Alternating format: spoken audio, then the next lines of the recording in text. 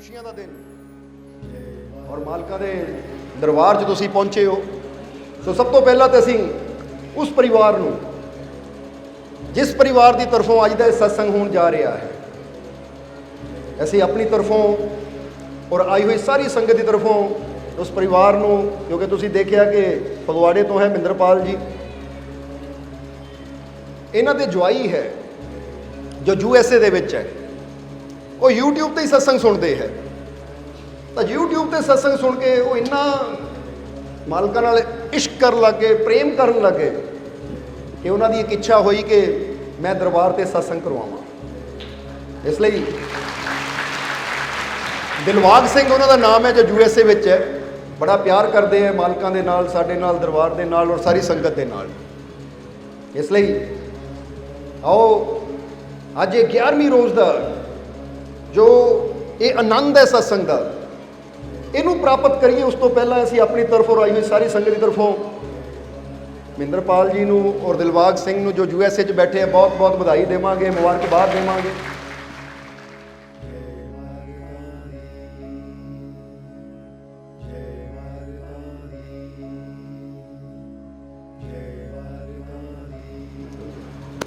सो हुणे सेवादारां ने दस्सिया कि दिलबाग सिंह जी ने स्पैशल फोन करके कहा है जिन्हां की तरफों सत्संग होने जा रहा जो USA विच बैठे है, तो कहते मालिक जरूर संगत नूं दस देण कि मेरे ते बड़े केस सी उधर पे हुए और मेरा पासपोर्ट भी नहीं मिलता सी, बड़ी परेशानी च मैं सी।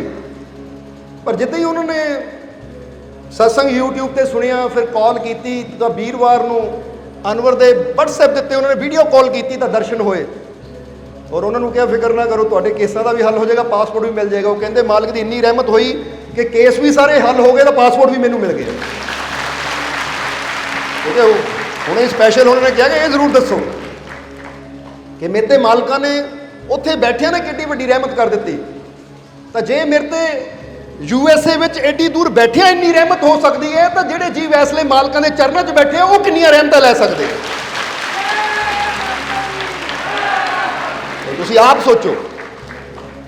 इसलिए ये मालिक की रहमत का, जिस तरह असीं हमेशा दसीदा ना कि दरबार इदां समझ लो कि ये मालिक दी रहमतां दा भंडार है। हुण जिहड़ा प्रेम नाल शरधा नाल जिथे मर्जी बैठ के याद करेगा फिर उहदी रहमत जरूर होएगी। इदां दे बहुत अज जीवां ने लिख के बेनतियां कीतियां है। एक जीव है जिन्होंने लिख के बेनती की कि मालको मैं अपनी दुकान ते बैठा सी, वो किहड़े जीव है जरा खड़ जाना, हाँ इन्होंने भेजी है बेनती के मालको संगत नूं जरूर दस्सिओ कि इन्हों दुकान ते बैठिया नूं हार्ट अटैक हो गया।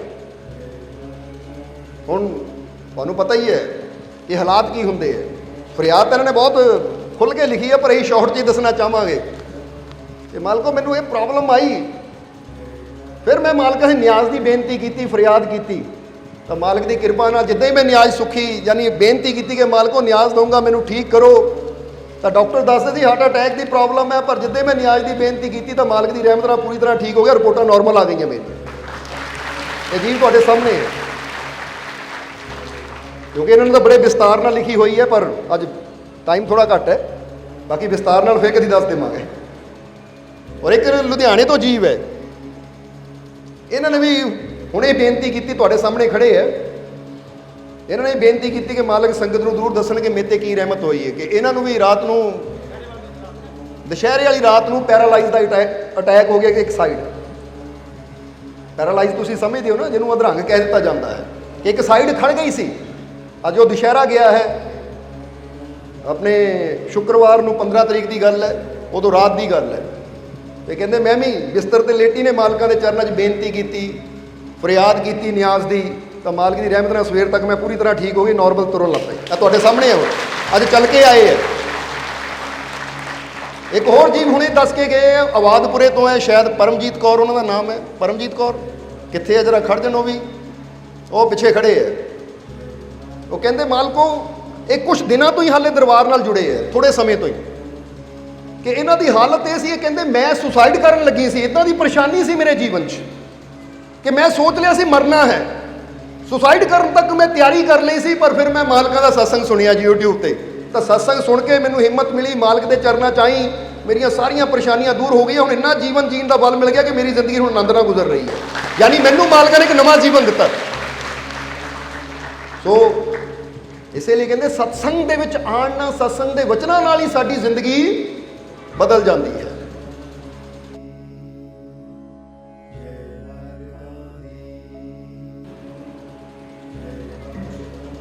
ਚਲੋ ਇਦਾਂ ਦੀਆਂ ਹੁਣ ਬਹੁਤ ਰਹਿਮਤਾਂ ਅਗਲੇ ਵੀਰਵਾਰ ਦੱਸ ਦੇਵਾਂਗੇ। ਸੋ ਇੱਕ ਵੈਸੇ ਤਾਂ ਬੇਨਤੀ ਆਈਆਂ ਕਿ ਹੋਰ ਜੀਵਾਂ ਨੇ ਕਿਹਾ ਕਿ ਸਾਡੇ ਬਾਰੇ ਵੀ ਦੱਸੋ ਕਿ ਪੇਟ ਦੇ ਵਿੱਚ ਉਹ ਡੁਬਈ 'ਚ ਸੀ ਜੀਵ, ਪੇਟ ਦੇ ਵਿੱਚ ਕੋਈ ਐਸੀ ਪ੍ਰੋਬਲਮ ਸੀ, ਬਿਮਾਰੀ ਸੀ ਕਿ ਡਾਕਟਰਾਂ ਨੇ ਕਿਹਾ ਕਿ ਇਹ ਖਤਰਨਾਕ ਰੋਗ ਹੈ ਔਰ ਆਪਰੇਸ਼ਨ ਵੀ ਕਰਾਂਗੇ ਤਾਂ ਫਿਰ ਵੀ ਕੋਈ ਚਾਂਸ ਨਹੀਂ ਹੈ ਠੀਕ ਹੋਣ ਦੇ। ਪਰ ਮਾਲਕ ਦੀ ਕਿਰਪਾ ਨਾਲ ਇੰਡੀਆ ਆਏ ਔਰ ਆ ਕੇ ਮਾਲਕ ਦੀ ਰਹਿਮਤ ਨਾਲ ਮਾਲਕ ਦੇ ਅੱਗੇ ਫਰਿਆਦ ਕੀਤੀ, ਬੇਨਤੀ ਕੀਤੀ, ਨਿਆਜ਼ ਦਿੱਤੀ ਤਾਂ ਜੋ ਪੂਰੀ ਤਰ੍ਹਾਂ ਠੀਕ ਹੈ। ਉਹ ਪਿੱਛੇ ਖੜ ਗਿਆ, ਹੁਣ ਦੱਸਤਾ ਹੀ, ਛੋੜ ਕੇ ਦੱਸਤਾ ਹੀ, ਪਿੱਛੇ ਜੀਵ ਖੜੇ ਹੈ ਪਰ ਹੁਣ ਪੂਰੀ ਤਰ੍ਹਾਂ ਮਾਲਕ ਦੀ ਰਹਿਮਤ ਹੈ, ਮੈਂ ਠੀਕ ਹਾਂ। ਸੋ ਇੱਕ ਲੜਕੇ ਨੇ ਰਾਤੀ ਵੀ ਬੇਨਤੀ ਕੀਤੀ ਸੀ, ਸ਼ਾਇਦ ਹੁਣ ਵੀ ਇੱਥੇ ਬੈਠਾ ਹੋਏਗਾ, ਰਾਤੀ ਨਾਮਦਾਨ ਲਿਆ ਉਸਨੇ ਕਿ ਉਹਨੂੰ ਪਿਛਲੇ ਕਾਫੀ ਸਮੇਂ ਤੋਂ ਟਾਈਫਾਈਡ ਸੀ। ਉਹ ਖੜਾ ਪਿੱਛੇ ਲੜਕਾ ਹੈ ਕਿਤੇ, ਹਾਂ ਉਹ ਸਾਹਮਣੇ ਖੜ ਗਿਆ, ਹੱਥ ਕਰਦੇ ਉੱਪਰ ਨੂੰ। ਇਹ ਲੜਕੇ ਦੀ ਬੇਨਤੀ ਹੈ, ਮਾਲਕ ਦੀ ਰਹਿਮਤ ਨਾਲ ਦੱਸ ਰਿਹਾ ਸੀ ਕਿ ਪਿਛਲੇ ਕਾਫੀ ਸਮੇਂ ਤੋਂ ਮੈਨੂੰ ਟਾਈਫਾਈਡ ਸੀ, ਜਦੋਂ ਵੀ ਟੈਸਟ ਕਰਾਣੇ ਦਵਾਈਆਂ ਬਹੁਤ ਖਾ ਰਿਹਾ ਸੀ ਪਰ ਜਿਹੜੇ ਟਾਈਫਾਈਡ ਹੈ ਨਾ ਉਹ ਠੀਕ ਨਹੀਂ ਹੋ ਰਿਹਾ ਸੀ। ਤੇ ਕਹਿੰਦਾ ਪਿੱਛੇ ਆ ਕੇ ਮਾਲਕਾਂ ਦੇ ਚਰਨਾਂ 'ਚ ਬੇਨਤੀ ਕੀਤੀ, ਰਹਿਮਤ ਲਈ। ਹਾਲੇ ਇੱਕੋ ਵਾਰ ਰਹਿਮਤ ਪੀਤੀ ਮੈਂ, ਜਦੋਂ ਟੈਸਟ ਕਰਾਏ ਤਾਂ ਟੈਸਟ ਨਾਰਮਲ ਆ ਗਏ ਔਰ ਹੁਣ ਕਹਿੰਦਾ ਮੈਂ ਠੀਕ ਹਾਂ। ਇੱਦਾਂ ਹੀ ਹੈ ਨਾ, ਸਹੀ ਹੈ, ਇੱਦਾਂ ਹੀ ਦੱਸਿਆ ਸੀ ਨਾ। ਗੁੱਡ, ਬੈਠ ਜਾ। ਸੋ ਕਿਹੜੀ ਕਿਹੜੀ ਰਹਿਮਤ ਦੱਸੀਏ ਮਾਲਕ ਦੀ, ਕਿਉਂਕਿ ਜਿੱਦਾਂ ਕਿ ਬੰਦਾ ਕਵੇ ਨਾ ਇੱਕ ਇੱਦਾਂ ਦਾ ਕਲਪ ਬ੍ਰਿਕਸ਼ ਜੋ ਕਿ ਸਵਰਗ ਅੰਦਰ ਹੁੰਦਾ ਹੈ, ਜਿੱਥੇ ਥੱਲੇ ਆ ਕੇ ਬੰਦੇ ਦੀ ਹਰ ਕਲਪਨਾ ਪੂਰੀ ਹੁੰਦੀ ਹੈ। ਹੁਣ ਇੱਕ ਜੀਵ ਆਨਲਾਈਨ ਸੁਣ ਰਿਹਾ ਸਤਸੰਗ ਮਾਲਕਾਂ ਦਾ, ਉਹ ਵੀ ਯੂਕੇ 'ਚ ਬੈਠਾ ਹੈ, ਬ੍ਰਿਸਟਲ 'ਚ ਰਹਿੰਦਾ ਹੈ। ਉਹਨਾਂ ਕਿ ਮੇਰੇ ਬਾਰੇ ਵੀ ਦੱਸ ਦਿਓ ਕਿ ਮੈਂ ਕਦੀ ਦਰਬਾਰ ਤੇ ਨਹੀਂ ਆਇਆ, ਮੈਂ ਸਿਰਫ YouTube ਤੇ ਮਾਲਕਾਂ ਦਾ ਸਤਸੰਗ ਸੁਣਿਆ ਤਾਂ ਮੇਰੇ ਬਾਡੀ 'ਚ ਇੰਨੀ ਪੇਨ ਸੀ, ਗੋਡਿਆਂ 'ਚ, ਬਾਡੀ 'ਚ, ਕਿ ਮੇਰਾ ਚੱਲਣਾ ਵੀ ਮੁਸ਼ਕਿਲ ਸੀ, ਚੱਲ ਵੀ ਨਹੀਂ ਸਕਦਾ ਸੀ ਮੈਂ, ਯਾਨੀ ਇੰਨੀ ਪ੍ਰੋਬਲਮ ਸੀ। ਪਰ ਫਿਰ ਮੈਂ ਜਦੋਂ ਸਤਸੰਗ ਸੁਣਿਆ, ਨਿਆਜ਼ ਬਾਰੇ ਸੁਣਿਆ, ਤਾਂ ਮੈਂ ਉੱਥੇ ਬੈਠੇ ਨੇ ਜਦੋਂ ਨਿਆਜ਼ ਦੀ ਬੇਨਤੀ ਕੀਤੀ ਤਾਂ ਮਾਲਕ ਦੀ ਇੰਨੀ ਰਹਿਮਤ ਹੋ ਗਈ ਕਿ ਹੁਣ ਮੈਂ ਪੂਰੀ ਤਰ੍ਹਾਂ ਠੀਕ ਹੈ, ਚੱਲ ਵੀ ਰਿਹਾ, ਕੰਮ ਵੀ ਕਰ ਰਿਹਾ, ਸਭ ਕੁਝ ਠੀਕ ਹੈ। ਵੈਸੇ ਤਾਂ ਉਹਨਾਂ 2 ਮਿੰਟ ਕੁਛ ਸੈਕਿੰਡ ਦਾ, ਕਿਉਂਕਿ ਤੁਸੀਂ ਦੇਖਿਆ ਹੋਣਾ ਕਿ ਜਦੋਂ ਜੀਵ ਖੜੇ ਹੋਏ ਸੀ ਅੰਦਰ ਜਾਣਾ ਸੀ, ਉਸ ਤੋਂ ਪਹਿਲਾਂ ਸਾਨੂੰ ਉਹਦੇ ਮੈਸੇਜ ਵੌਇਸ ਰਿਕਾਰਡਿੰਗ ਸੁਣਾ ਰਹੇ ਸੀ, ਉਹ ਬੇਨਤੀ ਕਰ ਰਿਹਾ ਸੀ ਕਿ ਮਾਲਕੋ ਸੰਗਤ ਨੂੰ ਜ਼ਰੂਰ ਦੱਸੋ। ਪਰ ਉਹ ਮੈਸੇਜ 2 ਮਿੰਟ ਕੁਛ ਸੈਕਿੰਡ ਦਾ ਹੈ ਔਰ ਟਾਈਮ ਦੀ ਕਮੀ ਹੈ, ਇਸ ਲਈ ਅਸੀਂ ਕਿ ਸ਼ਾਰਟ 'ਚ ਹੀ ਦੱਸ ਦਿੰਦੇ ਹਾਂ ਕਿ ਫਿਰ ਇੱਕ ਵਾਰ ਕਹਾਂਗੇ ਕਿ ਜਿਹੜੇ ਜੀਵ ਪ੍ਰੇਮ ਨਾਲ, ਸ਼ਰਧਾ ਨਾਲ, ਦੇਖੋ ਵਿਦੇਸ਼ਾਂ 'ਚ ਬੈਠੇ ਸਤਸੰਗ ਸੁਣ ਕੇ ਉੱਥੇ ਬੈਠੇ ਉਹਨਾਂ ਦੀ ਝੋਲੀ ਮਾਲਕ ਰਹਿਮਤਾਂ ਨਾਲ ਭਰ ਰਹੇ ਹੈ, ਤਾਂ ਤੁਹਾਡੀ ਕਿਸਮਤ ਦੇਖੋ ਕਿ ਤੁਸੀਂ ਤਾਂ ਫਿਰ ਵੀ ਇੰਨੇ ਨੇੜੇ ਹੋ। ਗੱਲ ਤਾਂ ਪਿਆਰ ਦੀ ਹੈ, ਗੱਲ ਤਾਂ ਵਿਸ਼ਵਾਸ ਦੀ ਹੈ। ਅਗਰ ਤੁਸੀਂ ਵੀ ਪ੍ਰੇਮ ਔਰ ਵਿਸ਼ਵਾਸ ਦੇ ਨਾਲ ਮਾਲਕ ਦੇ ਦਰ ਤੇ ਆਏ ਹੋ ਤਾਂ ਯਕੀਨ ਰੱਖੋ ਕਿ ਮਾਲਕ ਤੁਹਾਡੀਆਂ ਝੋਲੀਆਂ ਵੀ ਖੁਸ਼ੀਆਂ ਨਾਲ ਜ਼ਰੂਰ ਭਰਨਗੇ। ਬਸ ਅੰਦਰ ਇਨਸਾਨ ਦੇ ਯਕੀਨ ਹੋਣਾ ਚਾਹੀਦਾ ਹੈ, ਵਿਸ਼ਵਾਸ ਹੋਣਾ ਚਾਹੀਦਾ ਹੈ, ਸਮਝਦੇ ਹੋ ਕਿ ਨਹੀਂ? ਬਾਕੀ ਜੇ ਕਿਸੇ ਨੇ ਤਸੱਲੀ ਨਾਲ ਸਮਝਣਾ ਹੋਵੇ ਤਾਂ ਜੀਵ ਤਾਂ ਹੀ ਤੁਹਾਡੇ ਸਾਹਮਣੇ ਖੜੇ ਕਰਾ ਦਿੱਤੇ ਹੈ। ਤੁਸੀਂ ਇਹਨਾਂ ਨਾਲ ਆਪ ਇਹਨਾਂ ਦੀ ਲਾਈਫ ਸਟੋਰੀ, ਯਾਨੀ ਜੀਵਨ ਦੀ ਉਹ ਕਿੱਦਾਂ ਮਾਲਕ ਦੀ ਰਹਿਮਤ ਹੋਈ, ਇਹਨਾਂ ਨੂੰ ਕੀ ਫੀਲ ਹੋਇਆ ਸੀ ਔਰ ਕਿੱਦਾਂ ਮਾਲਕ ਨੇ ਕਿਰਪਾ ਕੀਤੀ, ਤੁਸੀਂ ਆਪ ਇਹਨਾਂ ਤੋਂ ਪੁੱਛ ਸਕਦੇ ਹੋ। ਕਿਉਂਕਿ ਅਸੀਂ ਤਸੱਲੀ ਨਾਲ ਦੱਸਣ ਲੱਗੇ ਫਿਰ ਤਾਂ ਤੁਹਾਨੂੰ ਪਤਾ ਹੀ ਹੈ, ਫਿਰ ਤਾਂ ਸਤਸੰਗ ਦਾ ਸਮਾਂ ਨਿਕਲ ਜਾਏਗਾ।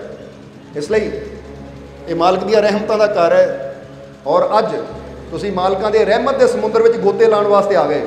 ਬਹੁਤ ਖੁਸ਼ੀ ਦੀ ਗੱਲ ਹੈ ਤੁਹਾਡੇ ਵਾਸਤੇ। ਇੱਕ ਵਾਰ ਤੁਹਾਡੇ ਵਾਸਤੇ ਵੀ ਬਹੁਤ ਬਹੁਤ ਵਧਾਈ।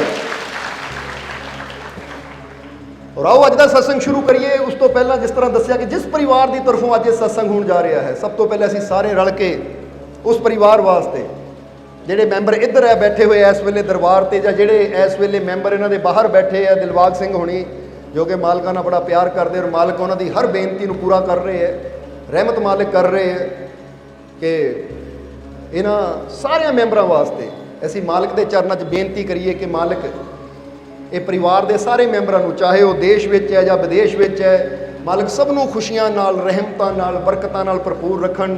ਆਉਣ ਵਾਲਾ ਸਮਾਂ ਇਹਨਾਂ ਵਾਸਤੇ ਹੋਰ ਵੀ ਜ਼ਿਆਦਾ ਖੁਸ਼ੀਆਂ, ਕਾਮਯਾਬੀ, ਸਫਲਤਾ ਭਰਿਆ ਆਵੇ। ਦਿਨ ਦੁਗਣੀ ਰਾਤ ਚੌਗਣੀ ਮਾਲਕ ਇਹਨਾਂ ਨੂੰ ਤਰੱਕੀ ਦੇਣ ਔਰ ਜੀਵਨ 'ਚ ਕਦੀ ਕੋਈ ਤੋੜ, ਕੋਈ ਘਾਟ ਨਾ ਆਵੇ। ਸੁੱਖ ਸਮਰਿੱਧੀ ਨਾਲ ਮਾਲਕ ਇਹਨਾਂ ਨੂੰ ਭਰਪੂਰ ਰੱਖਣ। ਔਰ ਜਿੱਦਾਂ ਅੱਜ ਇਹਨਾਂ ਨੇ ਖੁਸ਼ੀ ਨਾਲ ਸਤਸੰਗ ਕਰਵਾਏ ਹੈ, ਮਾਲਕ ਇਹਨਾਂ ਨੂੰ ਖੁਸ਼ੀਆਂ ਦਿੰਦੇ ਰਹਿਣ ਤਾਂ ਕਿ ਇਸੇ ਤਰ੍ਹਾਂ ਇਹ ਖੁਸ਼ੀ ਨਾਲ ਸਤਸੰਗ ਕਰਵਾਉਂਦੇ ਰਹਿਣ ਔਰ ਮਾਲਕ ਦੀਆਂ ਰਹਿਮਤਾਂ ਨੂੰ ਪ੍ਰਾਪਤ ਕਰਕੇ ਆਪਣਾ ਜੀਵਨ ਸਫਲ ਬਣਾਉਂਦੇ ਰਹਿਣ। ਸੋ ਇੱਕ ਵਾਰ ਫਿਰ ਮਹਿੰਦਰਪਾਲ ਜੀ ਨੂੰ ਔਰ ਦਿਲਬਾਗ ਸਿੰਘ ਨੂੰ ਸਾਡੇ ਵੱਲੋਂ ਔਰ ਸਾਰੀ ਸੰਗਤ ਵੱਲੋਂ ਬਹੁਤ ਬਹੁਤ ਵਧਾਈ, ਬਹੁਤ ਬਹੁਤ ਮੁਬਾਰਕਬਾਦ। ਔਰ ਆਓ ਹੁਣ ਸਤਸੰਗ ਦਾ ਸਮਾਂ ਹੋ ਗਿਆ ਹੈ। ਸੋ ਸਤਸੰਗ ਦਾ ਆਨੰਦ ਲੈਣ ਵਾਸਤੇ ਹੁਣ ਆਪਣੀ ਸੁਰਤੀ, ਆਪਣਾ ਧਿਆਨ, ਹੁਣ ਤਿਆਰ ਹੋ ਨਾ, ਸਤਸੰਗ ਨਾਲ ਜੋੜੀਏ। ਫਿਰ ਤਿਆਰ ਹੋ ਸਤਸੰਗ ਦਾ ਆਨੰਦ ਲੈਣ ਨੂੰ? ਜ਼ਰਾ ਹੱਸ ਕੇ ਦਿਖਾਓ, ਫਿਰ ਸਮਾਈਲ ਕਰੋ। ਹੱਸੀ ਦੀ ਆਵਾਜ਼ ਆਣੀ ਚਾਹੀਦੀ ਹੈ ਤੁਹਾਡੀ, ਕਿਉਂਕਿ ਹਮੇਸ਼ਾ ਇਹ ਦੱਸੀਦਾ ਹੈ ਕਿ ਜਿੰਨਾ ਤੁਸੀਂ ਜ਼ਿਆਦਾ ਹੱਸੋਗੇ ਨਾ, ਉਨਾ ਹੀ ਜ਼ਿਆਦਾ ਹਸਾਉਣਾ ਹੈ ਤੁਹਾਨੂੰ, ਅਸੀਂ ਉਨਾ ਜ਼ਿਆਦਾ ਜੀਵਨ 'ਚ ਖੁਸ਼ ਰੱਖਣਾ ਹੈ। ਸਮਝਦੇ ਹੋ ਕਿ ਨਹੀਂ? ਇਹਲੇ ਜਿੰਨਾ ਜ਼ਿਆਦਾ ਬੰਦਾ ਰੋਂਦਾ ਨਾ, ਜਿਹੜਾ ਨਿਆਣਾ ਰੋਈ ਜਾਵੇ, ਰੋਈ ਮਾਂ ਰੋਈ ਜਾ, ਫਿਰ ਤੇਰਾ ਕੰਮ ਹੀ ਇਹ ਰੋਣ ਵਾਲੇ ਨਾ ਬਣੋ ਕਿ ਤੁਹਾਡਾ ਕੰਮ ਹੀ ਇਹ ਬਣ ਜਾਵੇ ਕਿ ਸਾਰੀ ਜ਼ਿੰਦਗੀ ਰੋਂਦਿਆਂ ਨਿਕਲ ਜਾਵੇ। ਹੱਸਣ ਵਾਲੇ ਬਣੋ, ਆਨੰਦ ਲੈਣ ਵਾਲੇ ਬਣੋ, ਮੁਸਕਰਾਉਣ ਵਾਲੇ ਬਣੋ, ਕਿਉਂਕਿ ਜਦ ਸਾਡਾ ਮਾਲਿਕ ਸਾਡੇ ਨਾਲ ਹੈ ਤਾਂ ਫਿਰ ਕਾਹਦੀ ਟੈਨਸ਼ਨ, ਕਾਹਦੀ ਚਿੰਤਾ। ਸਮਝਦੇ ਹੋ ਕਿ ਨਹੀਂ? ਇਸ ਲਈ ਕਈ ਵਾਰ ਦੱਸਿਆ ਕਿ ਜਿਹੜਾ ਬੱਚਾ ਹੱਸਦਾ ਹੈ ਨਾ, ਜਰਾ ਸੱਚ ਦੱਸਿਓ, ਜੇ ਤੁਹਾਡਾ ਬੱਚਾ ਹੱਸਦਾ ਹੈ ਤਾਂ ਤੁਹਾਡੇ ਦਿਲ 'ਚੋਂ ਕੀ ਆਵਾਜ਼ ਆਉਂਦੀ ਹੈ ਕਿ ਪਰਮਾਤਮਾ ਨੂੰ, ਉਹ ਮਾਲਿਕ ਇਹਨੂੰ ਇੱਦਾਂ ਹੀ ਹਸਾਉਂਦਾ ਰਹੇ। ਤਾਂ ਜੇ ਬੱਚਾ ਹਰ ਵੇਲੇ ਰੋਈ ਜਾਵੇ, ਜਿੱਦ ਜਿਹੀ ਕਰੀ ਜਾਵੇ, ਉਹ ਇਹਦਾ ਕੰਮ ਹੀ ਹੈ, ਛੱਡੋ ਇਹਨੂੰ, ਆਪੇ ਰੋ ਕੇ ਚੁੱਪ ਕਰ ਜਾਏਗਾ। ਹੁੰਦੀ ਕਿ ਨਹੀਂ ਇੱਦਾਂ? ਹੁੰਦਾ ਕਿ ਨਹੀਂ? ਮਾਵਾਂ ਨੂੰ ਜ਼ਿਆਦਾ ਪਤਾ ਹੋਣਾ ਹੈ, ਕਿਉਂਕਿ ਬਾਪ ਤਾਂ ਕੰਮ ਤੇ ਚਲੇ ਜਾਂਦੇ, ਪਿੱਛੇ ਤਾਂ ਮਾਵਾਂ ਨਹੀਂ ਸੰਭਾਲਣੇ ਪੈਂਦੇ ਬੱਚਿਆਂ ਨੂੰ। ਸੋ ਹੁਣ ਅਸੀਂ ਕਿਹਨਾਂ ਬੱਚਿਆਂ 'ਚੋਂ ਸ਼ਾਮਿਲ ਹੋਣਾ ਚਾਹੁੰਦੇ ਹਾਂ? ਰੋਣ ਵਾਲਿਆਂ 'ਚੋਂ ਕਿ ਰੱਬ ਕਵੇ ਤਾਂ ਕੰਮ ਹੀ ਰੋਣਾ, ਰੋਈ ਜਾ ਭਾਈ ਤੂੰ, ਜਾਂ ਹੱਸਣ ਵਾਲਿਆਂ 'ਚੋਂ ਕਿ ਮਾਲਕ ਕਵੇ ਕਿ ਜਿੱਦਾਂ ਇਸ ਵੇਲੇ ਇਹ ਮੇਰਾ ਪਿਆਰਾ ਹੱਸ ਰਿਹਾ, ਇਹਨੂੰ ਹੋਰ ਵੀ ਹਸਾਵਾਂ, ਹੋਰ ਵੀ ਖੁਸ਼ੀਆਂ ਦੇਵਾਂ, ਤਾਂ ਕਿ ਕਦੀ ਰੋਵੇ ਨਾ। ਇਸ ਲਈ ਹੱਸਣ ਪਿੱਛੇ ਬੜਾ ਰਾਜ ਹੈ। ਜਿੰਨਾ ਤੁਸੀਂ ਖੁਸ਼ ਰਹਿਣਾ ਸਿੱਖ ਲੈਂਦੇ ਹੋ, ਪ੍ਰਣ ਕਰ ਲੈਂਦੇ ਹੋ ਮੈਂ ਖੁਸ਼ ਰਹਿਣਾ ਹੈ, ਤਾਂ ਫਿਰ ਮਾਲਕ ਕੀ ਕਹਿੰਦੇ ਆ, ਜੇ ਸਾਡੇ ਪਿਆਰੇ ਨੇ ਫੈਸਲਾ ਕੀਤਾ ਖੁਸ਼ ਰਹਿਣ ਦਾ, ਤਾਂ ਅਸੀਂ ਇਹਨੂੰ ਖੁਸ਼ੀਆਂ ਹੀ ਦੇਣੀਆਂ ਤਾਂ ਕਿ ਜੀਵਨ 'ਚ ਸਦਾ ਖੁਸ਼ ਹੀ ਰਵੇ। ਇਸ ਲਈ ਤੁਸੀਂ ਕਿਹੜਾ ਫੈਸਲਾ ਕੀਤਾ ਅੱਜ ਤੋਂ? ਤੁਹਾਡੇ ਵੱਲੋਂ ਆਵਾਜ਼ ਨਹੀਂ ਆਈ। ਇੱਕ ਵਾਰ ਫਿਰ ਕਹਿ ਦਿਓ, ਕਿਹੜਾ ਫੈਸਲਾ ਕੀਤਾ? ਖੁਸ਼ ਰਹਿਣ ਦਾ।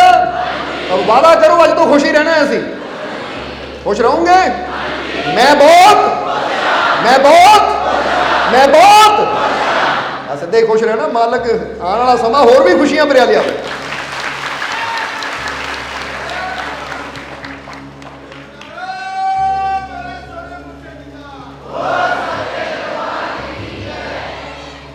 ਸੋ ਫਿਰ ਹੁਣ ਸਤਸੰਗ ਦੀ ਸ਼ੁਰੂਆਤ ਕਰੀਏ ਔਰ ਮਾਲਕ ਦੀਆਂ ਰਹਿਮਤਾਂ ਨੂੰ ਪ੍ਰਾਪਤ ਕਰਕੇ ਆਪਣਾ ਜੀਵਨ ਸਫਲ ਬਣਾਈਏ। ਹੁਣ ਫਿਰ ਪੁੱਛਾਂਗੇ, ਜੋ ਅਸੀਂ ਬੋਲ ਰਹੇ ਹਾਂ ਆਵਾਜ਼ ਹੁਣ ਠੀਕ ਹੈ, ਸਮਝ ਆ ਰਹੀ ਹੈ ਸਾਰਿਆਂ ਨੂੰ ਪਿੱਛੇ? ਚਲੋ ਠੀਕ ਹੈ। ਜੈ ਮਾਲਕਾਂ ਦੀ, ਜੈ ਮਾਲਕਾਂ ਦੀ, ਜੈ ਮਾਲਕਾਂ ਦੀ।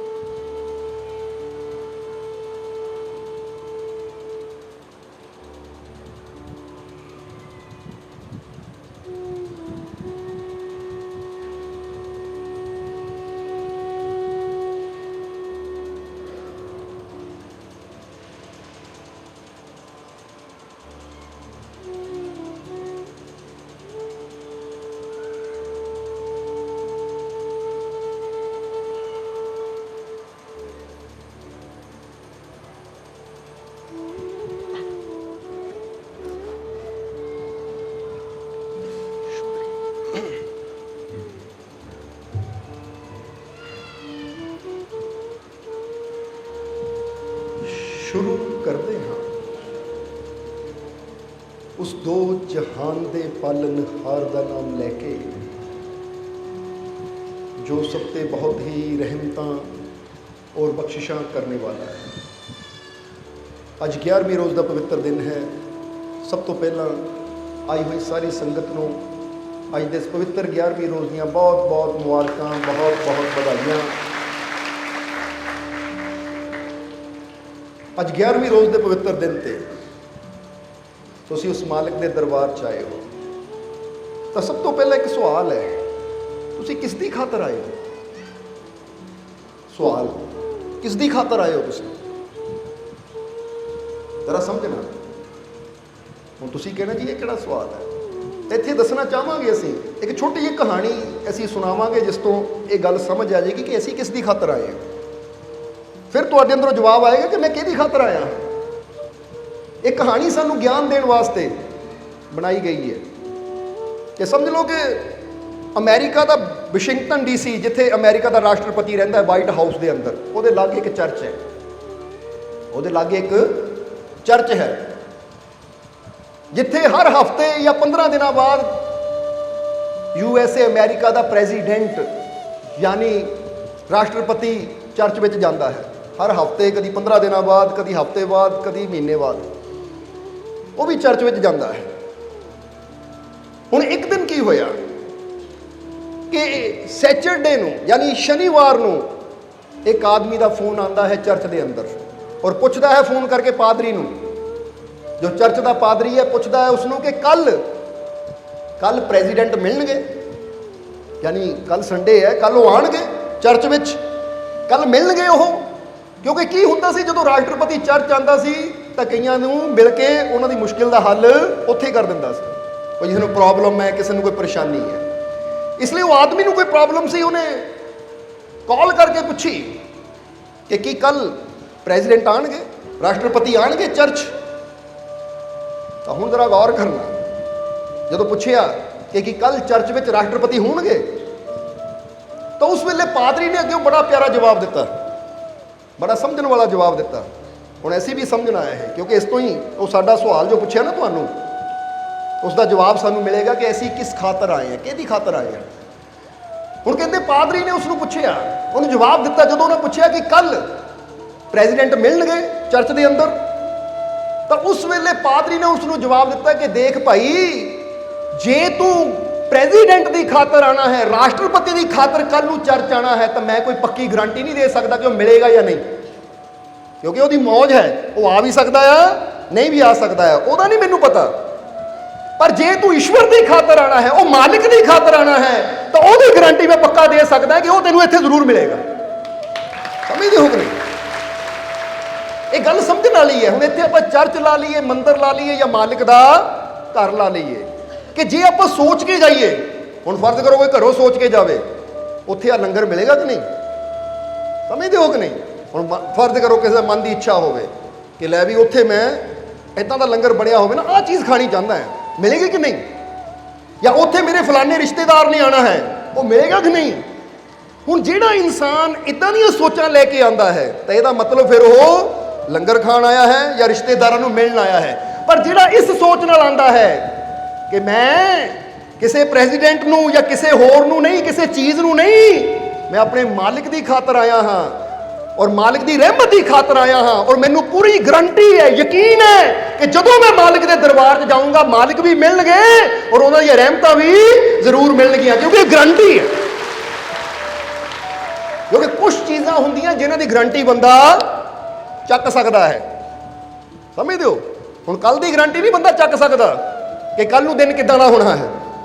ਕੋਈ ਕਹਿ ਸਕਦਾ ਹੈ, ਕੋਈ ਦੱਸ ਸਕਦਾ ਹੈ ਕੱਲ ਨੂੰ ਇੱਦਾਂ ਦਾ ਹੋਣਾ ਹੈ, ਪਰ ਅਸੀਂ ਇੱਕ ਗਰੰਟੀ ਚੱਕ ਸਕਦੇ ਹਾਂ ਕਿ ਅਗਰ ਮੈਂ ਵਿਸ਼ਵਾਸ ਨਾਲ ਆਪਣੇ ਮਾਲਿਕ ਦੇ ਘਰ ਜਾਊਂਗਾ, ਆਪਣੇ ਮਾਲਿਕ ਨੂੰ ਯਾਦ ਕਰੂੰਗਾ, ਤਾਂ ਇਹ ਗਰੰਟੀ ਹੈ ਕਿ ਉਹਦੀ ਰਹਿਮਤ ਮੇਰੇ ਤੱਕ ਜ਼ਰੂਰ ਪਹੁੰਚੇਗੀ। ਦਿਨ ਚਾਹੇ ਜੈਸਾ ਮਰਜ਼ੀ ਹੋਵੇ, ਬਾਰਿਸ਼ ਹੋਵੇ, ਤੂਫਾਨ ਹੋਵੇ, ਕਲੀਅਰ ਸਾਫ਼ ਸੁਥਰਾ ਦਿਨ ਹੋਵੇ, ਧੁੱਪ ਹੋਵੇ, ਛਾਂ ਹੋਵੇ, ਉਹਨੂੰ ਨਹੀਂ ਮੈਂ ਕਹਿ ਸਕਦਾ, ਗਰੰਟੀ ਚੱਕ ਸਕਦਾ, ਪਰ ਉਹਦੀ ਰਹਿਮਤ ਹਰ ਮੌਸਮ ਵਿੱਚ ਵੀ ਮੇਰੇ ਤੱਕ ਪਹੁੰਚ ਸਕਦੀ ਹੈ, ਇਹਦੀ ਗਰੰਟੀ ਪੱਕੀ ਹੈ।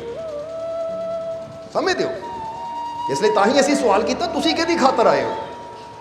ਜਿੱਦਾਂ ਪਾਦਰੀ ਨੇ ਕਿਹਾ ਕਿ ਜੇ ਤੂੰ ਈਸ਼ਵਰ ਦੀ ਖਾਤਰ ਆਏਗਾ, ਉਹਦੀ ਮੈਂ ਗਰੰਟੀ 100% ਦੇ ਸਕਦਾ ਕਿ ਉਹ ਤੈਨੂੰ ਇੱਥੇ ਜ਼ਰੂਰ ਮਿਲੇਗਾ।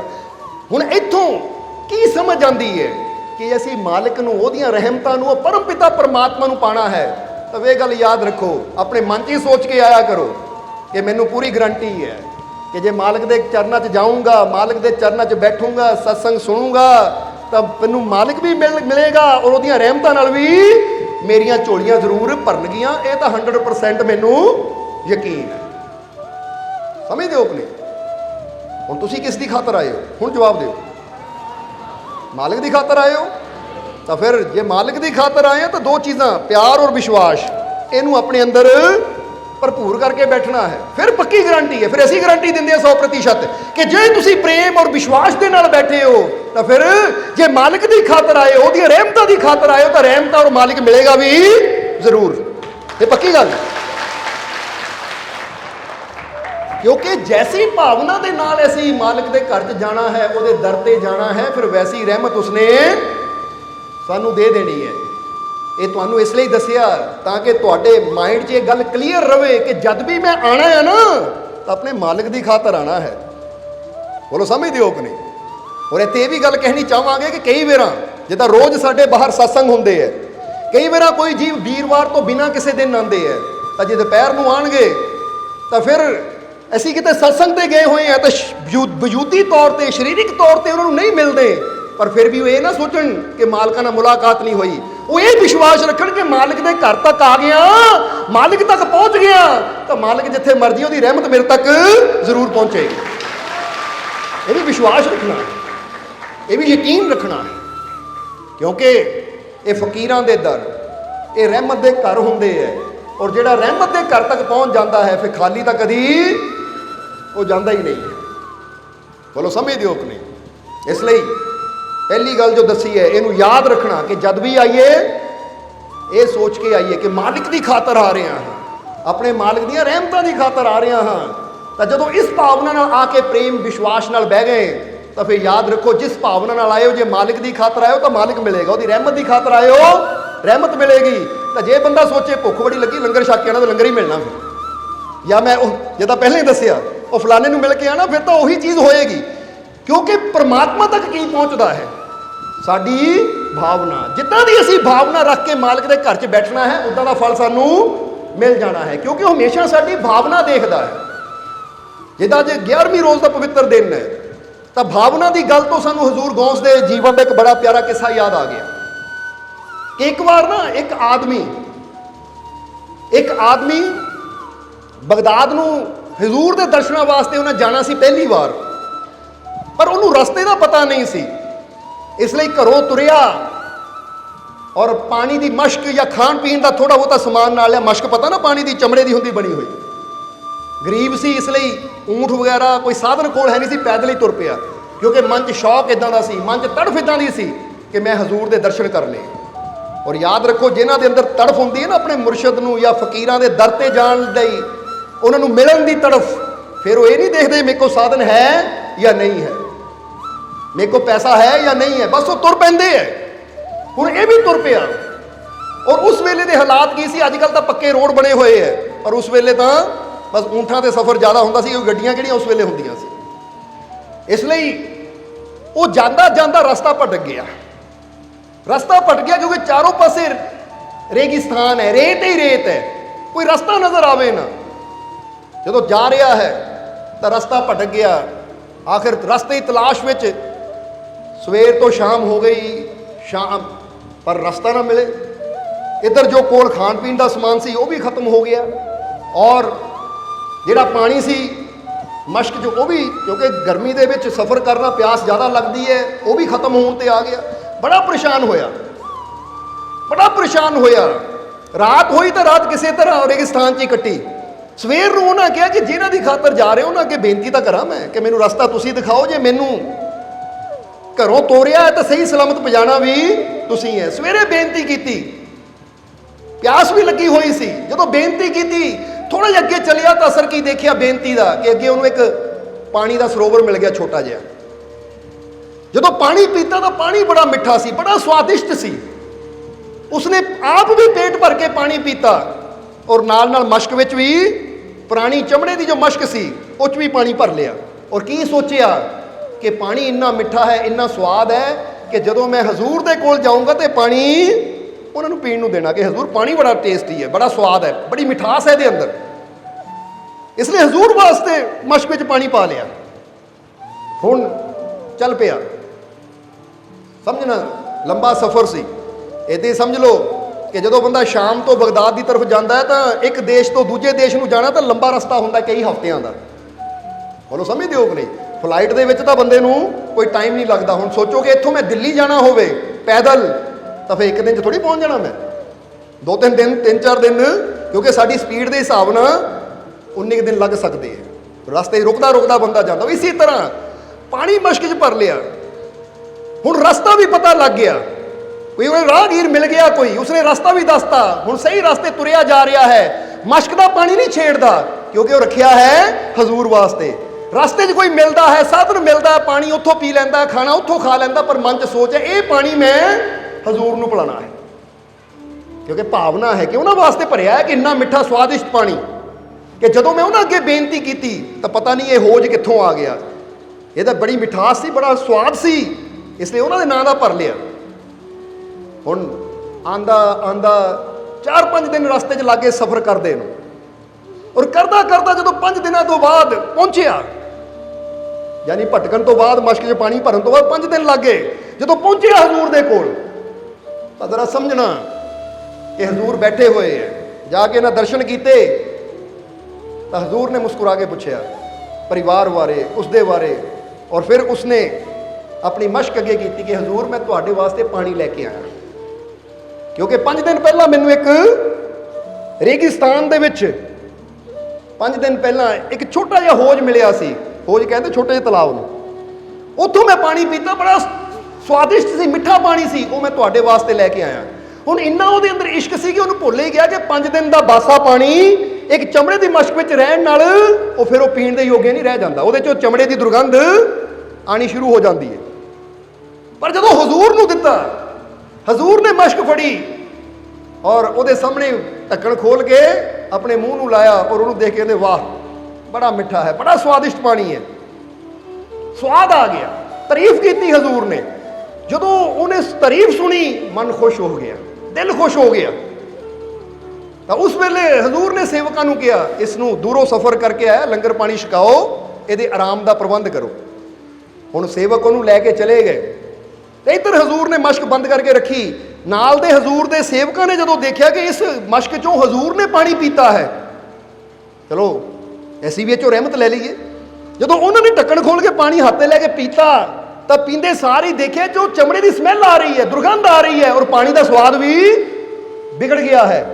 वो सेवकों ने हजूर की तरफ देखा कि हजूर तुसी ये पानी बड़े स्वाद नाल पीता, बड़ी खुशी नाल पीता, पर इस तो दुर्गंध आ रही है चमड़े की, ये तो पीण के लायक नहीं है। तो उसलिए हजूर ने कहा एक गल याद रखो, ऐसी ये पानी नहीं पी रहे सी क्योंकि सानू पानी का कोई मतलब नहीं सी, असी तो जिस प्रेम नाल, जिस विश्वास नाल, जिस खुशी नाल लैके आ रहा सी ना, असी उहदा प्रेम पी रहे सी, उहदियां भावनावां नूं पी रहे सी, क्योंकि जिस शरधां नाल लैके आया कि हजूर वास्ते लैके जाना है। और वो कहते फकीरां दा दर है, इत्थे प्रेम भाव दे नाल जो आंदा उहदी चीज़ ही कबूल हुंदी है, जिहड़ा दिखावे वास्ते आंदा है फिर उहनूं इत्थे कबूलियत नहीं मिलती। याद रखना सारिਆਂ ने। ये मिसाल क्यों दसी तुहानूं कि फकीर की देखते हैं, फकीर साडा प्रेम भाव देखते हैं, समझते हो? इनू इदां समझ लो कि एक इंसान 1 रुपया भी अगर प्रेम भावना दिंदा है तो फकीर उन्होंने कबूल कर दे, तो कोई दिखावे वास्ते लख भी दे दे, फकीर कहते ये लखां की जरूरत नहीं है, तेरे प्रेम की जरूरत है, इसलिए नाल प्रेम होवे। और जो प्रेम के नाल इंसान कुछ भी करता है तो कई हज़ार गुणा वो परमात्मा दिंदा भी है, क्योंकि बरकत किहड़ी चीज़ लैके आती है? बरकत लियाती है साडी भावना, साडा यकीन, साडा भरोसा, समझते हो कि नहीं? तो उस वेले फिर हजूर ने उन्होंने कहा तुसी पीना है, जरा हुण गौर करना, वो जो मश्क वाला पानी सी, कहते हुण तुसी पीना है, दो मश्क। जदों मश्क लई हजूर ने नज़र मारी, कहते हुण पीओ। जदों हुण पीता तो पानी का स्वाद शहद वांगू मिठा हो गया। जरा समझना, वो कहते हजूर कमाल की गल है, जे सानू मिठा करके पिला सकते हो तो आप इदां दा क्यों पीता? हजूर कहते मिठा करके असीं भी पी सकते सी, पर फिर उहदे प्यार दा, उहदियां भावनावां दा स्वाद नहीं आना सी, क्योंकि तुसी जो पी रहे हो ये साडी रहमत पी रहे हो, पर असी जो पीता उहदा प्रेम पीता, उहदा वो प्यार पीता जिस प्यार नाल वो लैके आया सी। समझ आ रही कि नहीं साडी गल? इसलिए कहते असी उहदे प्रेम नूं पीता, उहदियां भावनावां नूं पीता, पर तुसी जो पी रहे हो ये उहदियां रहमतां है, यानी ये मालिक दियां रहमतां है, ये साडी रहमत है जो इस जल के जरिए हुण तुहाडे तक पहुँच रही है। इसलिए कहते फकीरां दे हत्थों कोई चीज़ आ जाती तो उस मालिक की रहमत, परमात्मा की कृपा उहदे नाल जुड़ जाती है। फिर वो चीज़ जदों असी ਖਾਂਦੇ ਆ ਜਾਂ ਪੀਂਦੇ ਆ ਉਸ ਜਲ ਨੂੰ ਤਾਂ ਉਹਦਾ ਪ੍ਰਭਾਵ ਸਾਡੇ ਜੀਵਨ ਤੇ ਹੋ ਕੇ ਰਹਿੰਦਾ ਹੈ। ਸਮਝਦੇ ਹੋ ਕਿ ਨਹੀਂ? ਹੁਣ ਫਕੀਰਾਂ ਦੇ ਅੰਦਰ ਇਹ ਸ਼ਕਤੀ ਕਿੱਥੋਂ ਆਉਂਦੀ ਹੈ? ਫਕੀਰ ਕਿਸੇ ਚੀਜ਼ ਨੂੰ ਹੱਥ ਲਾਉਂਦੇ ਹੈ ਤਾਂ ਉਹ ਚੀਜ਼ ਅੰਦਰ ਉਹ ਰਹਿਮਤ ਕਿਉਂ ਆ ਜਾਂਦੀ ਹੈ? ਉਹ ਚੀਜ਼ ਦਾ ਅਸਰ ਕਿਉਂ ਬਦਲ ਜਾਂਦਾ ਹੈ?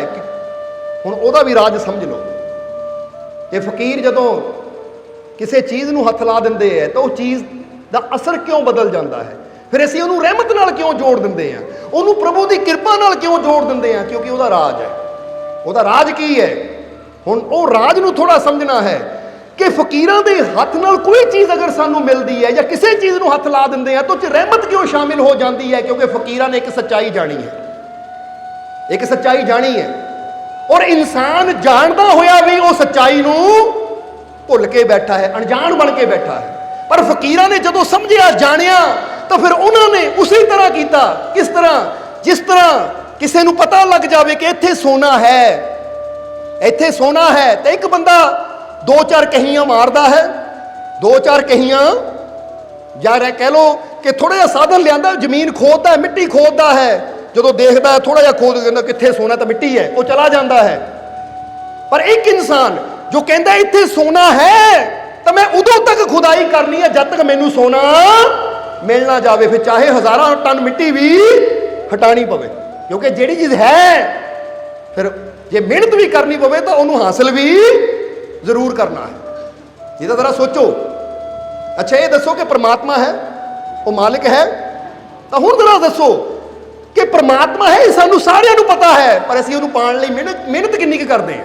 10 ਮਿੰਟ ਧਿਆਨ ਤੇ ਬਹਿ ਕੇ ਲੈ ਮਿਲਿਆ ਨਹੀਂ, ਮਨ ਸ਼ਾਂਤ ਨਹੀਂ ਹੋਇਆ। ਇਹ ਉਹੀ ਗੱਲ ਹੈ ਕਿ 10 ਕਹੀਆਂ ਮਾਰੀਆਂ, 10 ਜਗ੍ਹਾ ਜ਼ਮੀਨ ਇੱਦਾਂ ਹੌਲੀ ਹੌਲੀ ਖੋਦੀ, ਲੈ ਵੀ ਸੋਨਾ ਨਹੀਂ ਮਿਲਿਆ, ਚਲੀਏ। ਪਰ ਜਿਹਨੂੰ ਪਤਾ ਹੈ ਉਹ ਕਹਿੰਦਾ ਉਦੋਂ ਤੱਕ ਮੈਂ ਕੋਸ਼ਿਸ਼ ਕਰਨ ਨੂੰ ਨਹੀਂ ਹਟਣਾ ਜਦ ਤੱਕ ਉਹ ਸਵਰਨ ਤੱਕ, ਸੋਨੇ ਤੱਕ ਮੈਂ ਪਹੁੰਚ ਨਾ ਜਾਵਾਂ। ਇੱਦਾਂ ਹੀ ਤੁਸੀਂ ਵੀ ਸਮਝੋ ਕਿ ਜੇ ਪਤਾ ਹੈ ਕਿ ਮੇਰਾ ਮਾਲਿਕ ਹੈ, ਉਹਦੀ ਰਹਿਮਤ ਹੈ, ਉਹ ਪਰਮਾਤਮਾ ਹੈ, ਉਹ ਵਾਹਿਗੁਰੂ ਅੱਲਾ ਹੈ ਔਰ ਉਹਦੀ ਰਹਿਮਤ ਵੀ ਹੈ, ਤਾਂ ਹੁਣ ਮੈਂ ਉਦੋਂ ਤੱਕ ਮਿਹਨਤ ਕਰਨੀ ਹੈ, ਉਦੋਂ ਤੱਕ ਕੋਸ਼ਿਸ਼ ਕਰਨੀ ਹੈ ਜਦ ਤੱਕ ਮੈਨੂੰ ਮੇਰਾ ਮਾਲਿਕ ਮਿਲ ਨਾ ਜਾਵੇ, ਜਦ ਤੱਕ ਮੈਨੂੰ ਉਹਦੀਆਂ ਰਹਿਮਤਾਂ ਨਾ ਮਿਲ ਜਾਣ। ਔਰ ਜੋ ਮੈਨੂੰ ਉਹਦੇ ਵਾਸਤੇ ਕਰਨਾ ਪਵੇ ਮੈਂ ਕਰਨ ਨੂੰ ਤਿਆਰ ਹਾਂ। ਚਾਹੇ ਸਿਮਰਨ ਕਰਨਾ ਪਵੇ, ਅੱਛਾਈ ਕਰਨੀ ਪਵੇ, ਨੇਕੀਆਂ ਕਰਨੀਆਂ ਪੈਣ, ਨੇਕ ਮਾਰਗ ਤੇ ਚੱਲਣਾ ਪਵੇ, ਜਿੱਥੇ ਵੀ ਪਹੁੰਚਣਾ ਪਵੇ ਮੈਂ ਪਹੁੰਚਣ ਨੂੰ ਤਿਆਰ ਹੈ। ਬਸ ਮੈਨੂੰ ਉਹ ਮਾਲਿਕ ਚਾਹੀਦਾ ਹੈ, ਉਹ ਪ੍ਰਮਾਤਮਾ ਪ੍ਰਭੂ ਚਾਹੀਦਾ ਹੈ। ਜਿਸ ਇਨਸਾਨ ਦੀ ਐਸੀ ਸੋਚ ਹੁੰਦੀ ਹੈ ਫਿਰ ਐਸਾ ਇਨਸਾਨ ਉਹਦੀਆਂ ਰਹਿਮਤਾਂ ਤੱਕ, ਉਸ ਮਾਲਿਕ ਤੱਕ ਪਹੁੰਚ ਵੀ ਜਾਂਦਾ ਹੈ। ਜਿੱਦਾਂ ਮੌਲਾਨਾ ਰੂਮੀ ਨੇ ਵੀ ਕਿਹਾ ਹੈ। ਇੱਕ ਦਿਨ ਮੌਲਾਨਾ ਰੂਮੀ ਆਪਣੇ ਸੇਵਕਾਂ ਨਾਲ ਜਾ ਰਹੇ ਸੀ ਤਾਂ ਦੇਖਿਆ ਅੱਗਿਓਂ ਕੁਝ ਮਜ਼ਦੂਰ ਆ ਰਹੇ ਹੈ ਜਿਨ੍ਹਾਂ ਨੇ ਕੁਦਾਲਾਂ ਯਾਨੀ ਕਹੀਆਂ ਆਪਣੇ ਕੰਧਿਆਂ ਤੇ ਰੱਖੀਆਂ ਹੈ ਜ਼ਮੀਨ ਖੋਦਣ ਦੇ ਵਾਸਤੇ, ਔਰ ਤੁਰੇ ਜਾ ਰਹੇ ਹੈ। ਤਾਂ ਉਸ ਲਈ ਮੌਲਾਨਾ ਰੂਮੀ ਨੇ ਜਦੋਂ ਉਹ ਦੇਖਿਆ ਕਿ 25-30 ਮਜ਼ਦੂਰ ਆ ਰਹੇ ਹੈ ਤਾਂ ਪੁੱਛਿਆ ਕਿੱਧਰ ਜਾ ਰਹੇ ਹੋ? ਉਹ ਕਹਿੰਦੇ ਜੀ ਸਾਡੇ ਨਵਾਬ ਨੂੰ ਸੋਨੇ ਦੀ ਖਾਨ ਮਿਲੀ ਹੈ, ਅਸੀਂ ਉਹ ਖਾਨ ਦੀ ਖੁਦਾਈ ਕਰਨ ਜਾ ਰਹੇ ਹਾਂ। ਜਦੋਂ ਸੁਣਿਆ ਤਾਂ ਮੌਲਾਨਾ ਰੂਮੀ ਨੇ ਆਪਣੇ ਸੇਵਕਾਂ ਨੂੰ ਕਿਹਾ ਜ਼ਰਾ ਦੇਖੋ ਇਹਨਾਂ ਵਰਗੇ ਬਣੋ। ਉਹ ਕਹਿੰਦੇ ਮਹਾਰਾਜ ਕੀ ਮਤਲਬ ਇਹਨਾਂ ਵਰਗੇ ਬਣੀਏ, ਇਹ ਮਜ਼ਦੂਰਾਂ ਵਰਗੇ ਬਣੀਏ, ਕੀ ਮਤਲਬ? ਤਾਂ ਮੌਲਾਨਾ ਰੂਮੀ ਕਹਿੰਦੇ ਫਿਰ ਤੁਸੀਂ ਸਮਝੇ ਨਹੀਂ, ਤੁਸੀਂ ਮਜ਼ਦੂਰਾਂ ਨੂੰ ਦੇਖ ਰਹੇ ਹੋ, ਅਸੀਂ ਕਰਮ ਦੀ ਗੱਲ ਕਰ ਰਹੇ ਹਾਂ, ਇਹਨਾਂ ਵਰਗੇ ਬਣੋ। ਹੁਣ ਅਸੀਂ ਤੁਹਾਨੂੰ ਵੀ ਕਵਾਂਗੇ ਉਹਨਾਂ ਵਰਗੇ ਬਣੋ ਤਾਂ ਤੁਸੀਂ ਕਹਿੰਦੇ ਜੀ ਕੀ ਅਸੀਂ ਕੁਦਾਲਾ ਚੱਕ ਕੇ ਤੁਰ ਪਈਏ, ਕਹੀਆਂ ਲੈ ਕੇ ਤੁਰ ਪਈਏ? ਨਹੀਂ, ਸਰੀਰ ਨੂੰ ਨਹੀਂ ਦੇਖਣਾ। ਕਿਉਂ ਅਸੀਂ ਕਹਿ ਰਹੇ ਹਾਂ ਉਹਨਾਂ ਵਰਗੇ ਬਣੋ ਜੋ ਸੋਨੇ ਦੀ ਖੁਦਾਈ ਕਰਦੇ ਹੈ? ਕਿਉਂ? ਕਿਉਂਕਿ ਗੌਰ ਕਰਨਾ ਕਿ ਥੋੜਾ ਜਿਹਾ ਕਹਿੰਦੇ ਹੈ ਕਿ 100 ਗ੍ਰਾਮ ਜਾਂ 1 ਤੋਲਾ 10 ਤੋਲੇ ਸੋਨਾ ਪ੍ਰਾਪਤ ਕਰਨ ਨੂੰ ਉਹਨਾਂ ਨੂੰ 1000 ਟਨ ਮਿੱਟੀ ਖੋਦਣੀ ਪੈਂਦੀ ਹੈ, ਫਿਰ ਕਿਤੇ ਜਾ ਕੇ ਸੋਨਾ ਮਿਲਦਾ ਹੈ। ਬੜੀ ਮਿਹਨਤ ਕਰਦੇ ਆ, ਫਿਰ ਕਿਤੇ ਜਾ ਕੇ ਮਿੱਟੀ ਵਿੱਚ ਛੁਪਿਆ ਸੋਨਾ ਉਹ ਹਾਸਿਲ ਕਰਦੇ ਹੈ। ਤਾਂ ਤੁਸੀਂ ਵੀ ਐਸੇ ਬਣ ਸਕਦੇ ਹੋ। ਕਿੱਦਾਂ? ਤੁਸੀਂ ਕਿਤੇ ਖਦਾਨ ਵਿੱਚ ਸੋਨਾ ਲੱਭਣ ਨਹੀਂ ਜਾਣਾ, ਤੁਸੀਂ ਇੰਨਾ ਹੀ ਕਰ ਸਕਦੇ ਹੋ ਕਿ ਆ ਜਿੰਨੇ ਵੀ ਇਨਸਾਨ ਬੈਠੇ ਹੈ ਨਾ ਇਹ ਸਾਰੀਆਂ ਹੀ ਸੋਨੇ ਦੀਆਂ ਖਾਨਾਂ ਹੈ। ਇਸ ਲਈ ਤੁਸੀਂ ਬਸ ਇੰਨਾ ਕਰਨਾ ਹੈ ਕਿ ਕਿਸੇ ਅੰਦਰ ਬੁਰਾਈ ਨਹੀਂ ਦੇਖਣੀ। ਜੇ ਕਿਸੇ ਅੰਦਰ ਬੁਰਾਈ ਹੈ ਤਾਂ ਉਹਦੀਆਂ 1000 ਟਨ ਬੁਰਾਈਆਂ ਨੂੰ ਹਟਾ ਕੇ ਉਹਦੇ ਅੰਦਰ ਫਿਰ ਵੀ ਉਹ 1 ਤੋਲਾ ਸੋਨੇ ਲੱਭਣ ਦੀ ਕੋਸ਼ਿਸ਼ ਕਰਨੀ ਹੈ। ਇਹਦੇ ਅੰਦਰ ਛੁਪਿਆ ਸੋਨਾ ਤਾਂ ਲੱਭਾਂ ਮੈਂ, ਕਿਉਂਕਿ ਹਰ ਇਨਸਾਨ ਬੁਰਾ ਨਹੀਂ ਹੈ, ਹਰ ਇਨਸਾਨ ਅੰਦਰ ਅੱਛਾਈਆਂ ਹੈ। ਪਰ ਅੱਛਾਈ ਕਦੋਂ ਮਿਲੇਗੀ? ਜਦੋਂ ਅਸੀਂ ਬੁਰਾਈ ਨੂੰ ਛੱਡ ਕੇ, ਮਿੱਟੀ ਨੂੰ ਛੱਡ ਕੇ ਉਹਦੇ ਅੰਦਰ ਛੁਪੇ ਹੋਏ ਸੋਨੇ ਨੂੰ ਤਲਾਸ਼ ਕਰਨਾ ਸ਼ੁਰੂ ਕਰਾਂਗੇ। ਉਮੀਦ ਹੈ ਕਿ ਸਮਝ ਆਈ ਹੋਏਗੀ ਤੁਹਾਨੂੰ। ਪਰ ਅੱਜ ਇਨਸਾਨ ਕੀ ਕਰਦਾ ਹੈ? ਅੱਛਾਈਆਂ ਦਾ ਸੋਨਾ ਸਾਰਿਆਂ ਅੰਦਰ ਹੈ, ਉਹਨੂੰ ਕਿਸੇ ਨੇ ਦੇਖਣਾ ਨਹੀਂ ਹੈ, ਤਾਂ ਬੁਰਾਈਆਂ ਦੀ ਜੋ ਉਹਦੇ ਅੰਦਰ ਧੂੜ ਮਿੱਟੀ ਹੈ ਨਾ, ਗੰਦਗੀ, ਉਹਨੂੰ ਹੀ ਇਕੱਠਾ ਕਰੀ ਜਾਣਾ ਕਿ ਲੈ ਇਹਦੇ ਅੰਦਰ ਇੰਨੀਆਂ ਬੁਰਾਈਆਂ। ਜਿੱਦਾਂ ਹੁਣ ਖਾਨ ਵਿੱਚ ਕੋਈ ਜਾਵੇ, ਇੱਥੇ ਤਾਂ ਇੰਨੇ ਟਨ ਮਿੱਟੀ ਹੈ, ਲੈ ਸੋਨਾ ਨਿਕਲਿਆ ਉਹ ਤਾਂ ਕਿਲੋ 2 ਕਿਲੋ ਨਿਕਲਿਆ। ਪਰ ਜਰਾ ਗੌਰ ਕਰਨਾ, ਉਦਾਹਰਨ ਦੇ ਰਹੇ ਅਸੀਂ ਕਿ ਹਜ਼ਾਰਾਂ ਟਨ ਮਿੱਟੀ ਦੀ ਉਹ ਕੀਮਤ ਨਹੀਂ ਹੈ ਜੋ ਕਿਲੋ 2 ਕਿਲੋ ਸੋਨੇ ਦੀ ਹੋ ਸਕਦੀ ਹੈ। ਸੋਨਾ ਤਾਂ ਹੋਰ ਵੀ ਹੋ ਸਕਦਾ, ਅਸੀਂ ਸਿਰਫ ਮਿਸਾਲ ਦੇ ਰਹੇ ਹਾਂ ਕਿ ਤੁਹਾਡੇ ਅੰਦਰ ਵੀ ਅੱਛਾਈਆਂ ਹੈ, ਸਭ ਦੇ ਅੰਦਰ ਅੱਛਾਈਆਂ ਹੈ। ਹੁਣ ਜਿਹੜਾ ਇਨਸਾਨ ਦੂਜੇ ਦੀ ਬੁਰਾਈ ਨੂੰ ਹਟਾ ਕੇ, ਉਹਦੀ ਬੁਰਾਈ ਨੂੰ ਭੁੱਲ ਕੇ ਉਹਦੇ ਅੰਦਰੋਂ ਇੱਕ ਵੀ ਅੱਛਾਈ, 2 ਵੀ ਅੱਛਾਈਆਂ ਲੱਭ ਲੈਂਦਾ ਹੈ ਨਾ, ਤਾਂ ਸਮਝ ਲਓ ਉਹਨੇ ਹਜ਼ਾਰਾਂ ਟਨ ਬੁਰਾਈਆਂ ਦੀ ਮਿੱਟੀ ਨੂੰ ਛੱਡ ਕੇ ਉਹ ਸੋਨੇ ਰੂਪੀ ਅੱਛਾਈ ਨੂੰ ਉਹਦੇ ਚੋਂ ਪ੍ਰਗਟ ਕਰ ਲਿਆ, ਔਰ ਉਹਦੀ ਕੀਮਤ ਹੀ ਫਿਰ ਜੀਵਨ 'ਚ ਪੈਣੀ ਹੈ। ਇਸ ਲਈ ਅੱਜ ਤੋਂ ਆਪਣੇ ਆਪ ਨਾਲ ਇੱਕ ਫੈਸਲਾ ਕਰੋ ਕਿ ਮੈਂ ਕਿਸੇ ਦੀ ਬੁਰਾਈ ਨਹੀਂ ਦੇਖਣੀ, ਮੈਂ ਸਭ ਦੇ ਅੰਦਰ ਅੱਛਾਈ ਦੇਖਣ ਦੀ ਕੋਸ਼ਿਸ਼ ਕਰਨੀ ਹੈ। ਮੈਂ ਸਭ ਦੇ ਅੰਦਰ ਕੀ ਦੇਖਣ ਦੀ ਕੋਸ਼ਿਸ਼ ਕਰਨੀ ਹੈ? ਅੱਛਾਈ ਦੇਖਣ ਦੀ ਕੋਸ਼ਿਸ਼ ਕਰਨੀ ਹੈ, ਕਿਉਂਕਿ ਅੱਛਾਈ ਸੋਨਾ ਹੈ ਤਾਂ ਬੁਰਾਈ ਉਹ ਕਚਰਾ ਹੈ। ਕਚਰੇ ਤੋਂ ਅਸੀਂ ਕੀ ਲੈਣਾ? ਕਚਰੇ ਨਾਲ ਕਦੀ ਕਿਸੇ ਦਾ ਭਲਾ ਨਹੀਂ ਹੋਇਆ, ਸਮਝਦੇ ਹੋ ਕਿ ਨਹੀਂ? ਜਦ ਵੀ ਕੀਮਤ ਪੈਂਦੀ ਹੈ ਸੋਨੇ ਦੀ ਪੈਂਦੀ ਹੈ। ਇਸ ਲਈ ਦੂਜੇ ਅੰਦਰ ਵੀ ਅੱਛਾਈ ਲੱਭਣੀ ਹੈ ਤਾਂ ਆਪਣੇ ਅੰਦਰ ਵੀ ਮੈਂ ਅੱਛਾਈ ਲੱਭਣੀ ਹੈ। ਠੀਕ ਹੈ ਬੁਰਾਈਆਂ ਮੇਰੇ ਅੰਦਰ, ਬੰਦਾ ਕਹਿੰਦਾ ਹੈ, ਪਰ ਮੈਂ ਹੁਣ ਬੁਰਾਈਆਂ ਤੋਂ ਨਜ਼ਰ ਹਟਾ ਕੇ ਆਪਣੇ ਅੰਦਰ ਦੀਆਂ ਅੱਛਾਈਆਂ ਨੂੰ ਦੇਖਣਾ ਹੈ। ਆਪਣੀਆਂ ਕਮਜ਼ੋਰੀਆਂ ਤੋਂ ਨਜ਼ਰ ਹਟਾ ਕੇ ਆਪਣੇ ਅੰਦਰ ਦੀ ਸ਼ਕਤੀ ਨੂੰ ਦੇਖਣ ਦੀ ਕੋਸ਼ਿਸ਼ ਕਰਨੀ ਕਿ ਮੇਰੇ ਅੰਦਰ ਸ਼ਕਤੀ ਕਿਹੜੀ ਮੇਰੇ ਮਾਲਿਕ ਨੇ ਰੱਖੀ ਹੋਈ ਹੈ। ਕਿਉਂਕਿ ਯਾਦ ਰੱਖੋ, ਜਿਹਦੀ ਨਜ਼ਰ ਆਪਣੀਆਂ ਕਮਜ਼ੋਰੀਆਂ ਤੇ ਹੁੰਦੀ ਹੈ ਉਹ ਸਦਾ ਕਮਜ਼ੋਰ ਹੀ ਹੁੰਦਾ ਚਲਾ ਜਾਂਦਾ ਹੈ, ਤਾਂ ਜਿਹੜੀ ਨਜ਼ਰ ਆਪਣੀ ਸ਼ਕਤੀ ਤੇ ਹੁੰਦੀ ਹੈ ਕਿ ਮੇਰੇ ਅੰਦਰ ਉਹ ਪਰਮ ਸ਼ਕਤੀਸ਼ਾਲੀ ਪਰਮਾਤਮਾ ਹੈ, ਮੈਂ ਕਮਜ਼ੋਰ ਨਹੀਂ ਹਾਂ, ਫਿਰ ਉਹ ਦਿਨ ਪ੍ਰਤੀ ਦਿਨ ਸ਼ਕਤੀਸ਼ਾਲੀ ਹੁੰਦਾ ਚਲਾ ਜਾਂਦਾ ਹੈ। ਹੁਣ ਤੁਸੀਂ ਕਮਜ਼ੋਰ ਬਣਨਾ ਚਾਹੁੰਦੇ ਹੋ ਸ਼ਕਤੀਸ਼ਾਲੀ, ਤਾਂ ਫਿਰ ਆਪਣੀਆਂ ਕਮਜ਼ੋਰੀਆਂ ਨੂੰ ਦੇਖਣਾ ਬੰਦ ਕਰੋ, ਸਮਝਦੇ ਹੋ? ਕਿਉਂਕਿ ਕਮਜ਼ੋਰੀ ਦੇਖਾਂਗੇ ਤਾਂ ਕਮਜ਼ੋਰ ਹੋ ਜਾਵਾਂਗੇ, ਹਰ ਵੇਲੇ ਟੈਨਸ਼ਨ ਰਹੇਗੀ। ਆਪਣੇ ਅੰਦਰਲੀ ਸ਼ਕਤੀ ਨੂੰ ਪਹਿਚਾਣੋ ਕਿ ਜੇ ਮੈਨੂੰ ਮੇਰੇ ਮਾਲਿਕ ਨੇ, ਸ਼ਕਤੀਸ਼ਾਲੀ ਪਰਮਾਤਮਾ ਨੇ ਪੈਦਾ ਕੀਤਾ ਹੈ ਤਾਂ ਉਹਦੀਆਂ ਸ਼ਕਤੀਆਂ ਵੀ ਮੇਰੇ ਅੰਦਰ ਮੌਜੂਦ ਹੈ, ਮੈਂ ਉੱਧਰ ਧਿਆਨ ਰੱਖਣਾ ਹੈ। ਜਿੱਦਾਂ ਜਿੱਦਾਂ ਤੁਹਾਨੂੰ ਮਾਲਿਕ ਦੀਆਂ ਸ਼ਕਤੀਆਂ ਤੇ ਵਿਸ਼ਵਾਸ ਹੁੰਦਾ ਚਲਾ ਜਾਏਗਾ, ਕਿਉਂਕਿ ਇੱਕ ਗੱਲ ਯਾਦ ਰੱਖਣਾ, ਇੱਕ ਬੜੀ ਪਿਆਰੀ ਲਾਈਨ ਹੈ कि किया गया है कि शारीरिक शक्ति उतनी प्रबल नहीं है जितनी आत्मिक शक्ति। आत्मिक शक्ति बहुत बड़ी शक्ति है कि तुहाडियां शारीरिक शक्तियां उन्नियां बड़ियां नहीं है जिन्नी तुहाडी आत्मिक शक्ति है। और ये आत्मिक शक्ति विश्वास किद्दां पैदा हुंदी है? आत्म विश्वास दे नाल, क्योंकि आत्मा यानी परमात्मा, ਉਹਦੇ ਨਾਲ जुड़िया होया परमात्मा का अंश आत्मा साडे अंदर है। और जो असीं अपनी आत्मा ते विश्वास करना शुरू कर दिंदे हैं तो वह आत्मा का विश्वास ही सानू परमात्मा नाल जोड़दा है। क्यों? क्योंकि शरीर ते विश्वास करते हैं मिट्टी तो बनिया है और इन्हें मिट्टी ते चले जाना है, पर जे आत्मा नू देखते हैं, आत्म विश्वास पैदा करते हैं तो आत्मा दे नूर तो बनी है, तो जे जाएगी भी तो उहदे नूर दे विच ही जाएगी, क्योंकि जिहड़ी चीज़ जिथों बनी है उन्हें जाना भी उत्थे ही है, समझदे हो? इसलिए तां ही कई बार दसिया है, तुसीं मिट्टी का ढेला उठाओ उपर नूं मारो वापस पृथ्वी वाल ही आंदा है, समझदे हो कि नहीं? तुसीं अग बाल के जिन्नी मर्जी नीवी कर लो, उहदी जोत हमेशा उपर नहीं रहनी है। इहदा करके देखो कैंडल नूं, कदी अग ला लो सीधी होएगी, लो उपर नूं होएगी, फिर कैंडल नूं हौली हौली टेढ़ी करनी शुरू कर दो, कैंडल टेढ़ी हो जाएगी पर लो उपर नहीं रहेगी, क्योंकि पता मेरा मूल उपर है जिथों गर्मी आ रही है सूरज। जरा समझना सारिਆਂ ने, इदां हर चीज़ अपने मूल वाल नहीं जाती है। जिद्दां दसिया कि मिट्टी का ढेला हमेशा जमीन वाल ही जाएगा। हुण तुसीं पानी नूं उडेलदे हो, पानी नूं डोलो, पानी हमेशा नीवी जगह नूं क्यों जाता है? जरा सोचो, पानी नीवी जगह नूं इसलिए जाता है क्योंकि पानी पृथ्वी दे कित्थे है? और देखो जमीन ते चूसदा होया थल्ले उतरदा चला जाता है पानी, क्योंकि पता मेरा मूल जिथों मैं आ रहा हां वो थल्ले है, समझदे हो? सूरज उपर है, गर्मी उपर है, इसलिए अग उपर नूं जाती है, धुआं उपर नूं जांदा क्योंकि आकाश बादल उपर है, पानी हमेशा जमीन के अंदर नूं जाण की कोशिश करता है क्योंकि उसका मूल थल्ले है। मिट्टी, हुण मिट्टी का ढेला कभी थल्ले जाण की कोशिश नहीं करेगा, मिट्टी उपर ही बह जाएगा क्योंकि पता मैं अपने मूल तक पहुंच गया, समझदे हो कि नहीं? इसी तरह जे अपने शरीर नूं देखांगे तो ये मिट्टी है, इन्हां मिट्टी जी समाना है, पर जदों अपनी आत्मा नूं पहचानांगे, अपनी आत्मा वाल ध्यान देवांगे, आत्म विश्वास करना शुरू करांगे। आत्म विश्वास का मतलब कि मैं सिर्फ शरीर नहीं हाँ, मैं आत्मा हाँ जो परमात्मा का अंश है। और जदों आत्मा ते विश्वास करके अपने आप को आत्मा समझना शुरू कर दिता तो आत्मा ओदी ताकत तो बनी है, तो ओदी ताकत नाल ही जुड़ांगे, ओदे नूर तो बनी है तो ओदे नूर नाल ही जुड़ के ओदा रूप हो जावांगे। इसलिए अपनी कमजोरियां ना देखो, अपनी शक्ति देखो, अपनी ताकत देखो। बोलो समझते हो कि नहीं? इत्थे कमजोरी का मतलब फिर क्लीयर कर दईए, क्योंकि कई बार असीं समझाना कुछ होंदा, बंदा समझदा कुछ होर है। हुण एक कमजोरी हुंदी शरीर दी कि लै भी मैनू चलदे नूं चक्कर आंदे, तो मालक कहंदे कमजोरी नहीं देखनी, उत्थे जरूर देखना है क्योंकि बॉडी की गल है, कोई चंगी रोटी खानी पैनी है, फलों का जूस पीना पैना है। पर जिहड़ी कमजोरी की असीं गल करदे हो हैगी मानसिक कमजोरी, कि बंदा अपने आप को इन्ना कमजोर समझ लेंदा है कि थोड़ी जी मुश्किल देख के डर जाता है कि लै भी मुश्किल बहुत बड़ी है, ये परेशानी बहुत बड़ी। उत्थे नहीं अपने आप को कमजोर समझना। शरीर कमजोर है, ये शरीर सुक्का होया है तो असीं अच्छी खुराक लैके इनू हैल्दी कर सकते हैं, एक्सरसाइज करके मेहनत करके इनू फिट कर सकते हैं। उत्थे तो असीं सोचना है, विचार करना है। समझते हो कि बंदा सोचे कि लै बई मैनू आ कमजोरी है, मतलब चक्कर आते हैं या मैनू आ प्रॉब्लम है, उहदा तो मैं इलाज करना है, उहदा तो मैं हल करना है। पर जदों असीं मानसिक तौर पर गल करते, मैंटली तौर पर गल करते, उत्थे अपने आप को कदी कमजोर नहीं समझना। बंदा इदा समझे कि ठीक है मेरा शरीर बेशक 50 किलो तो ज़्यादा वजन नहीं चक सकता, पर मैं मैंटली तौर पर इन्ना स्ट्रोंग है कि हज़ारां परेशानियों भी इदा संभाल सकता है। इनू कहते मानसिक तौर पर स्ट्रोंग। पर अज हुंदा कि अज शरीरिक तौर पर बंदा बड़ा शक्तिशाली हो जाता है, पर मानसिक तौर पर बंदा इन्ना कमजोर होंदा कि माड़ी जी परेशानी आती है बंदा बस कंबना शुरू कर दिंदा, डर के बैठ जाता है, निराश होकर बंदा बह जाता है।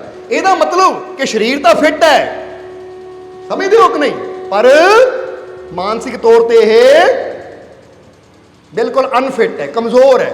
और मानसिक तौर पर शक्ति कदों मिलनी है? जदों अपनी आत्मा पर विश्वास करेगा कि मैं सिर्फ ये शरीर नहीं हाँ, मैं वो परमात्मा का अंश हाँ।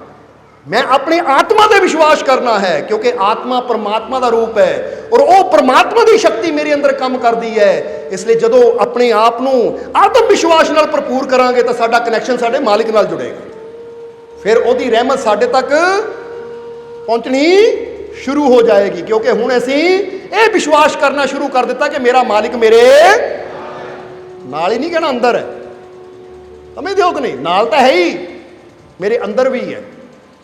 इसलिए फकीरां ने इसी राज को समझिया, ताही तो फकीर असंभव को संभव कर देंगे है।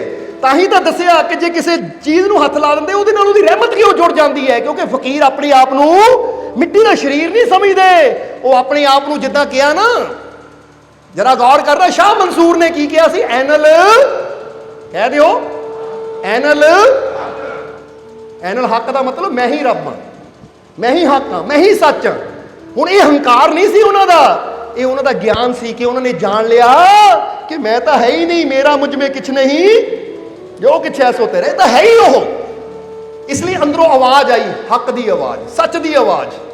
और ये आई किदां? कहते हैं कि शाह मंसूर, बड़ी प्यारी गल याद आ गई शाह मंसूर के जीवन की, कि परमात्मा की तलाश में घूम रहे सी, कभी जंगलों चले जाते सी, कभी किते चले जाते सी। तो जदों लभदियां नूं उन्हां नूं प्रभ नूं लभदियां नूं समा हो गया, जरा समझना। तो कहते एक बार की होया, बड़ी प्यारी गल हुई। एक ना नदी के किनारे किनारे एक दरिया का किनारा सी, उहदे किनारे शाह मंसूर जा रहे सी।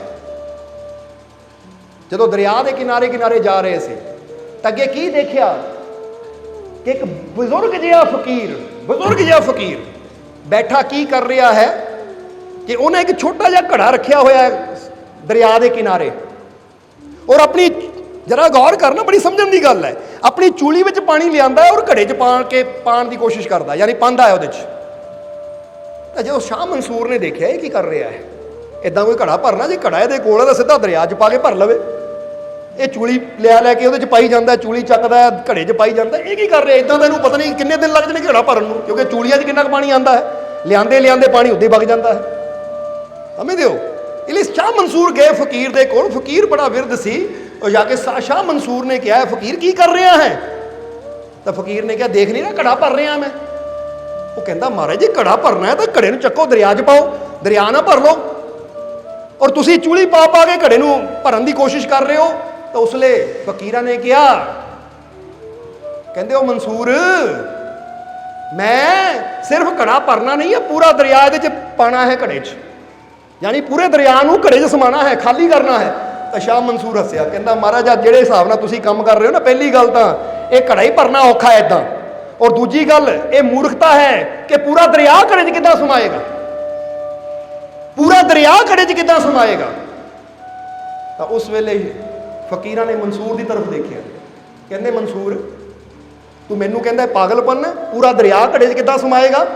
ਉਹ ਯਾਦ ਰੱਖ, ਜੇ ਤੂੰ ਮੈਨੂੰ ਕਹਿੰਦਾ ਪਾਗਲਪਨ ਹੈ ਇਹ ਕਿੱਦਾਂ ਹੋਏਗਾ, ਤਾਂ ਫਿਰ ਮੈਂ ਤੈਨੂੰ ਵੀ ਪੁੱਛਦਾ ਹਾਂ ਕਿ ਜੋ ਤੂੰ ਕਰ ਰਿਹਾ ਇਹ ਕਿੱਦਾਂ ਹੋਏਗਾ। ਉਹ ਕਹਿੰਦੇ ਮੈਂ ਕੀ ਕਰ ਰਿਹਾ, ਕਹਿੰਦੇ ਤੂੰ ਵੀ ਰੱਬ ਨੂੰ ਪਾਉਣ ਦੀ ਕੋਸ਼ਿਸ਼ ਕਰ ਰਿਹਾ ਕਿ ਮੈਨੂੰ ਰੱਬ ਮਿਲ ਜਾਵੇ। ਜਰਾ ਸਮਝਣਾ ਇਹ ਪੁਆਇੰਟ ਹੈ ਕਿ ਤੂੰ ਵੀ ਕਹਿੰਦਾ ਰੱਬ ਮੈਨੂੰ ਮਿਲ ਜਾਵੇ, ਰੱਬ ਨੂੰ ਪਾਉਣ ਦੀ ਕੋਸ਼ਿਸ਼ ਕਰ ਰਿਹਾ ਹੈ। ਉਹ ਯਾਦ ਰੱਖ, ਦਰਿਆ ਫਿਰ ਛੋਟਾ ਹੈ, ਘੜਾ ਫਿਰ ਛੋਟਾ ਹੈ, ਦਰਿਆ ਫਿਰ ਛੋਟਾ, ਪਰ ਤੂੰ ਛੋਟਾ ਜਿਹਾ ਤੇਰਾ ਜੀਵਨ ਤੇ ਏਡਾ ਵੱਡਾ ਰੱਬ ਜਿਹਦਾ ਕੋਈ ਅੰਤ ਨਹੀਂ, ਉਹ ਤੇਰੇ 'ਚ ਕਿੱਦਾਂ ਸਮਾਏਗਾ। ਸ਼ਾਹ ਮਨਸੂਰ ਕਹਿੰਦਾ ਫਿਰ ਮੈਂ ਕੀ ਕਰਾਂ। ਤਾਂ ਉਹ ਕਹਿੰਦੇ ਹੁਣ ਇੱਕੋ ਹੀ ਰਮਜ ਆ ਮਨਸੂਰ, ਤੂੰ ਕਹਿੰਦਾ ਹੈ ਕਿ ਇਹ ਦਰਿਆ ਘੜੇ 'ਚ ਨਹੀਂ ਸਮਾ ਸਕਦਾ। ਉਹਨੇ ਘੜਾ ਚੱਕਿਆ ਔਰ ਚੱਕ ਕੇ ਜ਼ੋਰ ਨਾਲ ਦਰਿਆ 'ਚ ਸੁੱਟਿਆ। ਕਹਿੰਦੇ ਲੈ, ਜੇ ਦਰਿਆ ਘੜੇ 'ਚ ਨਹੀਂ ਸਮਾ ਸਕਦਾ ਤਾਂ ਘੜਾ ਤਾਂ ਦਰਿਆ 'ਚ ਸਮਾ ਸਕਦਾ ਹੈ ਨਾ। ਕਹਿੰਦੇ ਇੰਨੀ ਗੱਲ ਕਹੀ। ਮਨਸੂਰ ਕਹਿੰਦਾ ਰਾਜ, ਉਹ ਕਹਿੰਦੇ ਰਾਜ ਵੀ ਇਹੀ ਹੈ, ਪਰਮਾਤਮਾ ਤੇਰੇ 'ਚ ਨਹੀਂ ਸਮਾ ਸਕਦਾ ਕਿਉਂਕਿ ਬਹੁਤ ਬੜਾ ਹੈ, ਪਰ ਤੂੰ ਐਸਾ ਕਰ ਸਕਦਾ ਕਿ ਪਰਮਾਤਮਾ ਅੰਦਰ ਸਮਾ ਜਾਵੇ। ਜਰਾ ਗੌਰ ਕਰ, ਗੱਲ ਆਈ ਕਿ ਨਹੀਂ ਸਮਝ। ਹੁਣ ਐਸੀ ਪਰਮਾਤਮਾ ਅੰਦਰ ਸਮਾਨ ਦੀ ਕੋਸ਼ਿਸ਼ ਕਰੇ ਬੰਦਾ, ਕਹਿੰਦਾ ਮੈਨੂੰ ਰੱਬ ਮਿਲੇ, ਇਹਦਾ ਮਤਲਬ ਮੈਂ ਜਿੱਥੇ ਆ ਉਹ ਮੇਰੇ ਤੱਕ ਆਵੇ। ਪਰ ਸਮਾਨ ਦਾ ਮਤਲਬ ਹੁੰਦਾ ਕਿ ਮੈਂ ਪੂਰੀ ਤਰ੍ਹਾਂ ਸਮਰਪਿਤ ਹੋ ਜਾਵਾਂ ਆਪਣੀਆਂ ਇੱਛਾਵਾਂ, ਆਪਣੀ ਸੋਚ ਨੂੰ, ਕਿਉਂਕਿ ਸਮਾਨ ਦਾ ਮਤਲਬ ਕੀ ਹੈ ਕਿ ਹੁਣ ਤੇਰੀ ਚਾਹੀ ਮੈਂ ਪ੍ਰਭੂ ਹੈ ਮੇਰਾ ਕਲਿਆਣ। ਹੁਣ ਮੇਰੀ ਕੋਈ ਇੱਛਾ ਨਹੀਂ ਹੈ, ਮੈਂ ਸਮਾ ਗਿਆ ਤੇਰੇ 'ਚ। ਹੁਣ ਤੂੰ ਜਿੱਥੇ ਰੱਖੇਗਾ, ਜਿੱਦਾਂ ਰੱਖੇਗਾ, ਮੈਂ ਕਦੀ ਸ਼ਿਕਵਾ ਸ਼ਿਕਾਇਤ ਨਹੀਂ ਕਰੂੰਗਾ, ਮੈਂ ਹਰ ਵੇਲੇ ਤੇਰਾ ਸ਼ੁਕਰ ਕਰੂੰਗਾ। ਜਿਸ ਵੇਲੇ ਇਹ ਅਵਸਥਾ ਆ ਜਾਂਦੀ ਹੈ ਤੇ ਇਹਦਾ ਮਤਲਬ ਹੁਣ ਮੈਂ ਆਪਣੀ ਹੋਂਦ ਨੂੰ ਛੱਡ ਕੇ ਪ੍ਰਭੂ ਦੀ ਹੋਂਦ ਵਿੱਚ ਲੀਨ ਹੋ ਗਿਆ। ਹੁਣ ਜੋ ਉਹਦੀ ਮਰਜ਼ੀ ਉਹ ਮੇਰੀ ਮਰਜ਼ੀ, ਜੋ ਉਹਦੀ ਰਜ਼ਾ ਉਹੀ ਮੇਰੀ ਰਜ਼ਾ। ਪਰ ਜਦੋਂ ਅਸੀਂ ਕਹਿੰਦੇ ਆ ਕਿ ਜੋ ਮੇਰੀ ਰਜ਼ਾ ਰੱਬਾ ਉਹ ਕਰ, ਤਾਂ ਫਿਰ ਅਸੀਂ ਕਰਦੇ ਘੜੇ ਵਿੱਚ ਸਾਗਰ ਪਾਉਣ ਦੀ ਕੋਸ਼ਿਸ਼ ਕਰਦੇ ਹਾਂ। ਸਮਝਦੇ ਹੋ ਕਿ ਨਹੀਂ ਕਿ ਮੇਰਾ ਘੜਾ ਭਰਨਾ ਚਾਹੀਦਾ ਹੈ। ਜਰਾ ਗੌਰ ਕਰਨਾ, ਮੇਰਾ ਘੜਾ ਭਰਨਾ ਚਾਹੀਦਾ। ਇੱਥੇ ਬੰਦਾ ਵੀ ਕਰਦਾ, ਰੱਬਾ ਮੇਰੀ ਆਹ ਬੇਨਤੀ ਪੂਰੀ ਹੋਣੀ ਚਾਹੀਦੀ ਹੈ, ਮੇਰੀ ਆਹ ਕੱਲ ਪੂਰੀ ਹੋਣੀ ਚਾਹੀਦੀ ਹੈ, ਮੇਰਾ ਆਹ ਘਰ ਭਰਨਾ ਚਾਹੀਦਾ ਹੈ, ਮੇਰਾ ਆਹ ਮਨ ਭਰਨਾ ਚਾਹੀਦਾ ਕਿਉਂਕਿ ਮੇਰੀ ਇੱਛਾ ਇਹ ਪੂਰੀ ਕਰ। ਇਹਦਾ ਮਤਲਬ ਐਡੀ ਵੱਡੀ ਤਾਕਤ ਨੂੰ ਘੜੇ 'ਚ ਪਾਉਣ ਦੀ ਕੋਸ਼ਿਸ਼ ਕਰ ਰਹੇ ਹਾਂ। ਹਾਲਾਂਕਿ ਕੀ ਹੋ ਸਕਦਾ ਹੈ, ਉਹ ਰੱਬ ਵੀ ਹੱਸਦਾ ਹੈ। ਉਹ ਜਿੱਥੇ ਤੈਨੂੰ ਮੈਂ ਮਿਲ ਸਕਦਾ ਉੱਥੇ ਛੋਟੀ ਛੋਟੀਆਂ ਚੀਜ਼ਾਂ ਮੰਗ ਕੇ ਹੀ ਆਪਣਾ ਜੀਵਨ ਬਰਬਾਦ ਕਰ ਰਿਹਾ ਆ। ਉਹ ਛੱਡ ਇਹ ਮੰਗਣਾ, ਇਹ ਘੜਾ ਹੀ ਮੇਰੇ ਹਵਾਲੇ ਕਰ ਦੇ ਕੇ ਲੈ ਰੱਬਾ, ਇਹ ਜੀਵਨ ਰੂਪੀ ਘੜਾ ਜੇ ਤੂੰ ਨਹੀਂ ਵਿੱਚ ਸਮਾ ਸਕਦਾ, ਮੈਂ ਤਾਂ ਤੇ ਸਮਾ ਸਕਦਾ। ਜਰਾ ਗੌਰ ਕਰ, ਇਹ ਸੋਚ ਹੈ।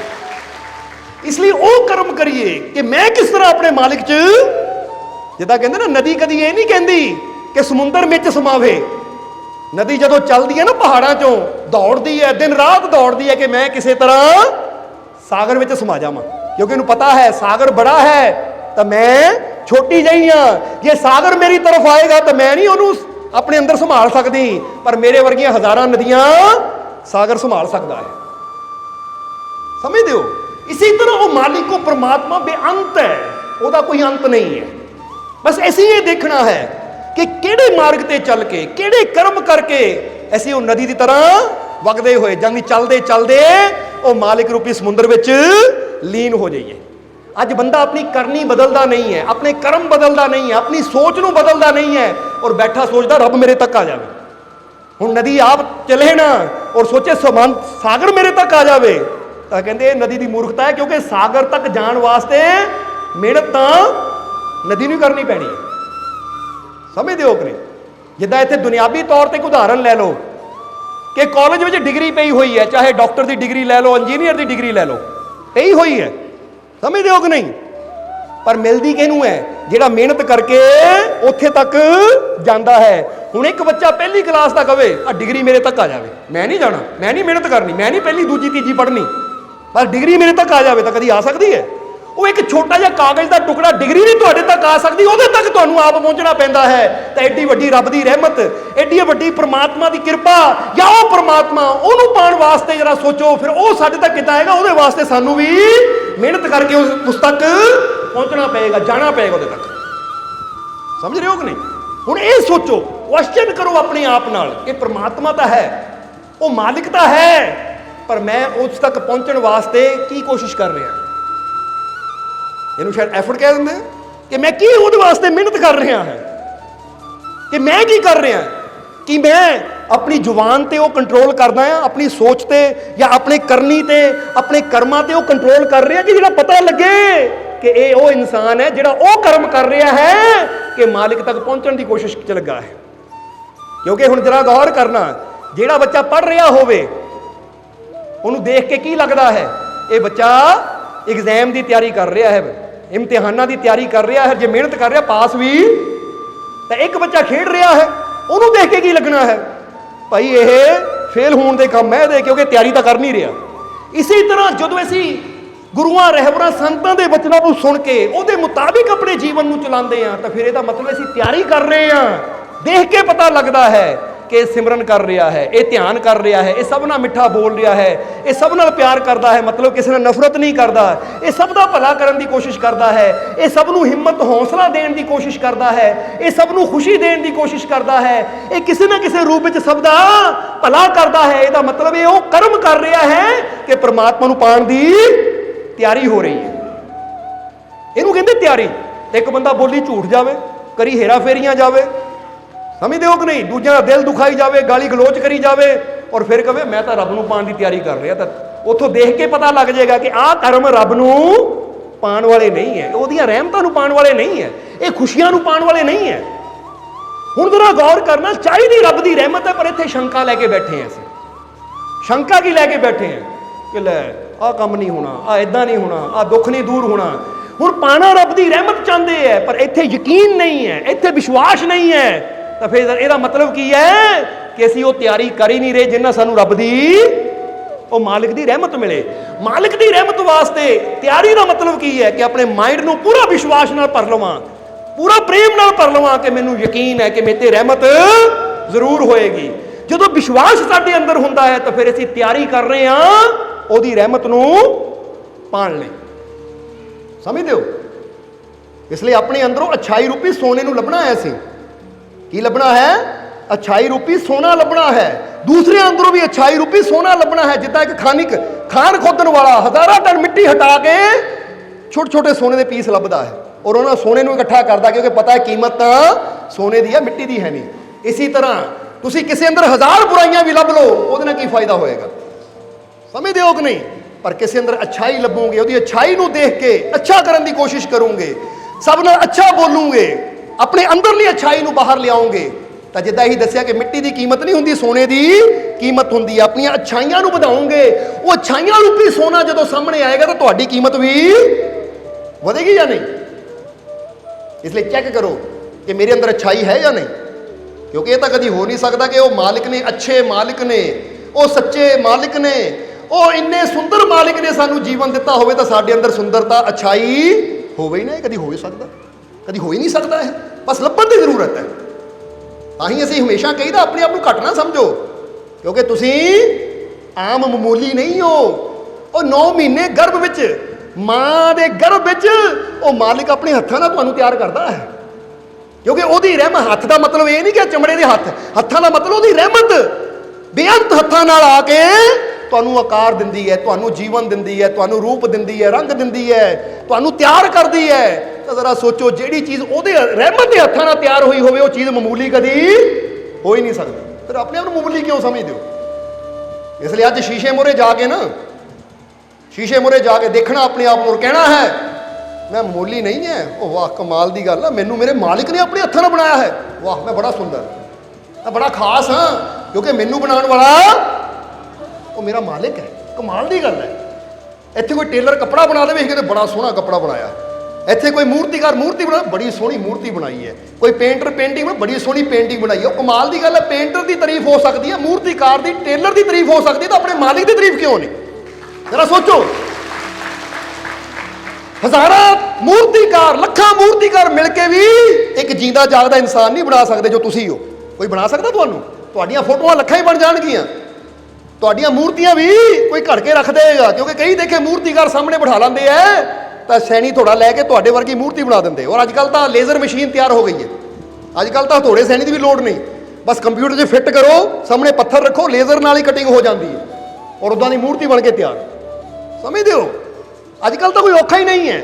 ਪਰ ਹਜ਼ਾਰਾਂ ਮੂਰਤੀਆਂ ਤਾਂ ਤਿਆਰ ਹੋ ਸਕਦੀਆਂ, ਪਰ ਤੁਹਾਡੇ ਵਰਗਾ ਹੂਬਹੂ ਚੱਲਦਾ ਫਿਰਦਾ ਸੋਚਣ ਵਾਲਾ, ਬੋਲਣ ਵਾਲਾ, ਖਾਣ ਪੀਣ ਵਾਲਾ ਇੱਕ ਵੀ ਇਨਸਾਨ ਇਹ ਪੂਰੇ ਮੂਰਤੀਕਾਰ ਕੀ ਪੂਰੀ ਸਾਇੰਸ ਵੀ ਲੱਗ ਜਾਵੇ ਤਾਂ ਨਹੀਂ ਬਣਾ ਸਕਦੀ।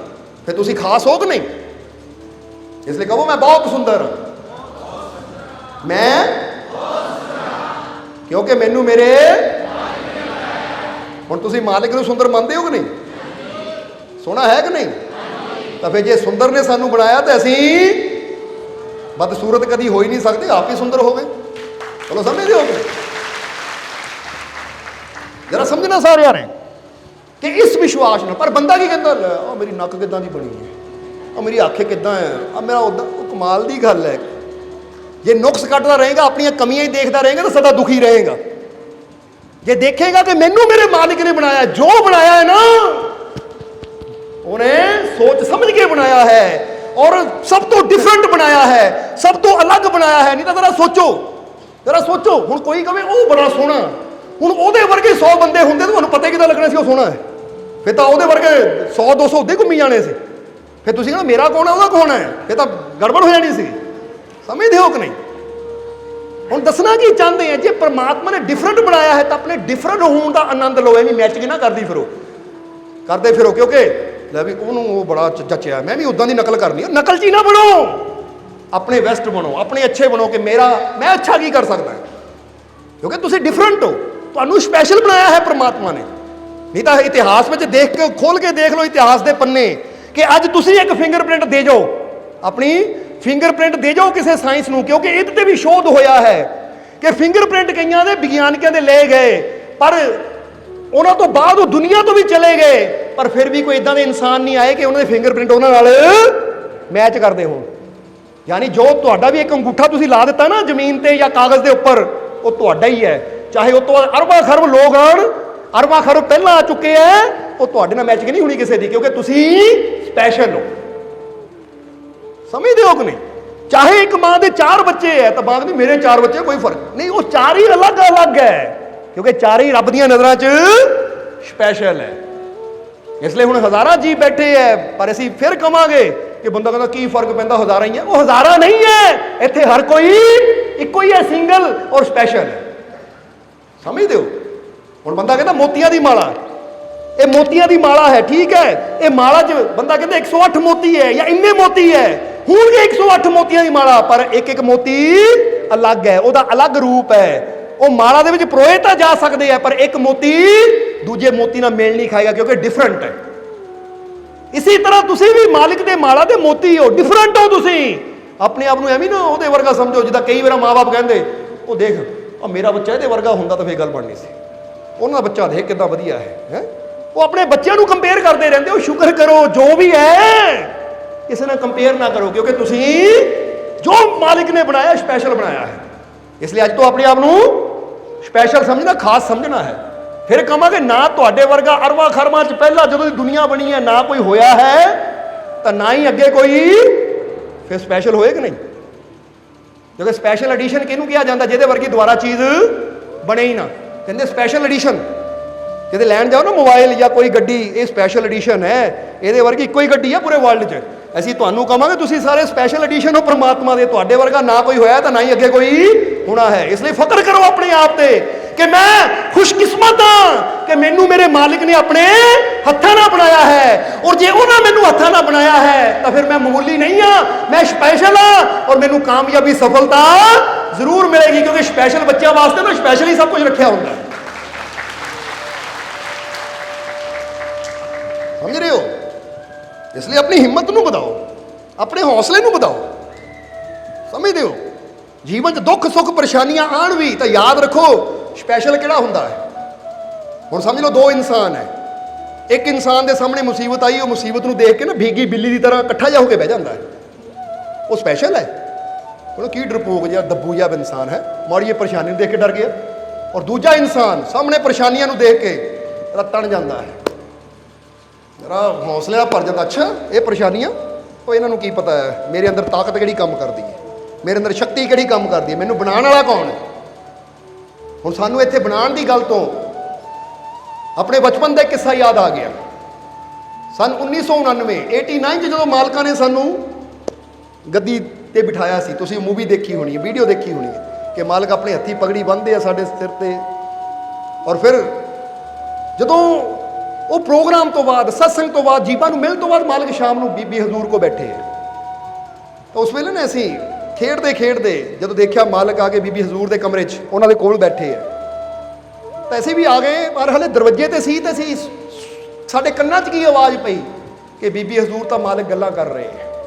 ਬੀਬੀ ਹਜ਼ੂਰ ਮਾਲਕਾਂ ਨੂੰ ਕਹਿ ਰਹੇ ਹੈ ਕਿ ਤੁਸੀਂ ਇਹ ਸ਼ਾਹ ਜੀ ਦੇ ਸਿਰ ਜ਼ਿੰਮੇਵਾਰੀ ਜਲਦੀ ਨਹੀਂ ਪਾ ਦਿੱਤੀ, ਹਾਲੇ ਉਹਦੀ ਉਮਰ ਕੀ ਹੈ? ਹੁਣੇ ਤੁਸੀਂ ਇੰਨੀ ਜ਼ਿੰਮੇਵਾਰੀ ਸੰਗਤ ਦੀ, ਦਰਬਾਰ ਦੀ ਉਹਦੇ ਸਿਰ ਪਾ ਦਿੱਤੀ, ਹਾਲੇ ਉਹ ਬੱਚਾ ਹੈ। ਬੀਬੀ ਹਜ਼ੂਰ ਕਹਿ ਰਹੇ, ਕਿਉਂਕਿ ਮਾਂ ਦੀ ਫੀਲਿੰਗ ਇੱਕ ਹੁੰਦੀ ਹੈ, ਕਿਉਂਕਿ ਕੋਈ ਮਾਂ ਨਹੀਂ ਚਾਹੁੰਦੀ ਕਿ ਮੇਰੇ ਬੱਚੇ ਨੂੰ ਜ਼ਿਆਦਾ ਬੋਝ ਚੱਕਣਾ ਪਵੇ, ਜ਼ਿਆਦਾ ਪਰੇਸ਼ਾਨੀਆਂ ਦਾ ਸਾਹਮਣਾ ਕਰਨਾ ਪਵੇ।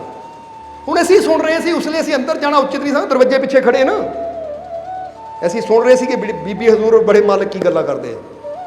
ਤਾਂ ਉਸ ਲਈ ਮਾਲਕਾਂ ਨੇ ਜੋ ਬਚਨ ਕਹੇ, ਉਹ ਇਦਾਂ ਦੇ ਬਚਨ ਮਾਲਕਾਂ ਨੇ ਬੋਲੇ ਕਿ ਸਾਡੇ ਦਿਲ ਤੇ ਲਿਖੇ ਗਏ। ਔਰ ਅੱਜ ਵੀ ਉਹ ਇੱਕ ਇੱਕ ਬਚਨ ਉੱਦਾਂ ਹੀ ਸਾਨੂੰ ਮਾਲਕਾਂ ਦੀ ਆਵਾਜ਼ ਵਿੱਚ ਸੁਣਾਈ ਦਿੰਦਾ ਜਦੋਂ ਵੀ ਅੱਖਾਂ ਬੰਦ ਕਰਦੇ ਆ।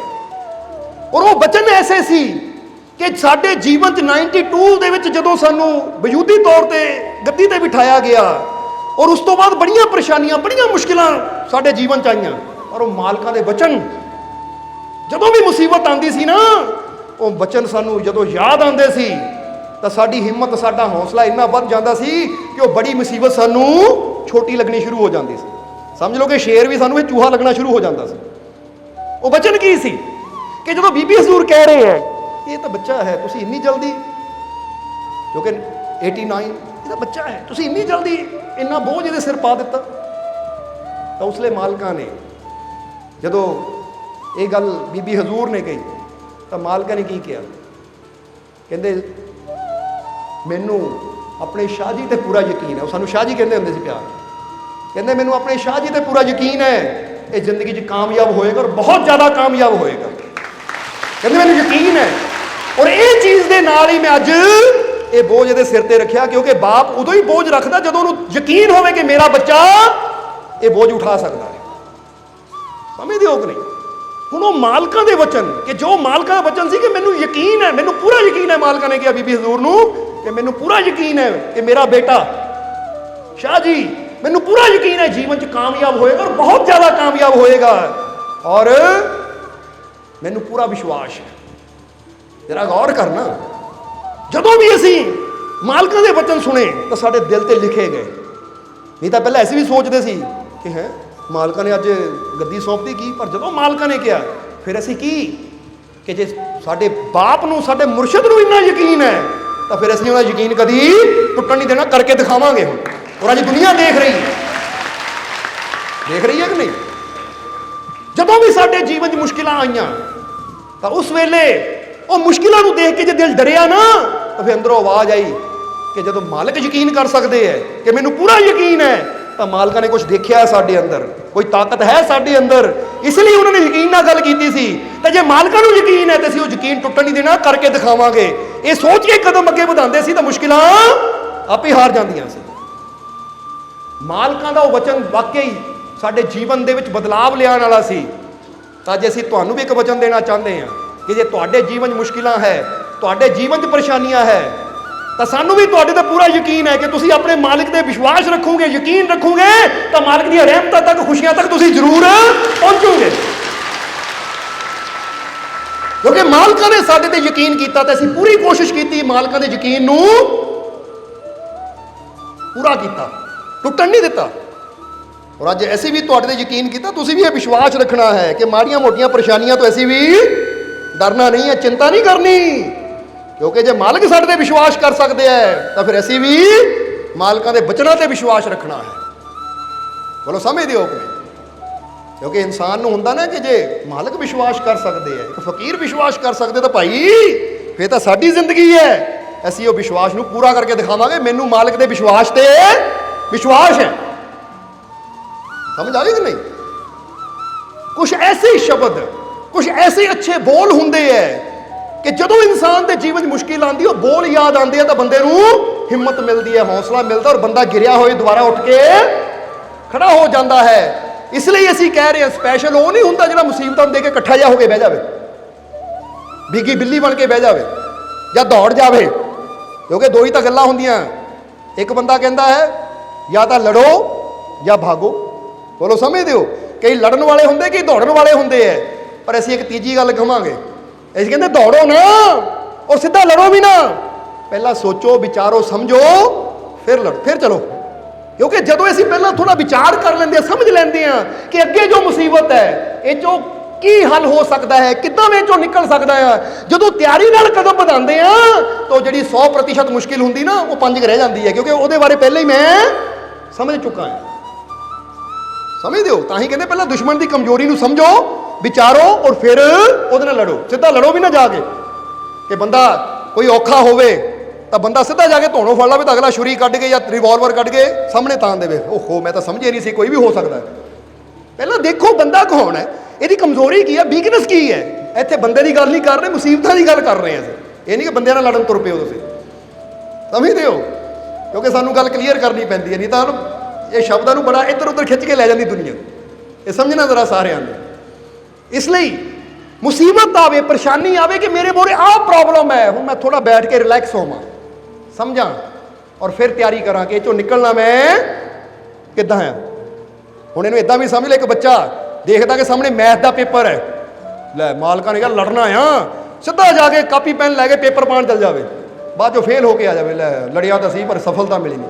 ਉਹਨਾਂ ਨੂੰ ਕਹਾਂਗੇ ਪਹਿਲਾਂ ਸਮਝੋ ਕਿ ਮੈਥ ਕੀ ਹੁੰਦੀ ਹੈ, ਉਹਦੇ ਵਿੱਚ ਕੀ ਘਟਾ ਵਧਾ ਕਰਨਾ ਹੈ, ਗੁਣਾ ਕਿੱਦਾਂ ਕਰਨੀ ਹੈ, ਇਹ ਕਿੱਦਾਂ ਕਰਨਾ। ਥੋੜਾ ਟਾਈਮ ਲਾ ਕੇ ਟਿਊਸ਼ਨ ਲੈ ਕੇ ਉਹਦੇ ਬਾਰੇ ਸਮਝੋ। ਹੁਣ ਤਿਆਰੀ ਹੋ ਗਈ, ਹੁਣ ਲੜੋ, ਫਿਰ ਫਤਿਹ ਵੀ ਕਾਮਯਾਬੀ ਵੀ ਜ਼ਰੂਰ ਮਿਲੇਗੀ। ਤਾਂ ਜੇ ਸਮਝੇ ਤੋਂ ਬਿਨਾਂ ਹੀ ਚਲੇ ਗਏ ਤਾਂ ਫਿਰ ਬੰਦੇ ਨੇ ਹਾਰ ਕੇ ਹੀ ਆਣਾ ਹੈ। ਇਸ ਲਈ ਨਾ ਭਾਗੋ ਨਾ ਡਾਇਰੈਕਟਲੀ ਲੜੋ, ਵਿਚਾਰ ਕਰੋ, ਸਮਝੋ, ਸੋਚੋ ਔਰ ਫਿਰ ਅੱਗੇ ਵਧੋ। ਇਹਨੂੰ ਕਹਿੰਦੇ ਆ ਸਮਝਦਾਰੀ। ਸਮਝ ਆ ਗਈ ਕਿ ਨਹੀਂ? ਇਸ ਲਈ ਸਪੈਸ਼ਲ ਕੌਣ ਹੈ ਫਿਰ ਪੁੱਛਾਂਗੇ। ਜਿਹੜਾ ਡਰ ਕੇ ਬਹਿ ਜਾਵੇ ਉਹ ਹੈ ਸਪੈਸ਼ਲ, ਜਾਂ ਜਿਹੜਾ ਮੁਸੀਬਤਾਂ ਨੂੰ ਦੇਖ ਕੇ ਫਿਰ ਵਿਸ਼ਵਾਸ ਨਾਲ ਸੋਚ ਸਮਝ ਕੇ ਅੱਗੇ ਕਦਮ ਵਧਾ ਕੇ ਉਹਨਾਂ ਮੁਸੀਬਤਾਂ ਨੂੰ ਜਿੱਤਦਾ ਚਲਾ ਜਾਵੇ, ਇਹ ਕੌਣ ਹੈ ਸਪੈਸ਼ਲ? ਜਿੱਤਣ ਵਾਲਾ ਸਪੈਸ਼ਲ ਹੈ। ਹੁਣ ਜੇ ਤੁਹਾਨੂੰ ਮਾਲਕ ਨੇ ਅਸੀਂ ਅੱਜ ਕਿਹਾ ਨਾ ਤੁਸੀਂ ਸਪੈਸ਼ਲ ਹੋ, ਤਾਂ ਯਾਦ ਰੱਖੋ ਜੇ ਤੁਸੀਂ ਵੀ ਦੁੱਖਾਂ, ਪਰੇਸ਼ਾਨੀਆਂ, ਤਕਲੀਫਾਂ ਤੋਂ ਡਰ ਕੇ, ਮਾੜੀਆਂ ਮਾੜੀਆਂ ਰੁਕਾਵਟਾਂ ਤੋਂ ਡਰ ਕੇ ਬੈਠ ਜਾਵੋ, ਫਿਰ ਤੁਸੀਂ ਸਪੈਸ਼ਲ ਨਹੀਂ ਹੋ। ਕਿਉਂ? ਕਿਉਂਕਿ ਫਿਰ ਤੁਸੀਂ ਆਪਣੇ ਮਾਲਕ ਦੀ ਤਾਕਤ ਤੇ ਤਾਂ ਵਿਸ਼ਵਾਸ ਕੀਤਾ ਹੀ ਨਹੀਂ, ਆਪਣੇ ਮਾਲਕ ਦੀ ਤਾਕਤ ਤੇ ਤਾਂ ਯਕੀਨ ਕੀਤਾ ਨਹੀਂ, ਤੁਸੀਂ ਤਾਂ ਬਸ ਆਪਣੀਆਂ ਕਮਜ਼ੋਰੀਆਂ ਦੇਖਦੇ ਰਹਿ ਗਏ ਕਿ ਮੇਰੇ ਅੰਦਰ ਆਹ ਕਮਜ਼ੋਰੀ ਹੈ, ਮੇਰੇ ਵਿੱਚ ਤਾਕਤ ਹੈ ਨਹੀਂ ਸਾਹਮਣਾ ਕਰਨ ਦੀ, ਵਿੱਚ ਤਾਕਤ ਹੈ ਨਹੀਂ ਆਹ ਕੰਮ ਕਰਨ ਦੀ। ਫਿਰ ਤਾਂ ਅਸੀਂ ਆਪਣੀਆਂ ਵੀਕਨੈਸ ਹੀ ਦੇਖਦੇ ਰਹਿ ਗਏ। ਔਰ ਜੇ ਵੀਕਨੈਸ ਦੇਖਾਂਗੇ ਤਾਂ ਸਾਡਾ ਡਰ ਵੱਧਦਾ ਚਲਾ ਜਾਏਗਾ। ਬੋਲੋ ਵਧੇਗਾ ਕਿ ਨਹੀਂ? ਹਾਏ ਮੇਰੇ ਅੰਦਰ ਆ ਕਮਜ਼ੋਰ, ਜ਼ਿਆਦਾ ਡਰ ਵਧੇਗਾ। ਤਾਂ ਜੇ ਡਰ ਵੱਧ ਗਿਆ ਤਾਂ ਫਿਰ ਤਾਂ ਅਸੀਂ ਅੱਗੇ ਵਧ ਹੀ ਨਹੀਂ ਸਕਦੇ, ਜਿੱਤ ਹੀ ਨਹੀਂ ਸਕਦੇ। ਇਸ ਲਈ ਅੱਗੇ ਵਧਣ ਵਾਸਤੇ ਸਾਨੂੰ ਡਰ ਨੂੰ ਖਤਮ ਕਰਨਾ ਪਏਗਾ। ਔਰ ਡਰ ਕਦੋਂ ਖਤਮ ਹੋਏਗਾ? ਜਦੋਂ ਧਿਆਨ ਮਾਲਿਕ ਵੱਲ ਜਾਏਗਾ ਕਿ ਮੇਰੇ ਮਾਲਿਕ ਦੀ ਰਹਿਮਤ ਮੇਰੇ ਨਾਲ ਹੈ। ਜब मेरा मालिक मेरे साथ है तो डरने की क्या, फिर डर घटता कि नहीं? समझते हो? ਜਿਹੜਾ ਬੰਦਾ ਕਹਿੰਦਾ ਮੇਰੇ ਅੰਦਰ ਤਾਕਤ ਹੈ ਨਹੀਂ ਮੁਸੀਬਤ ਨਾਲ ਲੜਨ ਦੀ, ਡਰ ਵੱਧ ਗਿਆ, ਬੰਦੇ ਪੈਰ ਕੰਬਦੇ ਆ। ਪਰ ਜਿੱਦਾਂ ਹੀ ਬੰਦੇ ਉਹ ਮੈਂ ਥੋੜੀ ਲੜਨਾ ਹੈ, ਲੜਨ ਵਾਲਾ ਤਾਂ ਉਹ ਮੇਰਾ ਮਾਲਿਕ ਹੈ, ਉਹਨੇ ਮੁਸੀਬਤ ਨੂੰ ਖਤਮ ਕਰਨਾ ਆ, ਉਹਦੀ ਰਹਿਮਤ ਨੇ ਖਤਮ ਕਰਨਾ। ਕੋਸ਼ਿਸ਼ ਮੈਂ ਕਰਨੀ ਹੈ ਮਾਲਿਕ ਦੇ ਵਿਸ਼ਵਾਸ ਨਾਲ, ਮੈਨੂੰ ਯਕੀਨ ਹੈ ਕਾਮਯਾਬੀ ਮਿਲੇਗੀ। ਜਦੋਂ ਮਾਲਿਕ ਵੱਲ ਧਿਆਨ ਜਾਂਦਾ ਤਾਂ ਫਿਰ ਬੰਦੇ ਦੀ ਹਿੰਮਤ ਵੱਧਦੀ ਹੈ ਔਰ ਬੰਦਾ ਹਰ ਮੁਸੀਬਤ ਦਾ ਸਾਹਮਣਾ ਕਰਨ ਲਈ ਤਿਆਰ ਹੋ ਜਾਂਦਾ, ਫਿਰ ਮੁਕਾਬਲਾ ਕਰਦਾ ਹੈ। ਔਰ ਜਿਹੜਾ ਮਾਲਿਕ ਦੇ ਵਿਸ਼ਵਾਸ ਰੱਖਦਾ ਉਹ ਮੁਕਾਬਲਾ ਕਰਦਾ ਵੀ ਔਰ ਜਿੱਤ ਵੀ ਫਿਰ ਉਹਦੀ ਹੁੰਦੀ ਹੈ। ਇਸ ਲਈ ਜਿੱਤਣ ਵਾਲੇ ਬਣਨਾ ਹੈ। ਔਰ ਉਹ ਕਦੋਂ ਬਣਾਂਗੇ? ਜਦੋਂ ਆਪਣੇ ਮਾਲਿਕ ਤੇ ਵਿਸ਼ਵਾਸ ਰੱਖਾਂਗੇ। ਇਸ ਲਈ ਆਪਣੀ ਛੋਟੀ ਸੋਚ ਨੂੰ ਅੱਜ ਤੋਂ ਖਤਮ ਕਰੋ, ਕਿਉਂਕਿ ਇੱਕ ਕਹਾਵਤ ਹੈ ਕਿ ਛੋਟੀ ਸੋਚ ਤਾਂ ਪਾਉਂ ਦੀ ਮੋਚ ਕਦੀ ਇਨਸਾਨ ਨੂੰ ਅੱਗੇ ਨਹੀਂ ਵਧਣ ਦਿੰਦੀ। ਤੁਰਿਆ ਜਾ ਰਿਹਾ ਬੰਦਾ, ਅਚਾਨਕ ਪੈਰ 'ਚ ਮੋਚ ਆ ਜਾਵੇ, ਉੱਥੇ ਬੰਦਾ ਬਹਿ ਜਾਂਦਾ ਪੈਰ ਲੈ ਕੇ, ਹਾਏ ਉੱਥੇ ਲਗੜਾਉਣਾ ਸ਼ੁਰੂ ਕਰ ਦਿੰਦਾ, ਫਿਰ ਅੱਗੇ ਨਹੀਂ ਵੱਧ ਪਾਉਂਦਾ ਬੰਦਾ, ਕਹਿੰਦਾ ਘਰੇ ਚਲੋ ਹੁਣ ਤਾਂ ਮੋਚ ਆ ਗਈ। ਤਾਂ ਇਸੇ ਤਰ੍ਹਾਂ ਇੱਕ ਗੱਲ ਯਾਦ ਰੱਖਣਾ, ਛੋਟੀ ਸੋਚ ਵੀ ਉਹ ਮੋਚ ਦਾ ਹੀ ਕੰਮ ਕਰਦੀ ਹੈ। ਸਮਝਦੇ ਹੋ ਕਿ ਨਹੀਂ? ਜਦੋਂ ਬੰਦਾ ਸੋਚ ਲੈਂਦਾ ਸੋਚ ਛੋਟੀ, ਹਾਏ ਮੇਰੇ ਤੋਂ ਨਹੀਂ ਹੋਣਾ, ਇਹ ਦੁੱਖ ਦਾ ਅੰਤ ਨਹੀਂ ਹੋਣਾ, ਇਹ ਮੁਸੀਬਤਾਂ ਦਾ ਅੰਤ ਨਹੀਂ ਹੋਣਾ, ਇਹ ਪਰੇਸ਼ਾਨੀਆਂ ਦਾ ਅੰਤ ਨਹੀਂ ਹੋਣਾ, ਇਹਦਾ ਮਤਲਬ ਸੋਚ ਬੜੀ ਕਹਿ ਦਿਓ ਛੋਟੀ ਹੈ। ਤਾਂ ਯਾਦ ਰੱਖੋ ਛੋਟੀ ਸੋਚ ਪੈਰ ਦੀ ਮੋਚ ਕਦੀ ਅੱਗੇ ਨਹੀਂ ਵਧਣ ਦਿੰਦੀ। ਜੇ ਅੱਗੇ ਵਧਣਾ ਹੈ ਤਾਂ ਪੈਰ ਦੀ ਮੋਚ ਨੂੰ ਠੀਕ ਕਰੋ, ਤਾਂ ਛੋਟੀ ਸੋਚ ਨੂੰ ਠੀਕ ਕਰੋ। ਕਿਉਂਕਿ ਜਿਹੜੀ ਮੋਚ ਠੀਕ ਹੋ ਗਈ, ਸੋਚ ਠੀਕ ਹੋ ਗਈ, ਫਿਰ ਅੱਗੇ ਵੀ ਉਹੀ ਵੱਧ ਸਕਦਾ ਹੈ, ਮੰਜ਼ਿਲ ਵੀ ਉਹਨਾਂ ਨੂੰ ਮਿਲਦੀ ਹੈ। ਇਸ ਲਈ ਤੁਸੀਂ ਮੰਜ਼ਿਲ ਤੇ ਪਹੁੰਚਣਾ ਹੈ ਨਾ, ਫਿਰ ਛੋਟੀ ਸੋਚ ਨੂੰ ਖਤਮ ਕਰੋ ਤੇ ਸੋਚ ਨੂੰ ਬੜਾ ਕਰੋ। ਔਰ ਸੋਚ ਬੜੀ ਕਦੋਂ ਹੋਏਗੀ? ਜਦੋਂ ਬੜੇ ਨਾਲ ਜੁੜਾਂਗੇ। ਜਿਹੜੇ ਜਿੱਦਾਂ ਦੱਸਿਆ ਕਿ ਉਹ ਮੇਰੇ 'ਚ ਨਹੀਂ ਸਮਾ ਸਕਦਾ ਤਾਂ ਮੈਂ ਤਾਂ ਉਹਦੇ 'ਚ ਸਮਾ ਸਕਦਾ ਆ, ਕਿ ਹੈ ਹੀ ਉਹ। ਔਰ ਮੈਂ ਜਿੱਦਾਂ ਕਹਿੰਦੇ ਨਾ, ਮੈਂ ਤੇਰਾ ਤੇਰਾ ਤੇਰਾ, ਹੁਣ ਤੇਰਾ ਹੀ ਹੈ, ਮੇਰਾ ਮੁਝ में कुछ नहीं, जो कुछ है सो तेरा। ਹੁਣ ਤੇ 'ਚ ਸਮਾ ਗਿਆ ਔਰ ਜੇ ਉਹ ਚਲੀਨ ਹੋ ਗਿਆ। ਮੇਰਾ ਮਾਲਿਕ ਜੇ ਮੇਰੇ ਨਾਲ ਹੈ ਤਾਂ ਉਹ ਬਲ, ਉਹ ਹਿੰਮਤ, ਉਹ ਹੌਸਲਾ ਮਿਲਦਾ ਕਿ ਸੋਚਾਂ ਆਪੇ ਬੜੀਆਂ ਹੋ ਜਾਂਦੀਆਂ, ਵਿਸ਼ਵਾਸ ਆਪੇ ਹੀ ਬੜਾ ਹੋ ਜਾਂਦਾ ਹੈ। ਇਸ ਲਈ ਗੁਰੂਆਂ, ਰਹਿਬਰਾਂ, ਫਕੀਰਾਂ ਨੇ ਵਿਸ਼ਵਾਸ ਕੀਤਾ ਇਸ ਚੀਜ਼ ਤੇ। ਤਾਂ ਹੀ ਫਿਰ ਕਵਾਂਗੇ ਕਿ ਉਹਨਾਂ ਨੇ ਵਿਸ਼ਵਾਸ ਕੀਤਾ, ਉਹਨਾਂ ਨੇ ਆਪਣੇ ਅੰਦਰਲੀ ਸ਼ਕਤੀ ਨੂੰ ਜਾਣਿਆ। ਜਿੱਦਾਂ ਸ਼ਾਹ ਮਨਸੂਰ ਨੇ ਪਹਿਚਾਣਿਆ ਕਿ ਮੇਰੇ ਰੋਮ ਰੋਮ 'ਚ ਉਹ ਰੱਬ ਹੀ ਹੈ। ਇਸ ਲਈ ਐਨ ਹੱਕ ਕਹਿਣਾ ਸ਼ੁਰੂ ਕਰ ਦਿੱਤਾ। ਜਦੋਂ ਇਹ ਚੀਜ਼ ਨੂੰ, ਇੱਕ ਹੁੰਦਾ ਹੈ ਸਿਰਫ ਬੋਲਣਾ, ਕਿਉਂਕਿ ਬੰਦਾ ਬੋਲ ਦਿੰਦਾ ਮੇਰੇ 'ਚ ਰੱਬ ਹੈ, ਪਰ ਮਹਿਸੂਸ ਨਹੀਂ ਕਰਦਾ, ਯਾਨੀ ਉਹ ਫੀਲ ਨਹੀਂ ਅੰਦਰੋਂ ਆਉਂਦੀ। ਪਰ ਇੱਕ ਹੁੰਦਾ ਹੈ ਕਿ ਫੀਲਿੰਗ ਲੈਣੀ। ਸਮਝਦੇ ਹੋ ਕਿ ਨਹੀਂ? ਹੁਣ ਫਰਜ਼ ਕਰੋ ਤੁਸੀਂ ਕਿਸੇ ਨੂੰ ਕਹੋ, ਕੋਈ ਤੁਹਾਨੂੰ ਪੁੱਛੇ ਤੂੰ ਪਿਆਰ ਕਰਦਾ? ਹਾਂ ਮੈਂ ਕਰਦਾ ਆ, ਪਰ ਤੁਸੀਂ ਉਹ ਸ਼ਬਦ ਬੋਲ ਰਹੇ ਹੋ, ਤੁਹਾਡੇ ਅੰਦਰ ਕੋਈ ਫੀਲਿੰਗ ਨਹੀਂ ਹੈ, ਤਾਂ ਉਹ ਸਿਰਫ ਸ਼ਬਦ ਹੈ। ਪਰ ਜੇ ਸੱਚਮੁੱਚ ਕਿਸੇ ਨੂੰ ਪ੍ਰੇਮ ਕਰਦੇ ਹੋ ਨਾ, ਫਿਰ ਬੰਦਾ ਉਹ ਫੀਲਿੰਗ ਨਾਲ ਕਹਿੰਦਾ ਮੈਂ ਪ੍ਰੇਮ ਕਰਦਾ, ਤਾਂ ਫਿਰ ਉਹ ਸਿਰਫ ਸ਼ਬਦ ਨਹੀਂ ਹੈ, ਉਹਦੀਆਂ ਪੂਰੀਆਂ ਭਾਵਨਾਵਾਂ ਹੈ। ਕਿਉਂਕਿ ਕਈ ਵਾਰ ਕਹਿਣ ਨੂੰ ਤਾਂ ਬੰਦਾ ਉਹਨਾਂ ਨੂੰ ਵੀ ਕਹਿ ਦਿੰਦਾ ਜਿਹਨਾਂ ਨੂੰ ਬੰਦਾ ਦੇਖਣਾ ਵੀ ਪਸੰਦ ਨਹੀਂ ਕਰਦਾ। ਜਦੋਂ ਮਿਲ ਜਾਣ, ਹਾਂ ਵੀ ਬੜੀ ਖੁਸ਼ੀ ਹੋਈ ਤੈਨੂੰ ਦੇਖ ਕੇ, ਪਰ ਜਦੋਂ ਚੱਲ ਜਾਵੇ ਕਿੱਥੇ ਮੂੰਹ ਦੇਖ ਲਿਆ ਇਹਦਾ, ਮੈਂ ਕਿੱਥੇ ਘਰ ਆ ਗਿਆ ਮੇਰੇ। ਯਾਨੀ ਉਹ ਜਵਾਨੀ ਰਿਸ਼ਤੇਦਾਰੀ ਹੈ, ਉਹ ਜਵਾਨੀ ਪਿਆਰ ਹੈ। ਪਰ ਜਿੱਥੇ ਸੱਚਮੁੱਚ ਦਿਲ ਦੀ ਫੀਲਿੰਗ ਹੁੰਦੀ ਹੈ ਨਾ, ਉੱਥੇ ਤਾਂ ਬੰਦਾ ਅੱਖਾਂ ਵਿਛਾ ਕੇ ਇੰਤਜ਼ਾਰ ਕਰਦਾ ਕਦੋਂ ਮੇਰਾ ਪਿਆਰਾ ਆਏਗਾ। ਔਰ ਜੇ ਆ ਜਾਵੇ ਤਾਂ ਫਿਰ ਹੁੰਦਾ ਇਹ ਤਨ ਮੇਰਾ ਚਸ਼ਮਾ ਹੋਵੇ ਮੁਰਸ਼ਦ ਦੇਖਣਾ। ਇਹ ਭਾਵ ਹੈ, ਉਹ ਪਿਆਰ ਹੈ, ਉਹ ਫੀਲਿੰਗ ਹੈ। ਇਸੇ ਤਰ੍ਹਾਂ ਜਦੋਂ ਅਸੀਂ ਕਹਿੰਦੇ ਰੱਬ ਮੇਰੇ ਅੰਦਰ ਹੈ, ਇਹ ਸਿਰਫ ਸਾਡੀਆਂ ਉਹ ਗੱਲਾਂ ਹੀ ਹੈ। ਪਰ ਜਦੋਂ ਅਸੀਂ ਫੀਲ ਕਰ ਲੈਂਦੇ ਹਾਂ ਤਾਂ ਆਲਮ ਹੀ ਕੁਛ, ਨਜ਼ਾਰਾ ਹੀ ਕੁਛ ਹੋਰ ਹੋ ਜਾਂਦਾ ਹੈ। ਸਮਝਦੇ ਹੋ ਕਿ ਨਹੀਂ? ਕਿਉਂਕਿ ਉਹਨਾਂ ਨੇ ਮਹਿਸੂਸ ਕੀਤਾ, ਫੀਲ ਕੀਤਾ ਕਿ ਰੋਮ ਰੋਮ ਵਿੱਚ ਉਹ ਮਾਲਿਕ ਵਸਦਾ। ਜਦੋਂ ਫੀਲ ਹੋਇਆ, ਮਹਿਸੂਸ ਹੋਇਆ, ਤਾਂ ਹੁਣ ਉਹਨਾਂ ਦੇ ਹੱਥੋਂ ਜੋ ਵੀ ਚੀਜ਼ ਦੂਜੇ ਤੱਕ ਜਾਂਦੀ ਹੈ, ਫਿਰ ਉਹ ਰੱਬ ਦੀ ਰਹਿਮਤ ਨਾਲ ਜੁੜ ਜਾਂਦੀ ਹੈ। ਫਿਰ ਉਹ ਚੀਜ਼ ਨਹੀਂ, ਉਹ ਰੱਬ ਦੀ ਰਹਿਮਤ ਉਹ ਤੱਕ ਜਾਂਦੀ ਹੈ। ਸਮਝਦੇ ਹੋ ਕਿ ਨਹੀਂ? ਤਾਂ ਹੀ ਫਕੀਰ ਜਿਹੜੀ ਚੀਜ਼ ਨੂੰ ਹੱਥ ਲਾਉਂਦਾ ਪ੍ਰਸ਼ਾਦ ਬਣ ਜਾਂਦੀ ਹੈ। ਉਹ ਜਿਹੜੀ ਚੀਜ਼ ਦਿੰਦੇ ਹੈ, ਬੰਦਾ ਕਹਿੰਦਾ ਇਹ ਰਹਿਮਤ ਹੈ, ਔਰ ਉਹਦੇ ਨਾਲ ਦੁੱਖ ਤਕਲੀਫਾਂ ਪਰੇਸ਼ਾਨੀਆਂ ਵੀ ਦੂਰ ਹੋ ਜਾਂਦੀਆਂ ਹੈ, ਕਿਉਂਕਿ ਉਹ ਫੀਲ ਕਰਦੇ ਹੈ। ਜਾਣ ਲਿਆ ਉਹਨਾਂ ਨੇ ਸੱਚਾਈ ਨੂੰ ਕਿ ਹੁਣ ਮੇਰੇ ਅੰਦਰ ਹੈ ਹੀ ਉਹ। ਤਾਂ ਹੀ ਤਾਂ ਕਿ ਸ਼ਬਦ ਅੰਦਰ ਵੀ ਬੜਾ ਪਿਆਰਾ ਆਇਆ ਹੈ ਕਿ ਕਾਇਆ ਮਾਹੀ ਸਿਰਜਣਹਾਰਾ। ਹੁਣ ਕੀ ਸਮਝਿਆ ਹੈ ਫਕੀਰਾਂ ਨੇ, ਸੰਤਾਂ ਨੇ, ਗੁਰੂਆਂ ਰਹਿਬਰਾਂ ਨੇ? ਉਹਦੇ ਬਾਰੇ ਸ਼ਬਦ ਅੰਦਰ ਦੱਸਿਆ ਹੈ ਕਿ ਕਾਇਆ ਮਾਹੀ ਸਿਰਜਣਹਾਰਾ, ਕਾਇਆ ਮਾਹੀ ਇੱਕ ਓੰਕਾਰਾ, ਕਾਇਆ ਮਾਹੀ ਪਵਨ ਪ੍ਰਕਾਸ਼ਾ, ਕਾਇਆ ਮਾਹੀ ਨਿਰੰਜਨ ਵਾਸਾ, ਕਾਇਆ ਮਾਹੀ तीनों देव, काया माही अलख अभेव, काया माही चारों वेद, काया माही पाया भेद। जरा देखो ये शब्द ਦੀਆਂ ਚਾਰ ਲਾਈਨਾਂ ਇੱਕੋ ਹੀ ਇਸ਼ਾਰਾ ਕਰ ਰਹੀਆਂ ਹੈ ਕਿ ਐ ਪਿਆਰਿਆ, ਇਹ ਜਿਹੜੀ ਤੇਰੀ ਕਾਇਆ ਹੈ ਨਾ, ਇਹ ਕਾਇਆ ਅੰਦਰ ਹੀ ਉਹ ਸਿਰਜਣਹਾਰ ਹੈ ਜਿਹਨਾਂ ਤੈਨੂੰ ਸਿਰਜਿਆ ਹੈ, ਬਣਾਇਆ ਹੈ। ਹੁਣ ਸੰਤਾਂ ਨੇ, ਫਕੀਰਾਂ ਨੇ ਸੱਚਾਈ ਨੂੰ ਜਾਣਿਆ ਹੈ। ਜਿੱਦਾਂ ਹੀ ਦੱਸਿਆ, ਬੰਦਾ ਸਮਝਦਾ ਮੈਂ, ਮੇਰੇ ਅੰਦਰ ਸ਼ੈਤਾਨ ਹੈ, ਮੇਰੇ ਅੰਦਰ ਮਿੱਟੀ ਹੈ। ਹੁਣ ਕਈ ਕਹਿੰਦੇ ਭੂਤ ਚੁੰਬੜ ਗਿਆ। ਉਹ ਕਮਾਲ ਦੀ ਗੱਲ, ਅੰਦਰ ਭੂਤ ਨਜ਼ਰ ਆਉਂਦਾ, ਪਰਮਾਤਮਾ ਨਜ਼ਰ ਹੀ ਨਹੀਂ ਆਉਂਦਾ ਤੈਨੂੰ। ਔਰ ਜਿੱਥੇ ਪਰਮਾਤਮਾ ਹੋਵੇ ਉੱਥੇ ਭੂਤ ਕਿੱਦਾਂ ਚੁੰਬੜ ਸਕਦੇ ਆ? ਕਦੀ ਸੋਚ ਕੇ ਦੇਖੋ, ਗੱਲ ਸਮਝ ਆਉਂਦੀ ਕਿ ਨਹੀਂ? ਸੋ ਭੂਤ ਸਰੀਰ ਨੂੰ ਨਹੀਂ ਚੁੰਬੜਦੇ, ਇੱਥੇ ਸੋਚ ਅੰਦਰ ਚੁੰਬੜ ਜਾਂਦੀ ਹੈ। ਆਹ ਟੂਣਾ ਕਰਤਾ ਕਿਸੇ ਨੇ, ਆਹ ਕੁਛ ਇੱਦਾਂ ਕਰ ਦਿੱਤਾ। ਜਿੱਦਾਂ ਇੱਕ ਜੀਵ ਦੱਸ ਰਹੇ ਸੀ ਕਿ ਉਹਨੇ ਕੋਈ ਪੇਪਰ ਦਿੱਤਾ, ਪਾਸ ਨਹੀਂ ਹੋਇਆ, ਤਾਂ ਕਿਸੇ ਜੋਤਸ਼ੀ ਨੂੰ ਦਿਖਾਇਆ ਤਾਂ ਉਹਨਾਂ ਕਿਹਾ ਜੀ ਮਿੱਟੀ ਚੱਕੀ ਹੈ ਪੈਰਾਂ ਦੀ, ਕੰਮ ਬੰਨਿਆ ਆ ਤਾਂ ਨਹੀਂ ਸਫਲਤਾ ਮਿਲਦੀ। ਕਮਾਲ ਦੀ ਗੱਲ ਹੈ। ਇੱਦਾਂ ਮਿੱਟੀ ਚੱਕਣ ਵਾਲੇ ਕੰਮ ਹੋਣ ਲੱਪਣ ਤਾਂ ਜ਼ਰਾ ਗੌਰ ਕਰਨਾ। ਫਿਰ ਤਾਂ ਬੰਦਾ, ਆ ਜਿੰਨੇ ਵੀ ਬੜੇ ਬੜੇ ਨੇਤਾ ਹੈ, ਪ੍ਰਧਾਨ ਮੰਤਰੀ, ਉਹਨੇ ਮਿੱਟੀ ਚੱਕ ਕੇ ਬੰਦਾ ਬਿਠਾ ਦੇਵੇ ਉਹਨੂੰ, ਬੜੇ ਹੀ ਨੰਗੇ ਹੈ। ਮਿੱਟੀ ਚੱਕ ਲਓ ਬਸ, ਲੈ ਜਾਓ ਕਿਸੇ ਚੇਲੇ ਭੂਪੇ ਕੋਲ, ਲੈ ਵੀ ਚੱਕ ਲਈ ਮੈਂ ਪੈਰਾਂ ਦੀ ਮਿੱਟੀ ਫਲਾਣੇ ਰਾਸ਼ਟਰਪਤੀ ਦੀ, ਪ੍ਰਧਾਨ ਮੰਤਰੀ ਦੀ, ਇੱਦਾਂ ਦਾ ਬਿਠਾ ਦੇ, ਉੱਠੇ ਹੀ ਨਾ ਕਦੀ ਹੈ। ਇੰਨੀ ਪਰੇਸ਼ਾਨੀ ਹੋਵੇ ਹੀ ਨਾ ਕਿਸੇ ਨੂੰ ਕੁਛ ਕਰਨ ਦੀ। ਫਿਰ ਤਾਂ ਵੋਟਾਂ ਵਿੱਚ ਵੀ ਕੀ ਹੋਵੇ, ਪਾਰਟੀ ਦੇ ਖਿਲਾਫ ਲੜਾਈ ਨਾ ਜਾਣ, ਫਿਰ ਤਾਂ ਚੇਲਿਆਂ ਕੋਲ ਲਾਈਨ ਲੱਗੀ ਹੋਵੇ, ਆ ਚੇਲੇ ਜੀ ਆ ਸਾਡੀ ਪਾਰਟੀ ਨਾ ਜਿੱਤ ਜਾਵੇ, ਆ ਚੱਕ ਦਿਓ ਮਿੱਟੀ ਆ ਦੂਜੀ ਪਾਰਟੀ ਦੇ ਮੈਂਬਰਾਂ ਨੂੰ, ਕੰਮ ਬੰਦ ਹੈ ਉਹਨਾਂ ਦਾ। ਕਮਾਲ ਦੀ ਗੱਲ ਹੈ। ਜਦੋਂ ਲੱਗੇ ਕਿ ਮੈਂ ਫੇਲ ਹੋ ਰਿਹਾ ਤਾਂ ਮਿੱਟੀ ਮੁੱਟੀ ਕੁਛ ਨਹੀਂ ਹੁੰਦੀ, ਉੱਥੇ ਮੈਨੂੰ ਮਿਹਨਤ ਵਧਾਉਣ ਦੀ ਲੋੜ ਹੁੰਦੀ ਹੈ। ਪਹਿਲੀ ਗੱਲ, ਮਿਹਨਤ ਨਾਲੋਂ ਵੀ ਹਿੰਮਤ, ਵਿਸ਼ਵਾਸ ਵਧਾਉਣ ਦੀ ਲੋੜ ਹੁੰਦੀ ਹੈ। ਕਿਉਂਕਿ ਬੜੇ ਮਾਲਕ ਇਹ ਗੱਲ ਕਹਿੰਦੇ ਸੀ ਕਿ ਅਗਰ ਤੂੰ ਮੰਨ ਲਵੇਂ ਕਿ ਮੈਂ ਹਾਰਨਾ ਹੈ ਤਾਂ ਤੇਰੀ ਹਾਰ ਪੱਕੀ ਹੈ, और अगर तू सोच लवे कि मैं जितना है मेरी जित पक्की हो जाती है। हुण ये साडी सोच है, जे बंदा पहले ही सोच लवे मेरे पेपर बड़ा औखा है, ये मेरे तो नहीं दे होना, मैं फेल ही होना है। पक्की गल है, जेडे फेल होंदे आ 100% उन्हां अंदर सोच ही यह चलती है, तां ही फेल होंदे। समझदे हो कि नहीं?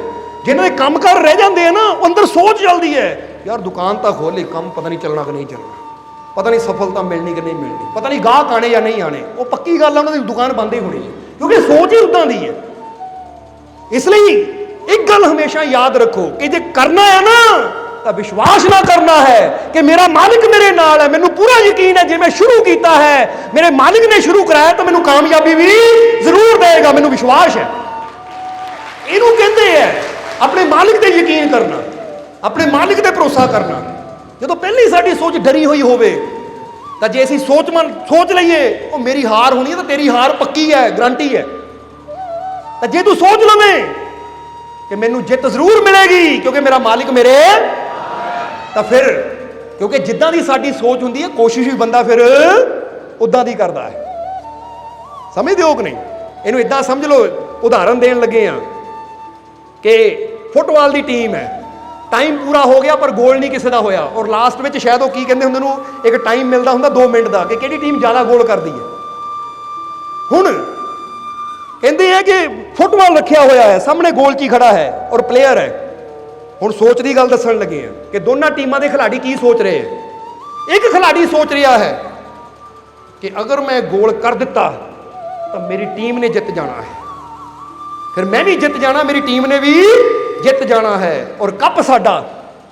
वो ये सोच रहा है। तो दूजा की सोच रहा है, अगर गोल ना होया तो मेरी टीम ने हार जाना है, मैं भी हार जाना है, कप कुप नहीं मिलना। यानी सोच देखो फर्क, एक जित बारे सोच रहा और एक कि जे गोल ना होया तो मैं भी हार जाना, मेरी टीम ने भी हार जाना और कप नहीं मिलना। हुण शब्दां तो देखो पता लगता कि नहीं एनर्जी की है, एनर्जी डाउन है। नहीं तो एक्सपेरीमेंट करियो, एक्सपेरीमेंट करियो कि तुसी अपनी बात सीधी कर लियो और बस एक बंदे नूं कहना हथ थले कर, और अपने अंदर सोचना मैं कमजोर, मैं कमजोर, मैं कमजोर, और कोई तुहाडी बांह नूं दबाएगा, तुहाडा हथ थले जाना शुरू हो जाएगा, क्योंकि तुसी अंदर की दोहरा रहे हो, मैं कमजोर। और वो कमजोर लफ्ज़ की जिहड़ी एनर्जी है वो तुहानूं देखण नूं मिलेगी। और फिर तुसी उल्टा बोलो, हुण ओनू कहो दोबारा मेरा हथ थले करना है, पर अपने अंदर बोलना मैं शक्तिशाली, मैं शक्तिशाली, मैं शक्तिशाली। एक्सपेरीमेंट करके देखिए, हुणे शब्दां दा प्रभाव पैंदा साडे जीवन ते। तां ही क्या घर जाके करके देखियो, ऐदां बात सामने कर लेनी सीधी, ये भी नहीं कि इत्थे या उत्थे, और किसी नूं कहना हथ ना मेरी बांह थले दबा, और तुसी अपने आप नूं बोलना है मैं कमजोर, मैं कमजोर, मैं कमजोर, और उन्होंने कहा हुण हथ दबा, कहंदे कहंदे तुसीं मैं कमजोर, मैं कमजोर, बांह दबाएगा तुहाडी बांह थले जाएगी, उन्होंने फील होएगा। पर फिर तुसीं कहो मैं शक्तिशाली, मैं शक्तिशाली, मैं शक्तिशाली, हुण क्या दबा, कहंदे कहंदे तुसीं बोलदे जाओ, हथ दबावे वो भी कहेगा वाकई भाई पहला बड़ी आसानी नाल थले जा रहा सी, हुण तेरे च ताकत आ गई है। ये एक्सपेरीमेंट है, क्योंकि तुहाडे शब्दां दा प्रभाव तुहाडे औरा ते पैंदा है, जो तुहाडी बॉडी के चारों तरफ एक औरा है, जो एक औरा बारे पता है किसी नूं, क्योंकि ਜਿਹੜੇ ध्यान करने वाले उन्होंने औरा बारे पता है। जिदा दीपक के अंदरों ना प्रकाश तो निकलती है, पर वो नाल दीपक के आले दुआले एक धुंध जी, एक रोशनी जी नज़र आती है। इसी तरह इंसान की बॉडी के चारों तरफ एक औरा होंदा है, जिन्हों साइंस भी साबित कर चुकी है। जे तुसीं जाके औरा लिख के ना सर्च करोगे तो तुहानूं पता लग जाएगा कि साइंस ने भी अज मन्निया है कि बंदे अंदर नैगेटिव औरा भी हुंदा है तो पॉजिटिव औरा भी हुंदा है, यानी वो चारों पासे का वो औरा। जे ਉਹਦੀ सोच अंदर बुरी होवे तो ਉਹਦਾ ਔਰਾ नैगेटिव हो जाता है, ਉਹਨੂੰ कमजोरी दिंदा है, वीक कर दिंदा है। तो जे ਉਹਦੀ सोच अंदरों पॉजिटिव होवे तो ਉਹਦਾ ਔਰਾ मजबूत हो जाता है, और ਜਿਹਦਾ ਔਰਾ मजबूत होवे भी किसी बीमारी का असर भी उत्ते जल्दी नहीं हुंदा। तो जे अंदरों ही ਔਰਾ कमजोर है, यानी अंदरों ही सोच कमजोर है, नैगेटिविटी नाल भरी हुई है, दुखी चिंतित परेशानी नाल भरी है कि मेरे दुख बहुत बड़े है, मैं कमजोर हाँ, मैं बीमार हाँ, मैं इदा मैं उदा। देखोगे ਜਿਹੜਾ बंदा कहेगा ना मैं बीमार हाँ, मैं कमजोर है, वो सदा बीमार ही होएगा, उन्होंने जो मर्जी पूछ लो बीमार ही मिलना तुम्हें। इसलिए कई जीव कहते पिछले 15 साल तो बीमार हैं, कमाल की गल, ठीक कभी होया ही नहीं, कमाल की गल है। मजा तो की है कि कहना शुरू करो मैं ठीक हाँ, मैं तंदुरुस्त हाँ, चाहे मैनू बुखार भी है तो भी कहो मैं ठीक हाँ। जो ठीक ਹੋ ਤਾਂ ਤੁਸੀਂ ਆਪਣੇ ਔਰਾ ਨੂੰ ਸਟਰੋਂਗ ਕਰਦੇ ਹੋ, ਔਰ ਜਦੋਂ ਤੁਹਾਡਾ ਔਰਾ ਸਟਰੋਂਗ ਹੋ ਜਾਂਦਾ ਤੁਹਾਡੀਆਂ ਬਿਮਾਰੀਆਂ ਦੂਰ ਹੋ ਜਾਂਦੀਆਂ। ਜਰਾ ਸਮਝਣਾ ਇਸ ਨੂੰ, ਕਿਉਂਕਿ ਮਜ਼ਬੂਤ ਹੋਵਾਂਗੇ ਤਾਂ ਹੀ ਬਿਮਾਰੀਆਂ ਦੌੜਨਗੀਆਂ। ਮਜ਼ਬੂਤ ਕਿੱਦਾਂ ਹੋਣਾ? ਆਪਣੀ ਸੋਚ ਨੂੰ ਮਜ਼ਬੂਤ ਕਰਕੇ। ਕਾਮਯਾਬ ਉਦੋਂ ਹੀ ਹੋਵਾਂਗੇ ਜਦੋਂ ਅੰਦਰੋਂ ਆਪਣੇ ਆਪ ਨੂੰ ਸਟਰੋਂਗ ਕਰਾਂਗੇ, ਔਰ ਜਦੋਂ ਅੰਦਰੋਂ ਸਟਰੋਂਗ ਹੋ ਗਏ ਤਾਂ ਜਿਹੜਾ ਬੰਦਾ ਅੰਦਰੋਂ ਸਟਰੋਂਗ ਹੈ ਨਾ, ਬਾਹਰਲੀਆਂ ਚੀਜ਼ਾਂ ਦਾ ਅਸਰ ਹੋਣਾ ਉੱਤੇ ਬੰਦ ਹੋ ਜਾਂਦਾ। ਹੁਣ ਕਿਸੇ ਦੇ ਚਪੇੜ ਮਾਰੋ, ਉਹ ਮਾੜੇ ਹਾਈ ਮਰ ਗਈਆਂ ਤਾਂ ਕਿਸੇ ਦੇ ਮਾਰੋ, ਅੱਛਾ ਮਾਰ ਲਾ, ਹੋਰ ਮਾਰ ਲਾ, ਬੰਦਾ ਕਹਿੰਦਾ ਯਾਰ ਬੜੀ ਹਾਰਡ ਸਕਿਨ, ਹੱਥ ਦੁਖਣ ਲੱਗ ਪਿਆ ਮੇਰਾ, ਇਹਨੂੰ ਕੋਈ ਫਾਇਦਾ ਨਹੀਂ ਮਾਰਨ ਦਾ। ਇਹਦਾ ਮਤਲਬ ਅੰਦਰੋਂ ਉਹ ਮਜ਼ਬੂਤ ਹੈ। ਤਾਂ ਜਿਹੜੇ ਨਾਜ਼ੁਕ ਜਿਹੇ ਹੁੰਦੇ ਨਾ, ਪੋਪਲੂ ਜੇ ਮਾੜੀਆਂ ਇਦਾਂ ਵੀ ਕਰਦੇ ਉਹ ਰੋਣ ਲੱਗ ਪੈਂਦੇ। ਹੁਣ ਇੱਦਾਂ ਦੇ ਬੰਦੇ ਨੇ ਮਾੜੀਆਂ ਐਉਂ ਕਰਕੇ ਰੋਣ ਲੱਗ ਪੈਂਦੇ ਨਾ, ਜ਼ਿੰਦਗੀ ਦੀਆਂ ਸੱਟਾਂ ਖਾ ਕੇ ਅੱਗੇ ਕੀ ਵਧਣਾ ਹੈ। ਇਹ ਤਾਂ ਘਰ ਜੋਗੇ ਹੀ ਹੈ, ਠੀਕ ਹੈ। ਇਹ ਫਰੇਮ 'ਤੇ ਨਾ ਫੋਟੋ ਲਾ ਕੇ ਘਰ 'ਚ ਹੀ ਲਾਓ ਫੈਮਿਲੀ ਪਿਕਚਰ। ਇਹ ਕਾਮਯਾਬ ਹੋਣ ਦੇ ਲਾਇਕ ਨਹੀਂ ਹੈ, ਪੋਪਲੂ ਹੈ ਇਹ। ਔਰ ਪੋਪਲੂ ਕਦੀ ਅੱਗੇ ਨਹੀਂ ਵੱਧਦੇ ਹੁੰਦੇ। ਇਹ ਪੋਪਲੂਆਂ ਨੂੰ ਇੱਦਾਂ ਰੱਖੋ ਕਿ ਰਜਾਈ 'ਚ ਪਾ ਕੇ ਨਾ ਘਰ ਹੀ ਸੰਭਾਲ ਕੇ ਰੱਖੋ ਭਾਈ, ਪੈਰ ਨਾ ਜ਼ਮੀਨ 'ਤੇ ਰੱਖੀ, ਨਹੀਂ ਤਾਂ ਪੈਰਾਂ 'ਤੇ ਨੀਲ ਪੈ ਜਾਏਗਾ ਤੇਰੇ। ਤਾਂ ਜਿਹੜੇ ਸਟਰੋਂਗ ਹੈ ਉਹ ਹਰ ਸੱਟ ਝੱਲਣ ਨੂੰ, ਹਰ ਸੱਟ ਖਾਣ ਨੂੰ ਤਿਆਰ ਹੋ। ਕਹਿੰਦੇ ਪ੍ਰਵਾਹ ਕਰਦੇ ਆ, ਜਿੱਦਾਂ ਦਾ ਮਰਜ਼ੀ ਮੌਸਮ ਹੋਵੇ, ਜਿੱਦਾਂ ਦੇ ਮਰਜ਼ੀ ਹਾਲਾਤ ਹੋਣ, ਜਿੱਦਾਂ ਦੀ ਮਰਜ਼ੀ ਬਿਮਾਰੀ ਹੋਵੇ, ਬੜੀ ਤਾਕਤ ਹੈ ਸਾਡੇ ਅੰਦਰ, ਕਿਉਂਕਿ ਮੈਨੂੰ ਮੇਰੇ ਮਾਲਕ ਨੇ ਬਣਾਇਆ ਹੈ ਹਰ ਦੁੱਖ ਦਾ ਸਾਹਮਣਾ ਕਰਨ ਲਈ, ਹਰ ਮੁਸੀਬਤ ਦਾ ਸਾਹਮਣਾ ਕਰਨ ਲਈ ਮੈਂ ਤਿਆਰ ਹਾਂ। ਹੁਣ ਤੁਸੀਂ ਪੋਪਲੂ ਹੋ ਜਾਂ ਸਟਰੋਂਗ ਹੋ? ਦੇਖ ਲਓ, ਪੋਪਲੂ ਜੇ ਨਾ ਕਹੀ ਜਾਇਓ, ਬਣਨਾ ਆ। ਪੋਪਲੂ ਸਮਝਦੇ ਹੋ? ਪੰਜਾਬੀ ਜਿਹਦਾ ਵਰਡ ਹੈ ਇਹ, ਹੁਣ ਇਹਨੂੰ ਪਤਾ ਨਹੀਂ ਇੰਗਲਿਸ਼ 'ਚ ਕੀ ਕਹਿੰਦੇ, ਸੌਫਟ ਜੇ ਹੈ ਨਾ, ਜ਼ਰਾ ਸਮਝਣਾ। ਇਸ ਲਈ ਸਮਝੋ ਜ਼ਰਾ ਇਸ ਚੀਜ਼ ਨੂੰ, ਆਪਣੇ ਔਰਾ ਨੂੰ ਮਜ਼ਬੂਤ ਕਰਨਾ ਹੈ। ਔਰ ਔਰਾ ਕਦੋਂ ਮਜ਼ਬੂਤ ਹੋਏਗਾ? ਸਾਡੇ ਬਾਹਰਲਾ ਦਾਇਰਾ। ਤਾਂ ਹੀ ਅਸੀਂ ਕਿਹਾ ਔਰਾ ਬਾਰੇ ਨਾ ਸਰਚ ਕਰਿਓ, ਤੁਹਾਨੂੰ ਪਤਾ ਲੱਗ ਜਾਏਗਾ ਕਿ ਲੇਅਰ ਹੁੰਦੀ ਹੈ ਸਾਡੀ ਬੋਡੀ ਦੇ ਆਲੇ ਦੁਆਲੇ ਨਾ ਔਰਾ ਦੀ। ਉਹ ਲੇਅਰ ਜਿੰਨੇ ਸਾਡੀ ਸੋਚ ਪੋਜ਼ਿਟਿਵ ਹੁੰਦੀ ਹੈ, ਵਿਸ਼ਵਾਸ ਨਾਲ ਭਰੀ ਹੁੰਦੀ ਹੈ, ਉਹ ਲੇਅਰ ਬਾਹਰ ਅੱਛੀ ਹੁੰਦੀ ਚਲੀ ਜਾਂਦੀ ਹੈ। ਜੇ ਸਾਡੀ ਸੋਚ ਮਾੜੀ ਹੈ ਕਿ ਹਾਏ ਮੇਰੇ ਨਾਲ ਮਾੜਾ ਹੀ ਹੁੰਦਾ ਹੈ, ਮਾੜਾ ਹੀ ਹੁੰਦਾ, ਤਾਂ ਤੁਹਾਡੀ ਬਾਹਰਲੀ ਔਰਾ ਦੀ ਲੇਅਰ ਨੈਗੇਟਿਵ ਤਿਆਰ ਹੁੰਦੀ, ਤਾਂ ਨੈਗੇਟਿਵ ਚੀਜ਼ਾਂ ਨਹੀਂ ਉਹਨੂੰ ਆਪਣੇ ਵੱਲ ਖਿੱਚਣਾ ਹੈ। ਸਮਝਦੇ ਹੋ? ਜਿੱਦਾਂ ਕਹਿੰਦੇ ਚੁੰਬਕ, ਉਹਨੇ ਲੋਹੇ ਨੂੰ ਖਿੱਚਣਾ ਆਪਣੀ ਤਰਫ। ਇਦਾਂ ਹੀ ਜੇ ਤੁਹਾਡੀ ਸੋਚ ਪੋਜ਼ਿਟਿਵ ਹੁੰਦੀ ਹੈ ਕਿ ਮੈਨੂੰ ਯਕੀਨ ਹੈ ਮੈਂ ਠੀਕ ਹਾਂ, ਮੇਰੇ ਤੇ ਰਹਿਮਤ ਹੋਏਗੀ, ਤਾਂ ਤੁਹਾਡਾ ਔਰਾ ਇੰਨਾ ਮੈਗਨੇਟਿਕ ਹੋ ਜਾਂਦਾ ਹੈ, ਯਾਨੀ ਪਾਵਰਫੁਲ ਹੋ ਜਾਂਦਾ, ਅੱਛੀਆਂ ਚੀਜ਼ਾਂ ਨੂੰ ਆਪਣੇ ਵੱਲ ਖਿੱਚਣਾ ਸ਼ੁਰੂ ਕਰ ਦਿੰਦਾ ਹੈ। ਨਹੀਂ ਤਾਂ ਕਦੀ ਗੌਰ ਕਰਕੇ ਦੇਖਣਾ, ਇੱਕ ਬੰਦਾ ਕਹਿੰਦਾ ਮੈਨੂੰ ਤਾਂ ਕੋਈ ਪਸੰਦ ਹੀ ਨਹੀਂ ਕਰਦਾ, ਮੈਨੂੰ ਨਹੀਂ ਕੋਈ ਪਿਆਰ ਕਰਦਾ, ਤੁਸੀਂ ਦੇਖੋ ਰੋਂਦਾ ਹੀ ਰਹੇਗਾ ਸਾਰੀ ਜ਼ਿੰਦਗੀ, ਕੋਈ ਪਸੰਦ ਕਰੇਗਾ ਹੀ ਨਹੀਂ ਉਹਨੂੰ। ਆਪਣੀ ਮਾਂ ਵੀ ਉਹਦੀ ਕਹੀ ਗਈ, ਕਿੱਦਾਂ ਦਾ ਬੱਚਾ ਹੈ, ਕਮਾਲ ਦੀ ਗੱਲ ਹੈ, ਕੋਈ ਪਸੰਦ ਵਾਲੇ ਦਾ ਕੰਮ ਕਰਦਾ ਹੀ ਨਹੀਂ, ਇਹ ਦੁਖੀ ਹੋ ਗਈ ਮੇਰੇ ਤੋਂ। ਤਾਂ ਜਿਹੜਾ ਬੰਦਾ ਕਹੇਗਾ ਨਾ ਉਹ ਮੈਨੂੰ ਮੇਰੇ ਮਾਲਿਕ ਨੇ ਬਣਾਇਆ ਹੈ, ਮੈਨੂੰ ਸਾਰੀ ਦੁਨੀਆ ਹੀ ਪਿਆਰ ਕਰਦੀ ਹੈ, ਮੇਰਾ ਰੱਬ ਮੈਨੂੰ ਪਿਆਰ ਕਰਦਾ, ਮੇਰਾ ਮਾਲਿਕ ਮੈਨੂੰ ਪਿਆਰ ਕਰਦਾ, ਹੋਰ ਪਿਆਰ ਕਿੱਦਾਂ ਚਾਹੀਦਾ ਮੈਨੂੰ? ਜੇ ਮੇਰਾ ਰੱਬ, ਮੇਰਾ ਮਾਲਿਕ ਮੈਨੂੰ ਪਿਆਰ ਕਰਦਾ ਹੈ, ਇਹਦਾ ਮਤਲਬ ਮੈਂ ਪਿਆਰ ਕਰਨ ਦੇ ਲਾਇਕ ਹਾਂ। ਤਾਂ ਸਾਰੀ ਦੁਨੀਆ ਦਾ ਪਿਆਰ ਮਿਲਣਾ ਸ਼ੁਰੂ ਹੋ ਜਾਂਦਾ ਬੰਦੇ ਨੂੰ, ਕਿਉਂਕਿ ਔਰਾ ਸਟਰੋਂਗ ਹੋ ਗਿਆ ਉਹਦਾ। ਸਮਝਦੇ ਹੋ ਕਿ ਨਹੀਂ? ਇਸ ਲਈ ਅੱਜ ਤੋਂ ਆਪਣੇ ਆਪ ਨੂੰ ਮਾਮੂਲੀ ਨਹੀਂ ਸਮਝਣਾ, ਸਟਰੋਂਗ ਬਣਾਓ। ਬਣਿਓ ਕਿ ਨਹੀਂ? ਆਪਣੇ ਆਪ ਨੂੰ ਮਜ਼ਬੂਤ ਬਣਾਓ, ਆਪਣੀ ਔਰਾ ਨੂੰ ਸਟਰੋਂਗ ਕਰੋ। ਔਰ ਔਰਾ ਨੂੰ ਸਟਰੋਂਗ ਕਰਨ ਵਾਸਤੇ ਆਪਣੀ ਸੋਚ ਨੂੰ ਸਟਰੋਂਗ ਕਰਨਾ ਹੈ, ਕਿਉਂਕਿ ਕਾਇਆ ਅੰਦਰ ਸਿਰਜਣਹਾਰਾ, ਕਾਇਆ ਮਾਹੀ ਸਿਰਜਣਹਾਰਾ। ਜਦੋਂ ਸਿਰਜਣਹਾਰ ਜਿਹਨਾਂ ਮੈਨੂੰ ਪੈਦਾ ਕੀਤਾ ਮੇਰੀ ਕਾਇਆ ਚਾਹੀਏ, ਕਾਇਆ ਮਾਹੀ ਇੱਕ ਓਂਕਾਰਾ, ਉਹ ਇੱਕ ਓਂਕਾਰ ਜਿਹਦੀ ਨਾਦ ਸਾਰੀ ਦੁਨੀਆ 'ਚ ਬ੍ਰਹਿਮੰਡ 'ਚ ਗੂੰਜ ਰਹੀ ਹੈ, ਉਹ ਓਂਕਾਰ ਮੇਰੇ ਅੰਦਰ ਹੀ ਹੈ, ਯਾਨੀ ਪ੍ਰਮਾਤਮਾ ਮੇਰੇ ਅੰਦਰ ਹੀ ਹੈ। ਕਾਇਆ ਮਾਹੀ ਪਵਨ ਪ੍ਰਕਾਸ਼ਾ, ਕਾਇਆ ਮਾਹੀ ਨਿਰੰਜਨ ਵਾਸਾ। ਉਹ ਪਵਨ ਵੀ ਮੇਰੇ ਅੰਦਰ ਹੈ, ਪ੍ਰਕਾਸ਼ ਵੀ ਮੇਰੇ ਅੰਦਰ ਹੈ, ਉਹ ਨਿਰੰਜਨ ਜੋ ਸਾਰੀ ਦੁਨੀਆ ਤੋਂ ਰਹਿਤ ਹੈ, ਉਹ ਸ਼ਕਤੀਸ਼ਾਲੀ ਪ੍ਰਮਾਤਮਾ ਮੇਰੇ ਇਹ ਕਾਇਆ ਦੇ ਅੰਦਰ ਹੈ। ਕਾਇਆ ਮਾਹੀ तीनों देव, काया माही अलख भेद, ਉਹ ਤਿੰਨੇ ਹੀ ਦੇਵਤਾ ਵੀ ਮੇਰੇ ਅੰਦਰ ਹੀ ਹੈ। ਸਮਝਦੇ ਹੋ ਕਿ ਨਹੀਂ? ਕਿਉਂਕਿ ਕਹਿੰਦੇ ਨਾ ਬ੍ਰਹਮਾ ਵਿਸ਼ਨੂੰ ਮਹੇਸ਼, ਬ੍ਰਹਮਾ ਜਨਮ ਦਾ ਦੇਵਤਾ, ਵਿਸ਼ਨੂੰ ਪਾਲਣ ਵਾਲਾ, ਤਾਂ ਮਹੇਸ਼ ਯਾਨੀ ਸ਼ਿਵ ਜੀ ਕਹਿੰਦੇ ਕਾਲ ਦਾ ਦੇਵਤਾ, ਮਾਰਨ ਵਾਲਾ। ਇਹ ਕਹਿੰਦੇ ਤਿੰਨੇ ਚੀਜ਼ ਤੁਹਾਡੇ ਅੰਦਰ ਹੈ। ਕਿੱਦਾਂ? ਜੇ ਤੁਸੀਂ ਆਪਣੀ ਸੋਚ ਨੂੰ ਐਸਾ ਵੀ ਬਣਾ ਸਕਦੇ ਹੋ ਕਿ ਆਪਣੇ ਜੀਵਨ ਨੂੰ ਇੱਕ ਨਵਾਂ ਜਨਮ ਦੇ ਸਕਦੇ ਹੋ, ਫਿਰ ਆਪਣੇ ਜੀਵਨ ਨੂੰ ਸੰਭਾਲ ਵੀ ਤੁਸੀਂ ਸਕਦੇ ਹੋ। ਕਿੱਦਾਂ? ਆਪਣੀ ਸੋਚ ਦੇ ਨਾਲ, ਵਿਸ਼ਵਾਸ ਦੇ ਨਾਲ, ਕਿਉਂਕਿ ਸਾਰੀਆਂ ਸ਼ਕਤੀਆਂ ਤੁਹਾਡੇ ਅੰਦਰ ਹੀ ਕੰਮ ਕਰ ਰਹੀਆਂ, ਔਰ ਆਪਣੇ ਜੀਵਨ ਨੂੰ ਖਤਮ ਵੀ ਤੁਸੀਂ ਕਰ ਸਕਦੇ ਹੋ ਆਪਣੀ ਗਲਤ ਕਰਨੀ ਨਾਲ। ਜਿੱਦਾਂ ਸਮਝ ਲਓ ਜੋ ਇਨਸਾਨ ਹੈ, ਅਗਰ ਸੋਚ ਬਦਲ ਲਵੇ ਤਾਂ ਇੱਕ ਨਵੇਂ ਇਨਸਾਨ ਦਾ ਜਨਮ ਹੁੰਦਾ ਹੈ ਕਿ ਨਹੀਂ? ਜਦੋਂ ਇੱਥੇ ਜੀਵਾ ਨੇ ਦੱਸਿਆ ਕਿ ਮੈਂ ਇੰਨਾ ਟੁੱਟ ਚੁੱਕੀ ਸੀ, ਜੀਵਨ 'ਚ ਇੰਨੀ ਪਰੇਸ਼ਾਨ ਸੀ ਕਿ ਮੇਰਾ ਦਿਲ ਖੁਦਕੁਸ਼ੀ ਕਰਨ ਨੂੰ ਕਰਦਾ ਸੀ, ਆਤਮ ਹੱਤਿਆ ਕਰਨ ਨੂੰ ਕਰਦਾ ਸੀ, ਔਰ ਮੈਂ ਕਰਨ ਵੀ ਚੱਲੀ ਸੀ, ਸੋਚ ਲਿਆ ਸੀ, ਪਰ ਫਿਰ ਮਾਲਕਾਂ ਦਾ ਸਤਸੰਗ YouTube ਤੇ ਸੁਣ ਲਿਆ ਤਾਂ ਮੈਨੂੰ ਇੰਨੀ ਖੁਸ਼ੀ ਮਿਲੀ, ਹਿੰਮਤ, ਹੌਸਲਾ ਮਿਲਿਆ ਕਿ ਮੈਨੂੰ ਇੱਕ ਨਵਾਂ ਜਨਮ ਮਿਲਿਆ, ਔਰ ਅੱਜ ਮੈਂ ਬਹੁਤ ਖੁਸ਼ ਹਾਂ ਸਤਸੰਗ ਨਾਲ ਜੁੜ ਕੇ। ਸੋ ਕਹਿੰਦੇ ਇੱਕ ਨਵਾਂ ਜਨਮ ਹੈ ਇਸ ਲਈ ਸਤਸੰਗ ਦੇ ਨਾਲ ਜੁੜ ਕੇ ਬੰਦਾ ਆਪਣੀ ਸੋਚ ਨੂੰ, ਆਪਣੇ ਜੀਵਨ ਨੂੰ, ਅੱਜ ਤੁਸੀਂ ਆਪਣੇ ਆਪ ਨੂੰ ਕਮਜ਼ੋਰ ਸਮਝਦੇ ਹੋ ਤਾਂ ਅੱਜ ਤੋਂ ਸੋਚ ਬਦਲੋ ਕਿ ਮੈਂ ਕਮਜ਼ੋਰ ਨਹੀਂ ਹਾਂ, ਮੈਂ ਸ਼ਕਤੀਸ਼ਾਲੀ ਹਾਂ ਤੇ ਇੱਕ ਨਵਾਂ ਜਨਮ ਹੋ ਗਿਆ ਤੁਹਾਡੇ ਅੰਦਰ। ਹੋ ਗਿਆ ਕਿ ਨਹੀਂ? ਫਿਰ ਇਹ ਲਈ ਜਨਮ ਦੇਣ ਵਾਲੀ ਵੀ ਤੁਹਾਡੀ ਸੋਚ ਤੁਹਾਡੇ ਅੰਦਰ ਹੀ ਹੈ, ਔਰ ਤੁਹਾਨੂੰ ਅੱਗੇ ਵਧਾਉਣ ਵਾਲੀ, ਕਿਉਂਕਿ ਪਾਲਣ ਦਾ ਮਤਲਬ ਅੱਗੇ ਵਧਾਉਣਾ, ਉਹ ਅੱਗੇ ਵਧਾਉਣ ਵਾਲੀ ਸੋਚ ਵੀ ਤੁਹਾਡੇ ਅੰਦਰ ਹੀ ਹੈ, ਔਰ ਤੁਹਾਨੂੰ ਖਤਮ ਕਰਨ ਵਾਲੀ ਸੋਚ ਵੀ ਤੁਹਾਡੇ ਅੰਦਰ ਹੀ ਹੈ। ਇਸ ਲਈ ਕਾਇਆ ਮਾਹੀ ਤੀਨੋਂ ਦੇਵ, ਕਾਇਆ ਮਾਹੀ ਅਲਖ ਭੇਦ। ਉਹ ਅਲਖ ਭੇਦ, ਜਿਹਦਾ ਕੋਈ ਭੇਦ ਨਹੀਂ ਜਾਣ ਸਕਿਆ, ਉਹ ਪ੍ਰਮਾਤਮਾ ਤੁਹਾਡੇ ਅੰਦਰ ਹੈ। ਕਾਇਆ ਮਾਹੀ ਚਾਰੋਂ ਵੇਦ, ਔਰ ਚਾਰੀ ਵੇਦਾਂ ਦਾ ਗਿਆਨ ਵੀ ਤੁਹਾਡੀ ਕਾਇਆ ਦੇ ਅੰਦਰ ਹੀ ਹੈ। ਕਾਇਆ ਮਾਹੀ ਚਾਰੋਂ ਵੇਦ, ਕਾਇਆ ਮਾਹੀ ਪਾਇਆ ਭੇਦ। ਔਰ ਜਿੰਨੇ ਵੀ ਭੇਦ ਖੋਲਦੇ ਆ ਨਾ, ਅੰਦਰੋਂ ਹੀ ਖੋਲਦੇ, ਬਾਹਰੋਂ ਨਹੀਂ। ਇਸ ਲਈ ਗੁਰੂ ਜਦ ਵੀ ਯੁਕਤੀ ਦਿੰਦਾ ਨਾ, ਅੰਦਰੋਂ ਹੀ ਸਾਰੇ ਭੇਦ ਖੁੱਲਣੇ ਸ਼ੁਰੂ ਹੁੰਦੇ ਕਿ ਕਿੱਥੇ ਉਹ ਪ੍ਰਮਾਤਮਾ ਹੈ, ਕਿੱਥੇ ਉਹਦੀਆਂ ਰਹਿਮਤਾਂ ਹੈ, ਕਿੱਥੇ ਉਹਦੀ ਕਿਰਪਾ ਹੈ, ਕਿਉਂਕਿ ਜੋ ਹੁੰਦਾ ਹੈ ਅੰਦਰੋਂ ਹੀ ਹੁੰਦਾ ਹੈ। ਸਮਝ ਰਹੇ ਹੋ ਕਿ ਨਹੀਂ? ਇਸ ਲਈ ਆਪਣੇ ਆਪ ਨੂੰ ਮਜ਼ਬੂਤ ਬਣਾਓ, ਔਰ ਮਜ਼ਬੂਤ ਇਨਸਾਨ ਬਣਦਾ ਹੈ, ਫਿਰ ਕਹਾਂਗੇ ਸਾਡਾ ਔਰਾ ਸਟਰੋਂਗ ਬਣਦਾ ਹੈ ਆਪਣੀ ਕਾਹਦੇ ਨਾਲ? ਮਜ਼ਬੂਤ ਸੋਚ ਨਾਲ, ਪੋਜ਼ਿਟਿਵ ਸੋਚ ਨਾਲ। ਜੇ ਅਸੀਂ ਸੋਚਦੇ ਰਹਾਂਗੇ ਉਹ ਫਲਾਨੀ ਚੀਜ਼ ਨੇ ਆ ਕੇ ਮੈਨੂੰ ਦੱਬ ਲੈਣਾ, ਕਮਾਲ ਦੀ ਯਾਰ, ਚੀਜ਼ਾਂ ਹੀ ਦੱਬਦੀਆਂ, ਰੱਬ ਦੱਬਦਾ ਹੀ ਨਹੀਂ ਆ ਕੇ ਤੈਨੂੰ।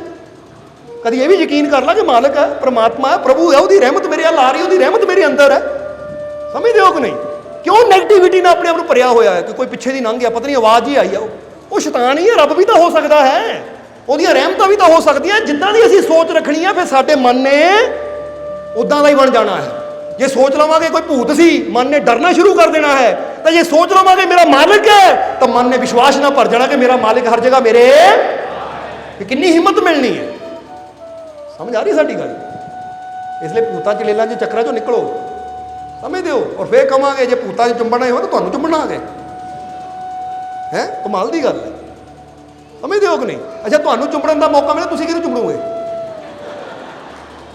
ਕੋਈ ਪਿੰਡ 'ਚ ਤੁਰਿਆ ਜਾਂਦਾ ਹੋਵੇ ਕਿ ਲੈ ਵੀ ਆ ਕੋਈ ਜਾ ਰਿਹਾ ਹੈ ਬਈ ਇਹਨੂੰ ਚੁੰਬਣਾ, ਜਾਂ ਤੁਸੀਂ ਕਹਿਣਾ ਲੈ ਬਈ ਮੈਂ ਤਾਂ ਕਿਸੇ ਬੜੇ ਹੀਰੋ ਨੂੰ ਚੁੰਬਣਾ, ਹੀਰੋਇਨ ਨੂੰ ਚੁੰਬਣਾ, ਜਾਂ ਕਿਸੇ ਬੜੇ ਉਹਨੂੰ ਚੁੰਬਣਾ ਜਿਹਨੂੰ ਮੈਂ ਜੀਂਦੇ ਜੀ ਨਹੀਂ ਦੇਖ ਪਾਇਆ, ਜੀਂਦੇ ਜੀ ਨਹੀਂ ਮਿਲ ਪਾਇਆ ਨਾ, ਹੁਣ ਉਹਨੂੰ ਚੁੰਬੜਾ ਜਾ ਕੇ। ਕਮਾਲ, ਇਹਦੀ ਸੋਚੋ ਤਾਂ ਸਹੀ ਜ਼ਰਾ। ਪਰ ਨਹੀਂ ਬੜਾ ਸਮਝਣਾ। ਇੱਕ ਬੰਦਾ ਕਹਿੰਦਾ ਭੂਤ ਨਹੀਂ ਚੁੰਬੜ ਗਈ ਮੈਨੂੰ, ਇਹ ਕਹਿੰਦਾ ਨਾਤਾ ਇਹਨੂੰ ਕਿੰਨੇ ਦਿਨ ਹੋ ਗਏ ਤੈਨੂੰ? ਦੁਰਗੰਧ ਤੇਰੇ ਕੋਲ ਆਉਂਦੀ, ਤੈਨੂੰ ਭੂਤ ਨਹੀਂ ਚੁੰਬੜਨੀ ਹੈ। ਤੈਨੂੰ ਤਾਂ ਦੇਖ, ਤੇਰੀ ਦੁਰਗੰਧ ਦੇਖ ਕੇ ਭੂਤ ਨਹੀਂ ਦੌੜੇਗੀ ਤੇਰੇ ਤੋਂ। ਦੱਸਣਾ ਕੀ ਚਾਹੁੰਦੇ ਆ ਕਿ ਬੰਦਾ ਕੀ ਕਰਦਾ ਹੈ, ਕਿੱਦਾਂ ਦੀ ਸੋਚ ਬੰਦੇ ਨੇ ਰੱਖੀ ਹੋਈ ਹੈ।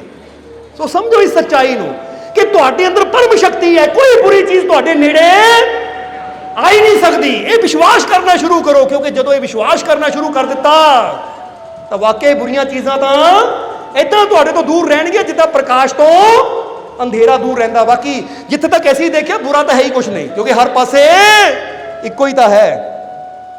ਸਭੇ ਘਟ ਰਾਮ ਬੋਲੇ, ਰਾਮਾ ਬੋਲੇ, ਰਾਮ ਬਿਨਾ ਕੋ ਬੋਲੇ ਰੇ। ਉਹ ਸਭ ਘਟ ਰਾਮ ਹੀ ਤਾਂ ਹੈ, ਉਹ ਪ੍ਰਮਾਤਮਾ ਹੀ ਤਾਂ ਹੈ। ਬੁਰਾ ਕਿੱਥੇ? ਬੁਰਾ ਜੋ ਦੇਖਣ ਮੈਂ ਚਲਾ, ਬੁਰਾ ਨਾ ਮਿਲਿਆ ਕੋਈ। ਅਸੀਂ ਤਾਂ ਲੱਭਣ ਦੀ ਕੋਸ਼ਿਸ਼ ਕੀਤੀ, ਬੁਰਾ ਮਿਲਿਆ ਹੀ ਨਹੀਂ। ਪਰ ਇੱਥੇ ਇਸ਼ਾਰਾ ਹੈ ਕਿ ਜਬ ਮਨ ਖੋਜਾ ਆਪਣਾ, ਮੁझसे बुरा ना कोई। ਇਹਦਾ ਮਤਲਬ ਕੀ ਹੈ? ਬਾਹਰ ਕਿਤੇ ਬੁਰਾਈ ਨਹੀਂ ਹੈ, ਇਹ ਤੇ ਬੁਰਾਈ ਤੇਰੇ ਅੰਦਰ ਹੈ, ਤੇਰੀ ਸੋਚ ਅੰਦਰ ਹੈ ਕਿ ਦੁਨੀਆ ਬੁਰੀ ਹੈ, ਸੰਸਾਰ ਬੁਰਾ ਹੈ। ਜਦੋਂ ਤੂੰ ਆਪਣੀ ਬੁਰਾਈ ਨੂੰ ਅੰਦਰੋਂ ਖਤਮ ਕਰ ਦਿੱਤਾ ਤਾਂ ਦੁਨੀਆ ਆਪੇ ਹੀ ਤੇਰੇ ਵਾਸਤੇ ਅੱਛੀ ਹੋ ਜਾਣੀ ਹੈ। ਸਮਝ ਆ ਗਈ ਕਿ ਨਹੀਂ? ਇਸ ਲਈ ਅੱਜ ਤੋਂ ਦੁਨੀਆ ਨੂੰ ਬੁਰਾ ਨਹੀਂ ਕਹਿਣਾ। ਇਹ ਦੇਖੋ, ਮੈਂ ਜੇ ਕਿਸੇ ਨੂੰ ਬੁਰਾ ਕਹਿ ਰਿਹਾ ਤਾਂ ਮਤਲਬ ਬੰਦਾ ਬੁਰਾ ਨਹੀਂ ਹੈ। ਉਹ ਮੇਰੀ ਜਿਹੜੀ ਸੋਚ ਹੈ ਨਾ ਬੰਦੇ ਬਾਰੇ ਕਿ ਬੰਦਾ ਬੁਰਾ ਹੈ, ਉਹ ਸੋਚ ਬੁਰੀ ਹੈ। ਹੁਣ ਇੱਥੇ ਬੰਦੇ ਨੂੰ ਬਦਲਣ ਦੀ ਲੋੜ ਨਹੀਂ, ਆਪਣੀ ਸੋਚ ਨੂੰ ਬਦਲਣ ਦੀ ਲੋੜ ਹੈ ਕਿ ਮੈਂ ਦੁਨੀਆ ਨੂੰ ਕਿਉਂ ਬੁਰਾ ਸਮਝਦਾ, ਮੈਂ ਸੰਸਾਰ ਨੂੰ ਕਿਉਂ ਬੁਰਾ ਸਮਝਦਾ। ਬੋਲੋ, ਸਮਝਦੇ ਹੋ? ਇਸ ਲਈ ਮਹਿਸੂਸ ਕਰੋ ਕਿ ਜਿਹੜੇ ਰੂਪ 'ਚ ਵੀ ਆਵੇ ਨਾ, ਜਰਾ ਗੌਰ ਕਰਨਾ। ਕਹਿੰਦੇ ਨਾ ਉਹ ਸ਼੍ਰੀ ਕ੍ਰਿਸ਼ਨ ਦੇ ਜੀਵਨ ਦੀ ਬੜੀ ਪਿਆਰੀ ਗੱਲ ਹੈ ਕਿ ਸ਼੍ਰੀ ਕ੍ਰਿਸ਼ਨ ਦੇ ਨਾਲ ਇੱਕ ਉਹਨਾਂ ਦਾ ਸੇਵਕ ਹੁੰਦਾ ਉਧਵ, ਜਿਹਦਾ ਨਾਮ ਸੀ ਉਧਵ। ਉਹ ਸ਼੍ਰੀ ਕ੍ਰਿਸ਼ਨ ਦਾ ਸਾਥੀ ਸੀ। ਇੱਕ ਦਿਨ ਸ਼੍ਰੀ ਕ੍ਰਿਸ਼ਨ ਨਾ ਜੰਗਲ 'ਚ ਗਏ, ਉਧਵ ਵੀ ਉਹਨਾਂ ਨਾਲ ਹੀ ਹੁੰਦਾ ਸੀ। ਸ਼੍ਰੀ ਕ੍ਰਿਸ਼ਨ ਨੇ ਕਿਹਾ ਚਲੋ ਬਈ ਇਹਦੀ ਪ੍ਰੀਖਿਆ ਜੀ ਲੈ ਕੇ ਦੇਖਦੇ ਸਾਡੇ ਤੇ ਕਿੰਨਾ ਕੁ ਪਿਆਰ ਕਰਦਾ, ਕਿੰਨਾ ਕੁ ਵਿਸ਼ਵਾਸ ਕਰਦਾ ਹੈ। ਤਾਂ ਕਹਿੰਦੇ ਰਾਤ ਦਾ ਟਾਈਮ ਸ਼੍ਰੀ ਕ੍ਰਿਸ਼ਨ ਨੇ ਰੱਥ ਰੋਕਿਆ, ਯਾਨੀ ਸ਼ਾਮ ਦਾ ਟਾਈਮ ਰੱਥ ਰੋਕਿਆ। ਕਹਿੰਦੇ ਅੱਜ ਇੱਥੇ ਆਰਾਮ ਕਰਨਾ ਹੈ। ਉਧਵ ਨੇ ਕੱਪੜਾ ਵਗੈਰਾ ਵਿਛਾਇਆ ਔਰ ਤਿਆਰੀ ਕਰ ਲਈ। ਹੁਣ ਅੱਧੀ ਕੁ ਰਾਤ ਹੋਈ ਨਾ ਤਾਂ ਉਧਵ ਨੂੰ ਕਹਿੰਦੇ, ਕਿਉਂਕਿ ਉੱਥੇ ਨਿਯਮ ਬਣਾਇਆ ਸੀ ਕਿ ਅੱਧੀ ਰਾਤ ਸ਼੍ਰੀ ਕ੍ਰਿਸ਼ਨ ਕਹਿੰਦੇ ਮੈਂ ਜਾਗ ਕੇ ਪਹਿਰਾ ਦੇਣਾ ਹੈ ਤਾਂ ਕਿ ਜੰਗਲੀ ਜਾਨਵਰ ਦਾ ਕੋਈ ਖਤਰਾ ਨਾ ਹੋਵੇ, ਤਾਂ ਅੱਧੀ ਰਾਤ ਤੂੰ ਜਾਗਣਾ ਹੈ। ਤਾਂ ਉਧਵ ਨੇ ਕਿਹਾ ਜੀ ਮਹਾਰਾਜ ਪੂਰਾ ਮੈਂ ਹੀ ਜਾਗ ਲੈਂਦਾ, ਤੁਸੀਂ ਆਰਾਮ ਕਰੋ। ਕਹਿੰਦੇ ਨਹੀਂ, ਜੇ ਤੂੰ ਮੇਰੇ ਨਾਲ ਪਿਆਰ ਕਰਦਾ ਮੈਂ ਵੀ ਤੇਰੇ ਨਾਲ ਪਿਆਰ ਕਰਦਾ, ਬਾਰੋ ਵਾਰੀ ਦੇਣੀ ਹੈ। ਕਹਿੰਦੇ ਪਹਿਲਾਂ ਵਾਰੀ ਆ ਗਈ ਉਦਵ ਦੀ। ਉਦਵ ਕਹਿੰਦਾ ਪਹਿਲਾਂ ਤੁਸੀਂ ਸੌਂ ਜਾਓ, ਕਿਉਂਕਿ ਮੈਨੂੰ ਪਤਾ ਕਿ ਅੰਮ੍ਰਿਤ ਵੇਲੇ ਤਾਂ ਉਦੋਂ ਵੀ ਤੁਸੀਂ ਜਾਗਣਾ ਹੀ ਹੈ। ਫਿਰ ਦੁਪਹਿਰ ਤੋਂ ਯਾਨੀ ਅੱਧੀ ਰਾਤ ਤੋਂ ਬਾਅਦ ਮੈਂ ਸੌ ਜਾਊਂਗਾ, ਤੁਸੀਂ ਜਾਗ ਲਿਓ। ਸ਼੍ਰੀ ਕ੍ਰਿਸ਼ਨ ਕਹਿੰਦੇ ਠੀਕ ਹੈ। ਹੁਣ ਸ਼੍ਰੀ ਕ੍ਰਿਸ਼ਨ ਸੌਂ ਗਏ। ਜਦੋਂ ਸੌਂ ਗਏ ਗਹਿਰੀ ਨੀਂਦ 'ਚ, ਤਾਂ ਦੇਖੋ ਕਿੱਦਾਂ ਅਜਮਾਇਸ਼ ਲਈ ਉਦਵ ਦੀ। ਇਹ ਨਾ ਜੰਗਲ ਦੇ ਵਿੱਚ ਇੱਕ ਹੱਸੀ ਦੀ ਆਵਾਜ਼ ਆਈ ਉਦਵ ਨੂੰ, ਕੋਈ ਠਾਕੇ ਮਾਰ ਕੇ ਹੱਸ ਰਿਹਾ ਹੈ। ਉਦਵ ਕਹਿੰਦਾ ਕੌਣ ਹੈ? ਦੇਖਿਆ ਸਾਹਮਣੇ ਬੜਾ ਭਿਅੰਕਰ ਰਾਖਸ਼, ਅੱਖਾਂ ਲਾਲ, ਕਾਲਾ ਰੰਗ, ਦੰਦ ਨਿਕਲੇ ਹੋਏ। ਹੁਣ ਸਾਹਮਣੇ ਆ ਗਿਆ। ਤਾਂ ਉਸ ਲਈ ਜਦੋਂ ਉਦਵ ਨੇ ਦੇਖਿਆ, ਉਦਵ ਨੇ ਰਾਖਸ਼ ਨੂੰ ਦੇਖਿਆ, ਬੜੇ ਗੌਰ ਨਾਲ ਦੇਖਿਆ, ਉਹ ਹੱਸਣਾ ਸ਼ੁਰੂ ਕਰ ਦਿੱਤਾ। ਤਾਂ ਰਾਖਸ਼ ਠਾਕਾ ਮਾਰ ਰਿਹਾ ਸੀ, ਹੱਸ ਰਿਹਾ ਸੀ। ਜਦੋਂ ਉਦਵ ਨੂੰ ਹੱਸਦਿਆਂ ਦੇਖਿਆ, ਰਾਖਸ਼ ਦਾ ਹਾਸਾ ਬੰਦ ਹੋ ਗਿਆ। ਉਹ ਕਹਿੰਦਾ ਕਮਾਲ ਦੀ ਗੱਲ ਹੈ, ਅੱਜ ਤੱਕ ਮੈਨੂੰ ਜੇ ਨਾ ਦੇਖਿਆ ਡਰ ਕੇ ਦੌੜ ਜਾਂਦਾ ਜਾਂ ਡਰਦਾ, ਤੂੰ ਹੱਸ ਰਿਹਾ ਆ, ਤੈਨੂੰ ਡਰ ਨਹੀਂ ਲੱਗਦਾ ਮੇਰੇ ਤੋਂ? ਮੈਂ ਐਡਾ ਬੜਾ ਰਾਖਸ਼, ਤੂੰ ਡਰ ਨਹੀਂ ਰਿਹਾ? ਹੁਣ ਪਹਿਲੀ ਗੱਲ ਇੱਥੇ ਪੁਆਇੰਟ ਨੋਟ ਕਰ ਲੈਣਾ ਕਿ ਜਦੋਂ ਮੁਸੀਬਤਾਂ ਰੂਪੀ ਰਾਖਸ਼ ਸਾਡੇ ਸਾਹਮਣੇ ਆਣ ਨਾ, ਦੇਖ ਕੇ ਡਰੋ ਨਾ, ਬਲਕਿ ਹੱਸਣਾ ਸ਼ੁਰੂ ਕਰ ਦਿਓ। ਅੱਛਾ ਓਏ ਠੀਕ ਹੈ। ਜਦੋਂ ਤੁਸੀਂ ਹੱਸਣਾ ਤਾਂ ਮੁਸੀਬਤ ਨੇ ਆਪ ਹੀ ਛੋਟੀ ਜਿਹੀ ਲੱਗਣ ਲੱਗ ਪੈਣਾ, ਕਹਿਣਾ ਮੈਂ ਤਾਂ ਡਰਾਉਣ ਆਈ ਸੀ, ਇਹ ਤਾਂ ਖੁਸ਼ੀ ਬੜਾ ਹੋ ਰਿਹਾ ਹੈ, ਇਹ ਤਾਂ ਕਹਾਣੀ ਕੁਛ ਹੋਰ ਹੋ ਗਈ। ਸਮਝਦੇ ਹੋ ਕਿ ਨਹੀਂ?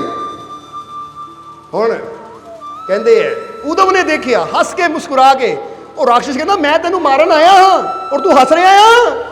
ਉਦਵ ਕਹਿੰਦਾ ਆ ਯਾਰ, ਉਹਨੂੰ ਕਹਿੰਦਾ ਪਿਆਰ ਨਾਲ, ਆ ਮਿੱਤਰ ਪਹਿਲਾਂ ਗੱਲ ਨਾਲ ਲੱਗ ਜਾ। ਉਹ ਕਹਿੰਦਾ ਮਿੱਤਰ, ਉਹ ਮੈਂ ਰਾਖਸ਼ ਹਾਂ, ਤੈਨੂੰ ਮਾਰਨ ਆਇਆ ਹਾਂ। ਉਹ ਕਹਿੰਦਾ ਉਹ ਤੇਰੀਆਂ ਨਜ਼ਰਾਂ 'ਚ ਤੂੰ ਰਾਖਸ਼ ਹੋਏਗਾ, ਪਰ ਮੈਨੂੰ ਤਾਂ ਹਰ ਜਗ੍ਹਾ ਮੇਰਾ ਮਿੱਤਰ ਕ੍ਰਿਸ਼ਨ ਹੀ ਨਜ਼ਰ ਆਉਂਦਾ, ਤੇਰੇ ਅੰਦਰ ਵੀ ਉਹੀ ਹੈ, ਤੇਰਾ ਗੌਰ ਕਰਨਾ। ਕਹਿ ਕੇ ਉਦਵ ਗਿਆ।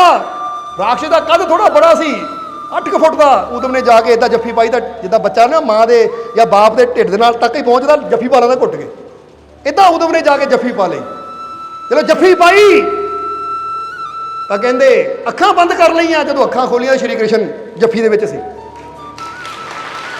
ਸ਼੍ਰੀ ਕ੍ਰਿਸ਼ਨ ਮੁਸਕਰਾਏ, ਕਹਿੰਦੇ ਵਾਹ ਉਦਵ, ਤੂੰ ਵਾਕਿਆ ਮੇਰਾ ਸੱਚਾ ਮਿੱਤਰ ਹੈ, ਤੂੰ ਵਾਕਿਆ ਮੈਨੂੰ ਹਰ ਜਗ੍ਹਾ ਦੇਖਦਾ ਹੈ। ਨਹੀਂ ਤਾਂ ਰਾਖਸ਼ ਨੂੰ ਦੇਖ ਕੇ ਤਾਂ ਭੀਮ ਔਰ ਅਰਜੁਨ ਵੀ ਡੋਲ ਗਏ ਸੀ, ਉਹ ਵੀ ਲੜਨ ਪੈ ਗਏ ਸੀ। ਪਰ ਤੂੰ ਹੈ ਜੋ ਮੈਨੂੰ ਸਮਝਦਾ ਹੈ ਕਿ ਮੈਂ ਹਰ ਜਗ੍ਹਾ ਮੌਜੂਦ। ਅੱਗੇ ਰਾਖਸ਼ ਵੀ ਨਜ਼ਰ ਆਵੇ ਨਾ, ਤਾਂ ਫਿਰ ਵੀ ਉੱਥੇ ਫੀਲ ਕਰੋ ਇਹ ਮੇਰਾ ਮਾਲਕ ਹੀ ਹੈ, ਕਿਉਂਕਿ ਹਰ ਚੀਜ਼ ਉਹਨੇ ਤਾਂ ਪੈਦਾ ਕੀਤੀ, ਹਰ ਇੱਕ ਦੇ ਅੰਦਰ ਉਹੀ ਤਾਂ ਹੈ। ਜਾਂ ਕਹਿ ਲਓ ਕਿ ਰਾਖਸ਼ ਨੂੰ ਕਿਸੇ ਹੋਰ ਨੇ ਪੈਦਾ ਕੀਤਾ, ਵੈਸੇ ਤਾਂ ਰਾਖਸ਼ ਹੁੰਦੇ ਨਹੀਂ, ਪਰ ਅਸੀਂ ਸਮਝਾਉਣ ਦੀ ਖਾਤਰ ਕਹਿ ਰਹੇ ਹਾਂ ਕਿ ਜਿਹੜੀ ਚੀਜ਼ ਬਣੀ ਹੈ ਕਿਹਨੇ ਬਣਾਈ ਹੈ? ਜਵਾਬ ਦਿਓ। ਜੇ ਕੁੱਤਾ ਬਣਾਇਆ ਕਿਹਨੇ ਬਣਾਇਆ? ਬਿੱਲੀ ਬਣਾਈ ਕਿਹਨੇ ਬਣਾਇਆ? ਹਾਂ, ਧਿਆਨ ਰੱਖਣਾ ਸਾਡਾ ਫਰਜ਼ ਹੈ ਕਿ ਇਹ ਨਹੀਂ ਕੁੱਤਾ ਰੱਬ ਨੇ ਬਣਾਇਆ ਤਾਂ ਕੁੱਤੇ ਨਾਲ ਹੀ ਬਹਿ ਕੇ ਰੋਟੀ ਖਾਣੀ ਸ਼ੁਰੂ ਕਰ ਦਈਏ, ਜਾਂ ਕੁੱਤੇ ਨੇ ਮੱਝ ਵੱਢ ਲੈ ਦਿੰਦੀ। ਉਹ ਧਿਆਨ ਸਮਝ ਦਿੱਤੀ ਹੈ ਰੱਬ ਨੇ ਸਾਨੂੰ, ਉਹ ਚੀਜ਼ਾਂ ਦਾ ਵੀ ਧਿਆਨ ਰੱਖਣਾ, ਸਾਫ਼ ਸਫਾਈ ਦਾ। ਪਰ ਡਰਨਾ ਨਹੀਂ ਕਿਸੇ ਚੀਜ਼ ਤੋਂ, ਫਿਕਰ ਨਹੀਂ ਕਰਨੀ ਕਿ ਭੂਤ ਪ੍ਰੇਤ ਹੈ ਹੀ ਕੁਛ ਨਹੀਂ। ਕੋਈ ਵੀ ਚੀਜ਼ ਹੋਵੇ ਇਹ ਮੇਰਾ ਮਾਲਕ ਹੀ ਹੈ, ਮਾਲਕ ਸਮਝ ਕੇ ਉਹਦੇ ਵੱਲ ਵਧੋ ਤਾਂ ਮਾਲਕ ਨੇ ਆਪ ਹੀ ਉਹ ਆਪਣੇ ਰੂਪ 'ਚ ਆ ਕੇ ਮਿਲ ਜਾਣਾ। ਕਹਿੰਦੇ ਲੈ, ਜਿੱਦਾਂ ਸ਼੍ਰੀ ਕ੍ਰਿਸ਼ਨ ਉਦਵ ਨੇ ਰਾਖਸ਼ ਨੂੰ ਕਿਹਾ ਤੁਸੀਂ ਹੈ, ਇਹਦਾ ਵੀ ਕ੍ਰਿਸ਼ਨ ਹੀ ਹੈ, ਮੇਰਾ ਦੋਸਤ ਹੀ ਹੈ, ਉਹ ਮੇਰਾ ਸਵਾਮੀ ਹੈ, ਗੱਲ ਨਾ ਲਾ ਲਿਆ।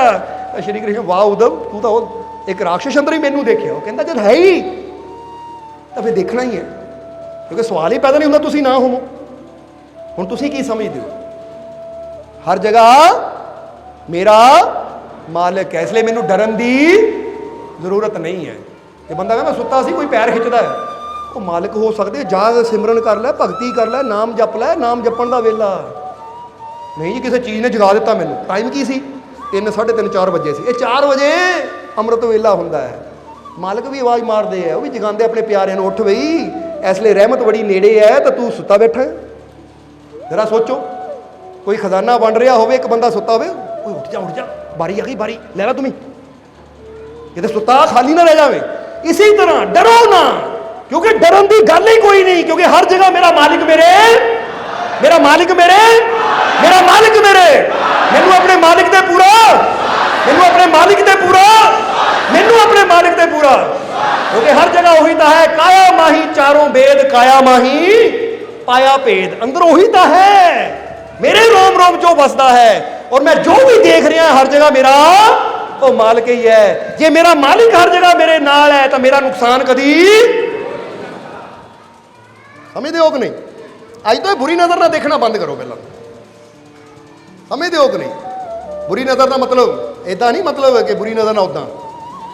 ਸਮਝਦੇ ਹੋ ਕਿ ਨਹੀਂ? ਕਿਉਂਕਿ ਕੀ ਕਰੀਏ ਫਿਰ ਕਹੀਏ ਬੁਰੀ ਨਜ਼ਰ ਨਾਲ ਮਤਲਬ ਕਿ ਬੁਰੀ ਸੋਚ ਨਾਲ, ਕਿ ਆਹ ਚੀਜ਼ ਮੇਰੇ ਵਾਸਤੇ ਬੁਰੀ ਹੈ, ਆਹ ਚੀਜ਼ ਮੇਰੇ ਵਾਸਤੇ ਮਾੜੀ ਹੈ, ਆਹ ਇਦਾਂ ਇਦਾਂ विश्वास रखो कि जे मेरा मालिक मेरे नाल है, मेरा बुरा कदी हो ही नहीं सकता। जे कोई दुख है, रोग है, बीमारी है, तो समझ लो जे बीमारी भी है ना तो उसका धन्नवाद करो। क्यों? शुक्रिया बीमारी, शुक्रिया धन्नवाद तेरा, जे तू ना आंदी तो मालक किदां मिलदे मैनूं।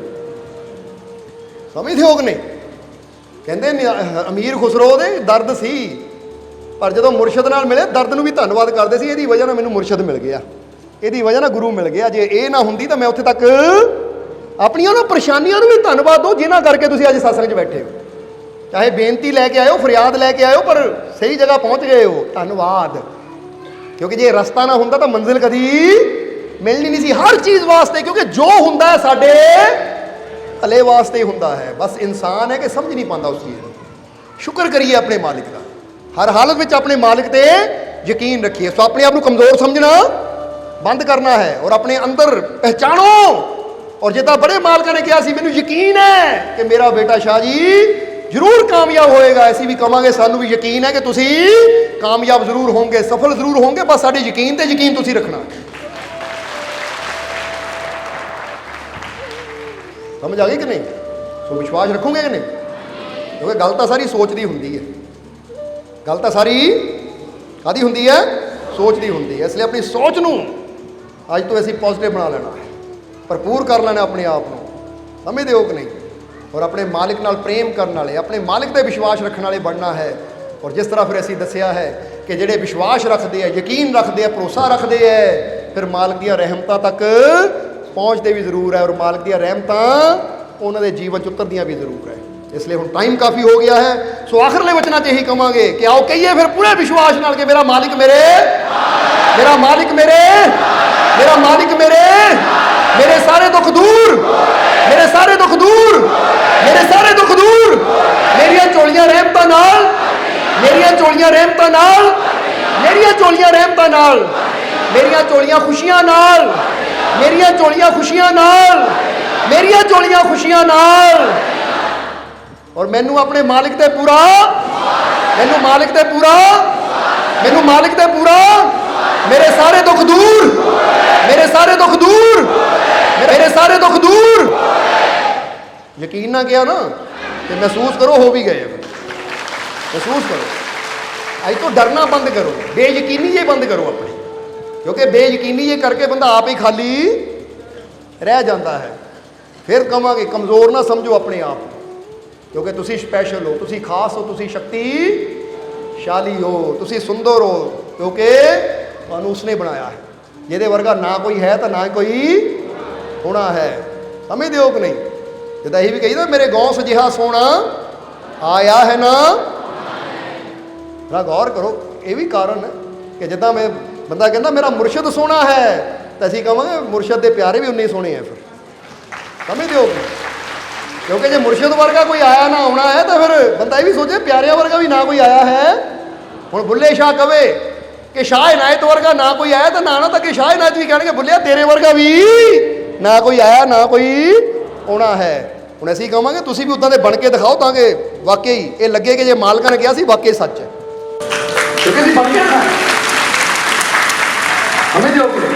तो यकीन ना भरपूर करो, विश्वास ना भरपूर करो, हौसला रखो, यकीन रखो, स्पेशल बनो कि हर मुश्किल, हर परेशानी सामने भी आवे तो डरन वाले नहीं, ऐसी हर मुश्किल को समझ के लड़न वाले बनिए, जितण वाले बनिए। क्योंकि जिद्दां खिडारियों की गल कर रहे थे, पूरी कर दईए फिर कि एक सोचता है कि जे मैं गोल किया तो मैं भी जित जाना, मेरी टीम ने भी जित जाना है। तो दूजा सोचता है जे मैं गोल ना कर पाया तो मैं भी हार जाना, मेरी टीम ने भी हार जाना है। हुण सोच देखो, हुण दोनों किक मारते हैं, हुण किहदे गोल होने के चांस ज़्यादा है? जिहदी सोच जित वाली है, क्योंकि वो जित के नज़रिए ना किक मारता है कि जे मैं गोल कर दिता मेरी भी जित है, मेरी टीम की भी जित है और ट्रॉफी साडी। तो दूजा कितना किक मारता है, यार जे गोल ना होया फिर तो हार जाना मैं, मेरी टीम ने भी हार जाना, कप कप कित्थे मिलना सानू। वो इस सोच ना किक मारता है तो वो किक च जान भी फिर उदां दी हुंदी है। इसलिए तुसीं भी मुश्किलों नूं, परेशानियों नूं किक मारनी है, पर इस सोच नाल कि मेरी जित, मैनू कामयाबी, क्योंकि मेरा मालिक मेरे। इसलिए इनू कहते जोश ना किक मारो। किक का मतलब ਆਪਣੀ ਸੋਚ ਦੀ। ਜਿੱਦਾਂ ਇੱਥੇ ਜਾਂਦੇ ਜਾਂਦੇ ਇੱਕ ਪੁਆਇੰਟ ਦੱਸਾਂਗੇ, ਯਾਦ ਰੱਖਣਾ ਕਿ ਜਦੋਂ ਮੁਸੀਬਤ ਦਾ ਦਰਵਾਜ਼ਾ ਸਾਹਮਣੇ ਆਵੇ ਨਾ, ਉਹਨੂੰ ਪੁਸ਼ ਕਰੋ, ਧੱਕਾ ਮਾਰੋ। ਤਾਂ ਜਦੋਂ ਮਾਲਿਕ ਦਾ ਘਰ ਆਵੇ, ਰਹਿਮਤ ਦਾ ਦਰਵਾਜ਼ਾ ਸਾਹਮਣੇ ਆਵੇ, ਉਹਨੂੰ ਪੁੱਲ ਕਰੋ, ਆਪਣੇ ਨਾਲ ਖਿੱਚੋ। ਕਿਉਂਕਿ ਦਰਵਾਜ਼ੇ ਦੋ ਤਰ੍ਹਾਂ ਦੇ ਹੁੰਦੇ, ਇੱਕ ਪੁਸ਼ ਕਰਕੇ ਖੁੱਲਦੇ ਆ ਔਰ ਇੱਕ ਪੁੱਲ। ਪੁੱਲ ਦਾ ਮਤਲਬ ਹੁੰਦਾ ਆਪਣੇ ਨੂੰ ਖਿੱਚਣਾ। ਦੇਖਿਆ ਨਾ ਕਈ ਰੈਸਟੋਰੈਂਟਾਂ 'ਤੇ ਲਿਖਿਆ ਹੁੰਦਾ, ਉੱਪਰ ਲਿਖਿਆ ਵੀ ਹੁੰਦਾ ਪੁਸ਼ ਪੁੱਲ। ਹੁਣ ਜੇ ਪੁਸ਼ ਵਾਲੇ ਨੂੰ ਤੁਸੀਂ ਖਿੱਚੀ ਜਾਓਗੇ ਤਾਂ ਫਿਰ ਵੀ ਖੁੱਲਣਾ ਨਹੀਂ ਹੈ, ਤਾਂ ਪੁੱਲ ਵਾਲੇ ਨੂੰ ਪੁਸ਼ ਕਰੀ ਜਾਓਗੇ ਤਾਂ ਵੀ ਨਹੀਂ ਖੁੱਲਣਾ। ਇੱਥੇ ਦੋ ਹੀ ਚੀਜ਼ਾਂ ਹੈ। ਮੁਸੀਬਤ ਦਾ ਦਰਵਾਜ਼ਾ ਆਵੇ ਤਾਂ ਮਾਲਿਕ ਦੇ ਭਰੋਸੇ ਨਾਲ ਉਹਨੂੰ ਏਦਾਂ ਪੁਸ਼ ਕਰੋ ਕਿ ਤੁਹਾਡੇ ਮੂਹਰੇ ਠਹਿਰੇ ਹੀ ਨਾ, ਔਰ ਜਦੋਂ ਰਹਿਮਤ ਦਾ ਦਰਵਾਜ਼ਾ ਆ ਜਾਵੇ ਤਾਂ ਏਦਾਂ ਪੁੱਲ ਕਰੋ ਕਿ ਇਹ ਕਦੀ ਮੇਰੇ ਤੋਂ ਦੂਰ ਜਾਵੇ ਹੀ ਨਾ। ਕਿਉਂਕਿ ਮਾਲਿਕ ਨੂੰ ਤਾਂ ਨਾਲ ਲਾ ਲਵਾਂ ਤਾਂ ਮੁਸੀਬਤਾਂ ਨੂੰ ਧੜਾ ਦੇ ਮੈਂ ਦੂਰ, ਕਿਉਂਕਿ ਕੋਈ ਮੁਸੀਬਤ ਮੇਰੇ ਲਾਗੇ ਆ ਹੀ ਨਹੀਂ ਸਕਦੀ, ਕਿਉਂਕਿ ਮੇਰਾ ਮਾਲਿਕ ਮੇਰੇ ਰੋਮ ਰੋਮ 'ਚ ਮੇਰਾ ਮਾਲਿਕ ਵਸਦਾ। ਇਸ ਲਈ ਕੋਈ ਬੁਰੀ ਚੀਜ਼ ਮੇਰੇ ਨੇੜੇ। ਇਸ ਲਈ ਇੱਕ ਵਾਰ ਫਿਰ ਕਹਾਂਗੇ ਕਿ I am the child of the God, no evil can touch me, ਕਿ ਮੈਂ ਈਸ਼ਵਰ ਦਾ ਬੱਚਾ ਹਾਂ, ਕੋਈ ਬੁਰੀ ਚੀਜ਼ ਮੇਰੇ ਲਾਗੇ ਨਹੀਂ ਆ ਸਕਦੀ। ਫਿਰ ਕਹਿ ਦਈਏ ਕੋਈ ਬੁਰੀ ਚੀਜ਼ ਮੇਰੇ ਲਾਗੇ ਆ ਨਹੀਂ ਸਕਦੀ, ਕੋਈ ਬੁਰੀ ਚੀਜ਼ ਮੇਰੇ ਲਾਗੇ ਨਹੀਂ ਆ ਸਕਦੀ, ਕਿਉਂਕਿ ਮੈਂ ਈਸ਼ਵਰ ਦੀ ਸੰਤਾਨ, ਆਪਣੇ ਮਾਲਿਕ ਦਾ ਬੱਚਾ ਆ। ਮਾਲਿਕ ਦੀ ਖਾਤਰ ਮੈਂ ਦੁਨੀਆ ਤੇ ਆਇਆ ਹਾਂ, ਦੁਨੀਆ ਦੀ ਖਾਤਰ ਨਹੀਂ। ਕਿਉਂਕਿ ਫਿਰ ਦੱਸਾਂਗੇ, ਜੇ ਪ੍ਰੈਜ਼ੀਡੈਂਟ ਦੀ ਖਾਤਰ ਉਹ ਕਹਿੰਦੇ ਨਾ ਆਉਂਗਾ, ਤਾਂ ਪ੍ਰੈਜ਼ੀਡੈਂਟ ਦਾ ਕੋਈ ਪੱਕੀ ਗਾਰੰਟੀ ਨਹੀਂ ਹੈ ਮਿਲਣਾ ਕਿ ਨਹੀਂ ਮਿਲਣਾ। ਪਰ ਜੇ ਈਸ਼ਵਰ ਦੀ ਖਾਤਰ ਆਏਗਾ, ਮਾਲਿਕ ਦੀ ਖਾਤਰ ਆਏਗਾ, ਉਹਦੀ ਗਾਰੰਟੀ ਉਹ ਜ਼ਰੂਰ ਮਿਲੇਗਾ। ਬੋਲੋ ਸਮਝਦੇ ਹੋ ਕਿ ਨਹੀਂ? ਹੁਣ ਬੰਦਾ ਕਹੇ ਮੈਂ ਪ੍ਰੈਜ਼ੀਡੈਂਟ ਬਣਨਾ ਹੈ, ਉਹ ਪੱਕਾ ਪਤਾ ਨਹੀਂ ਕਿ ਬਣਨਾ ਜਾਂ ਨਹੀਂ ਬਣਨਾ, ਪਰ ਮੈਂ ਮਾਲਿਕ ਨੂੰ ਪਾਣਾ ਹੈ, ਇਹ ਪੱਕਾ ਹੈ ਕਿ ਕੋਸ਼ਿਸ਼ ਕਰੇਗਾ ਤਾਂ ਮਾਲਿਕ ਤੈਨੂੰ ਜ਼ਰੂਰ ਮਿਲੇਗਾ, ਕਿਉਂਕਿ ਉਹ ਹਰ ਇੱਕ ਦੀ ਪਹੁੰਚ ਅੰਦਰ ਹੈ, ਉਹਦੀ ਰਹਿਮਤ ਸਭ ਦੀ ਪਹੁੰਚ ਅੰਦਰ ਹੈ। ਡਾਕਟਰ ਹਰ ਕੋਈ ਨਹੀਂ ਬਣ ਸਕਦਾ, ਵਕੀਲ ਹਰ ਕੋਈ ਨਹੀਂ ਬਣ ਸਕਦਾ, PM CM ਇਹ ਹਰ ਕੋਈ ਨਹੀਂ ਬਣ ਸਕਦਾ, ਪਰ ਰੱਬ ਦਾ ਪਿਆਰਾ ਹਰ ਕੋਈ ਬਣ ਸਕਦਾ ਹੈ। ਪਰਮਾਤਮਾ ਨੂੰ ਹਰ ਕੋਈ ਆਪਣਾ ਬਣਾ ਸਕਦਾ ਹੈ, ਕਿਉਂਕਿ ਉਹਨੂੰ ਪਾਣਾ ਸਭ ਦੇ ਵਾਸਤੇ ਪੋਸੀਬਲ ਹੈ। ਬਸ ਥੋੜੀ ਜਿਹੀ ਕੋਸ਼ਿਸ਼ ਕਰਨ ਦੀ ਲੋੜ ਹੈ, ਆਪਣੀ ਸੋਚ ਨੂੰ ਅੱਛਾ ਕਰਨ ਦੀ ਲੋੜ ਹੈ। ਇਸ ਲਈ ਆਪਣੀ ਸੋਚ ਨੂੰ ਅੱਛਾ ਕਰੋ, ਆਪਣੇ ਮਾਲਿਕ ਤੇ ਵਿਸ਼ਵਾਸ ਰੱਖੋ, ਤਾਂ ਫਿਰ ਤੁਹਾਡੀਆਂ ਝੋਲੀਆਂ ਖੁਸ਼ੀਆਂ ਨਾਲ ਭਰ ਗਈਆਂ, ਤੁਹਾਡੇ ਦੁੱਖ ਦੂਰ ਹੋ ਗਏ, ਮਾਲਿਕ ਦੀਆਂ ਰਹਿਮਤਾਂ ਹੋ ਗਈਆਂ, ਸਾਰੀਆਂ ਕਮੀਆਂ ਦੂਰ, ਰੋਜ਼ੀ ਰਿਜ਼ਕ ਦੀ ਬਰਕਤ, ਕਾਮਯਾਬੀ, ਸਫਲਤਾ। ਮੈਂ ਬਹੁਤ ਫੀਲ ਕਰਕੇ ਕਹਿਣਾ ਦਿਲੋਂ, ਹੈ ਜਿਹਦਾ ਸਾਨੂੰ ਫੀਲ ਹੋ ਰਿਹਾ ਨਾ, ਸਮਝਦੇ ਹੋ ਕਿ ਨਹੀਂ? ਇਹ ਤਾਂ ਤੁਸੀਂ ਬੈਠੇ ਹੋ, ਨਹੀਂ ਤਾਂ ਸਾਡੀ ਤਾਂ ਫੀਲਿੰਗ ਇੱਦਾਂ ਕਿ ਉੜ ਕੇ ਆਕਾਸ਼ ਚਲੇ ਜਾਂਦੇ ਸੀ, ਇੰਨੇ ਪੰਖ ਲੱਗੇ ਹੋਏ ਆ ਸਾਨੂੰ। ਇਸ ਕਰਕੇ ਫੀਲ ਕਰੋ, ਤੁਹਾਨੂੰ ਵੀ ਉਚਾਈਆਂ ਤੇ ਲੈ ਕੇ ਜਾਣਾ ਅਸੀਂ। ਇਹ ਤਾਂ ਤੁਸੀਂ ਕਹਿਣਾ ਮਾਲਕ ਕਿੱਥੇ ਚਲੇ ਗਏ ਆ, ਠੀਕ ਹੈ? ਸੋ ਤੁਹਾਨੂੰ ਵੀ ਪੰਖ ਦਈਏ, ਸਮਝਦੇ ਹੋ ਕਿ ਨਹੀਂ? ਇਸ ਲਈ ਇਹੀ ਕਵਾਂਗੇ, ਆਪਣੇ ਪੰਖ ਖੋਲੋ ਔਰ ਉੱਚੇ ਆਕਾਸ਼ ਵਿੱਚ ਉੜੋ, ਆਪਣੀ ਸ਼ਕਤੀ ਤੇ ਵਿਸ਼ਵਾਸ ਕਰੋ, ਕਿਉਂਕਿ ਤੁਹਾਨੂੰ ਸਰਵ ਸ਼ਕਤੀਸ਼ਾਲੀ ਪਰਮਾਤਮਾ ਨੇ ਬਣਾਇਆ ਹੈ ਔਰ ਉਸਨੇ ਤੁਹਾਨੂੰ ਕਾਮਯਾਬ ਹੋਣ ਵਾਸਤੇ ਪੈਦਾ ਕੀਤਾ ਹੈ, ਸਫਲ ਹੋਣ ਵਾਸਤੇ ਪੈਦਾ ਕੀਤਾ ਹੈ। ਆਓ ਪ੍ਰਣ ਕਰੀਏ ਕਿ ਜੇ ਮੇਰੇ ਮਾਲਿਕ ਨੇ ਮੈਨੂੰ ਕਾਮਯਾਬ ਸਫਲ ਹੋਣ ਵਾਸਤੇ ਪੈਦਾ ਕੀਤਾ, ਤਾਂ ਦੁਨੀਆ ਨੂੰ ਮੈਂ ਕਾਮਯਾਬ ਔਰ ਸਫਲ ਹੋ ਕੇ ਦਿਖਾਊਂਗਾ। ਬੋਲੋ ਸਮਝਦੇ ਹੋ ਕਿ ਨਹੀਂ? ਇਹ ਫੈਸਲਾ ਕਰਨਾ ਆਪਣੇ ਆਪ ਨਾਲ ਕਿ ਮੈਨੂੰ ਕਾਮਯਾਬੀ, ਕਿਉਂਕਿ ਮੇਰਾ ਮਾਲਿਕ ਮੇਰੇ